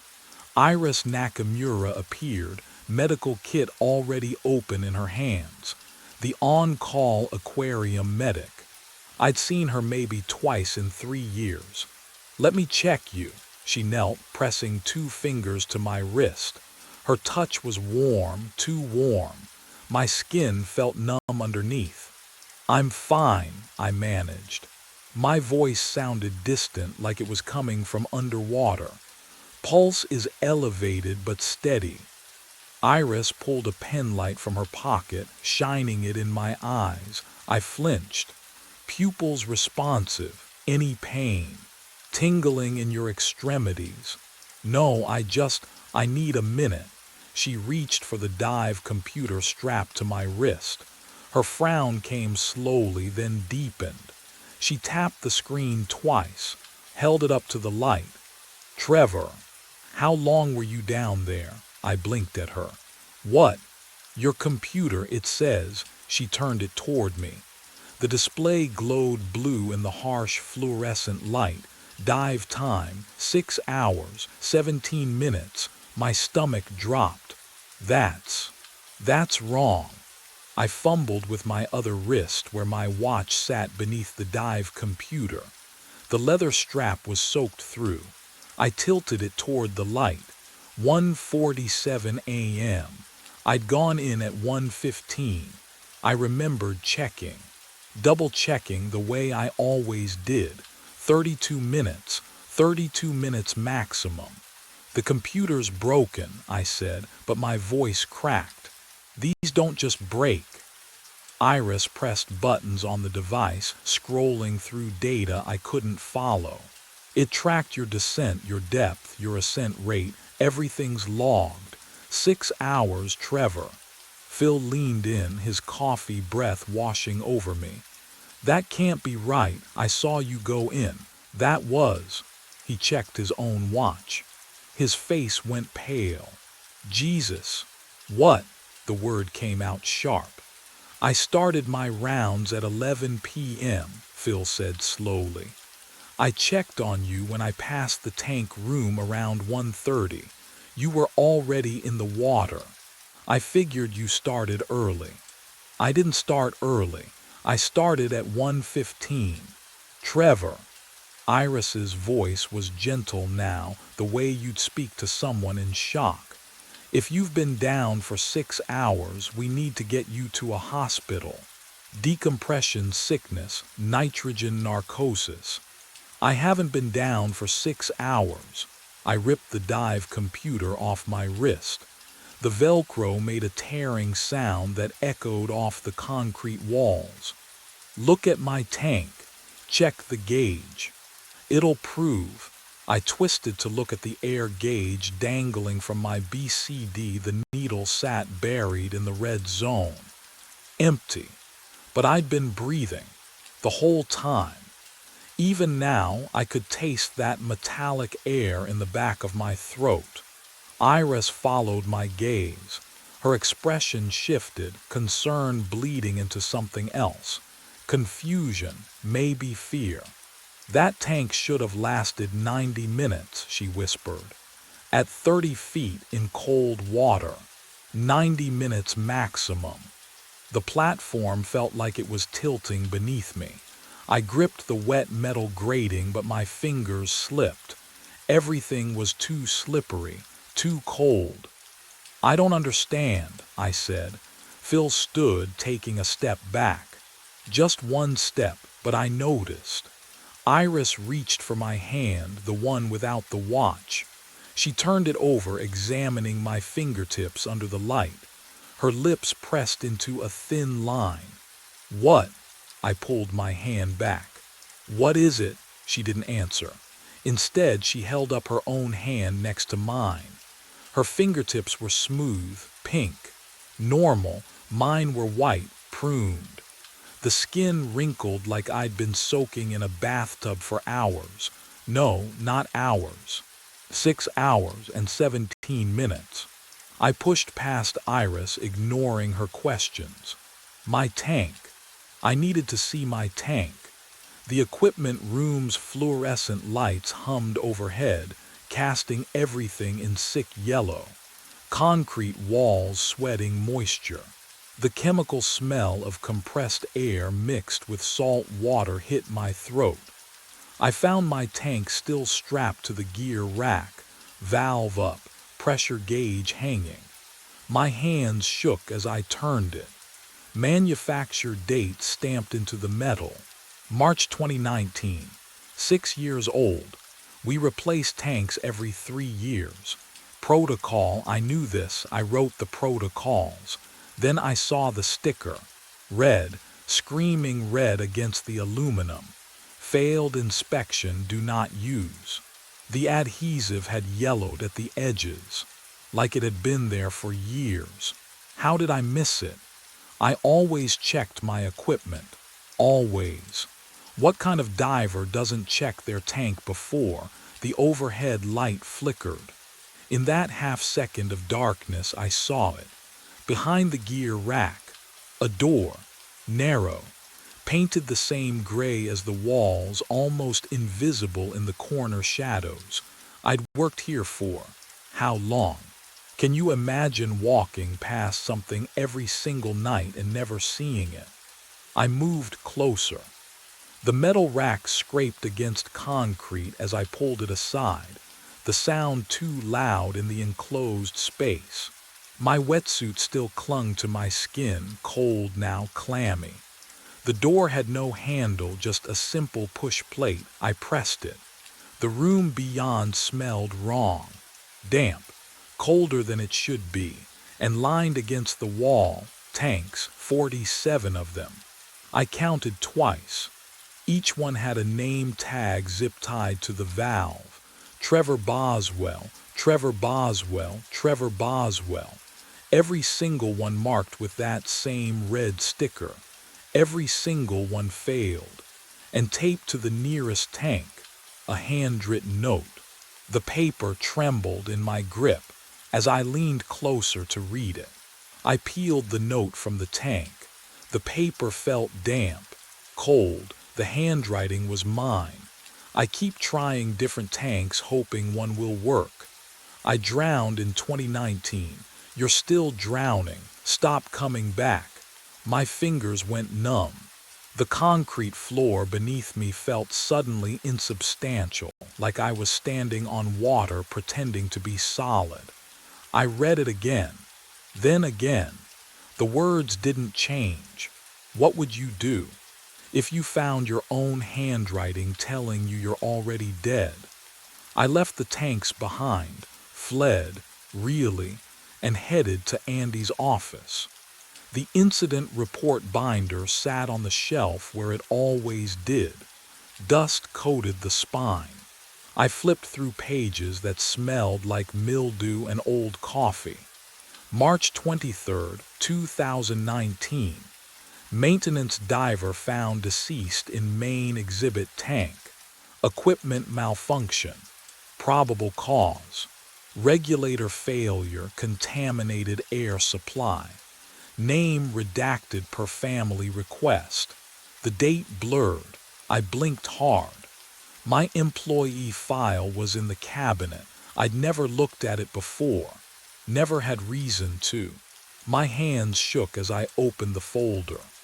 Hire date, April 9, 2019.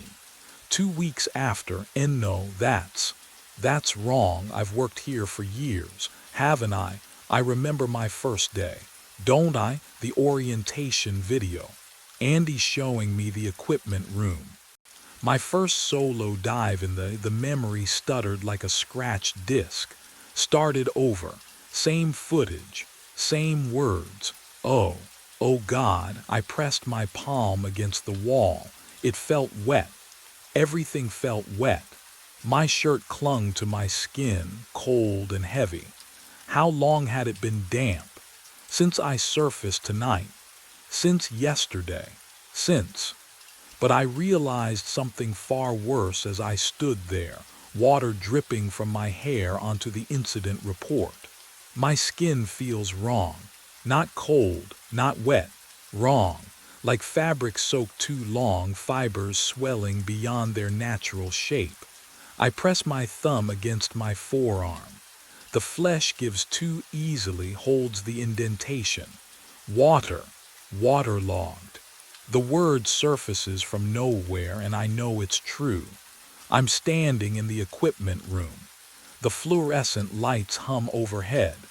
But that metallic taste, I've been tasting it since I came up. Since Phil pulled me onto the platform. Since Iris checked my dive computer and told me I'd been down 6 hours. My shirt clings to my chest. Damp. Still damp. How long ago did I surface?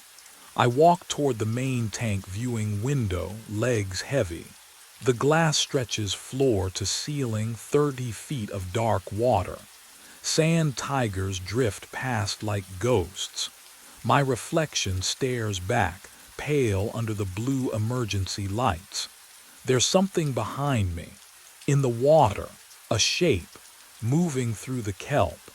I spin around, nothing, just the glass, just my reflection and the empty corridor behind me. But when I turn back, oh God, there it is again. A figure suspended in the kelp forest exactly where I was working. Same depth, same position, wearing my wetsuit. Can you see what I'm seeing? Would you believe your own eyes? I press my palm against the glass. The cold radiates through, but it's not the cold that makes me pull back. It's the sensation of pressure. 30 feet of pressure, squeezing my sinuses, filling my ears with that muffled, cotton-thick silence. I'm breathing the metallic air, tank air, compressed, recycled, wrong. My clothes haven't dried because the equipment room tilts. No, not the room, my perception. Reality rearranging itself like the kelp forest, denser than it should be, wrong in ways I can't articulate. I never surfaced. The thought arrives fully formed, undeniable. Phil didn't pull me up. Iris didn't check my computer. I'm still at 30 feet, still breathing from a failed tank, Still drowning in slow motion, my brain constructing false memories of survival as my cells starve for oxygen. I'm still down there, right now, this very second, and I've been drowning for 6 years. The water never left my lungs. I blink, and I'm back at depth, or maybe I never moved. The equipment room dissolves like ink in water. Cold pressure surrounds me again, 30 feet down. The kelp sways in lazy arcs overhead, thick as a jungle canopy. My regulator hisses with each breath. Metallic. Wrong, but I keep breathing anyway. Movement ahead, the doppelganger swims toward me through the forest, arms outstretched. That same yellow stripe down the wetsuit. But as my headlamp sweeps left, I see another. And another. 6 bodies. They float face down in the kelp like caught fish, suspended by the fronds wrapped around their ankles, their wrists. Same wetsuit on every single one. Same yellow stripe glowing in my light. They drift with the current. Gentle, almost peaceful. My bubbles sound too loud. They rise past the bodies, disturbing the kelp. One of the bodies twitches. Oh God, its head lifts, slow, mechanical. The mask catches my light, cracked, flooded with murky water. Behind the glass, a face, bloated, skin the color of drowned meat, lips pulled back from the teeth. Can you imagine what it's like, seeing your own corpse stare back at you? Another head rises, then a third, fourth. All 6 bodies turning now, necks rotating with joints that shouldn't move anymore. Their hands float upward, fingers spreading. Reaching, they all wear my face. Pruned, pale, eyes filmed over with something that isn't quite water, isn't quite decay. Their mouths hang open behind the regulators, and I realize they're still trying to breathe. Still trying, still drowning. All of them, they drift toward me through the kelp, slow as a nightmare. And behind them, something else moves in the darkness. They drifted closer, not swimming, just floating, caught in the current like kelp. Each one pointed, same gesture, same waterlogged fingers. One pointed at my air gauge, another at the surface 30 feet above. A third gestured toward the equipment room where 47 failed tanks waited with my name on them. I understood. Oh, I understood completely now. Each version of me had grabbed a different tank. Each one thought, maybe this one will work. Maybe this time I'll make it through the shift. Surface at 2 a.m. Go home to my wife. Each one drowned. The kelp wrapped around my ankles, cold and slick. I looked down at my hands. The skin wrinkled like I'd been in a bath for hours, days, 5 years. My wedding ring was gone, had been gone since the first night, the real first night, back in March of 2019. The metallic taste filled my mouth. Not air, not anymore. Water. I'd been breathing water since the moment my tank failed. Breathing and drowning and choosing over and over to try one more time. One more tank. One more shift. Just get through tonight. The bodies circled closer. Their faces, my face, held no anger, just exhaustion, recognition. They knew what came next. I could swim to the equipment room. Tank number 48 waited there, red sticker bright against the aluminum. I could try again. Tell myself this one's different, this one will work, or I let the regulator slip from my mouth. No explosion of bubbles, no panic. The water filled my lungs like coming home, like finally,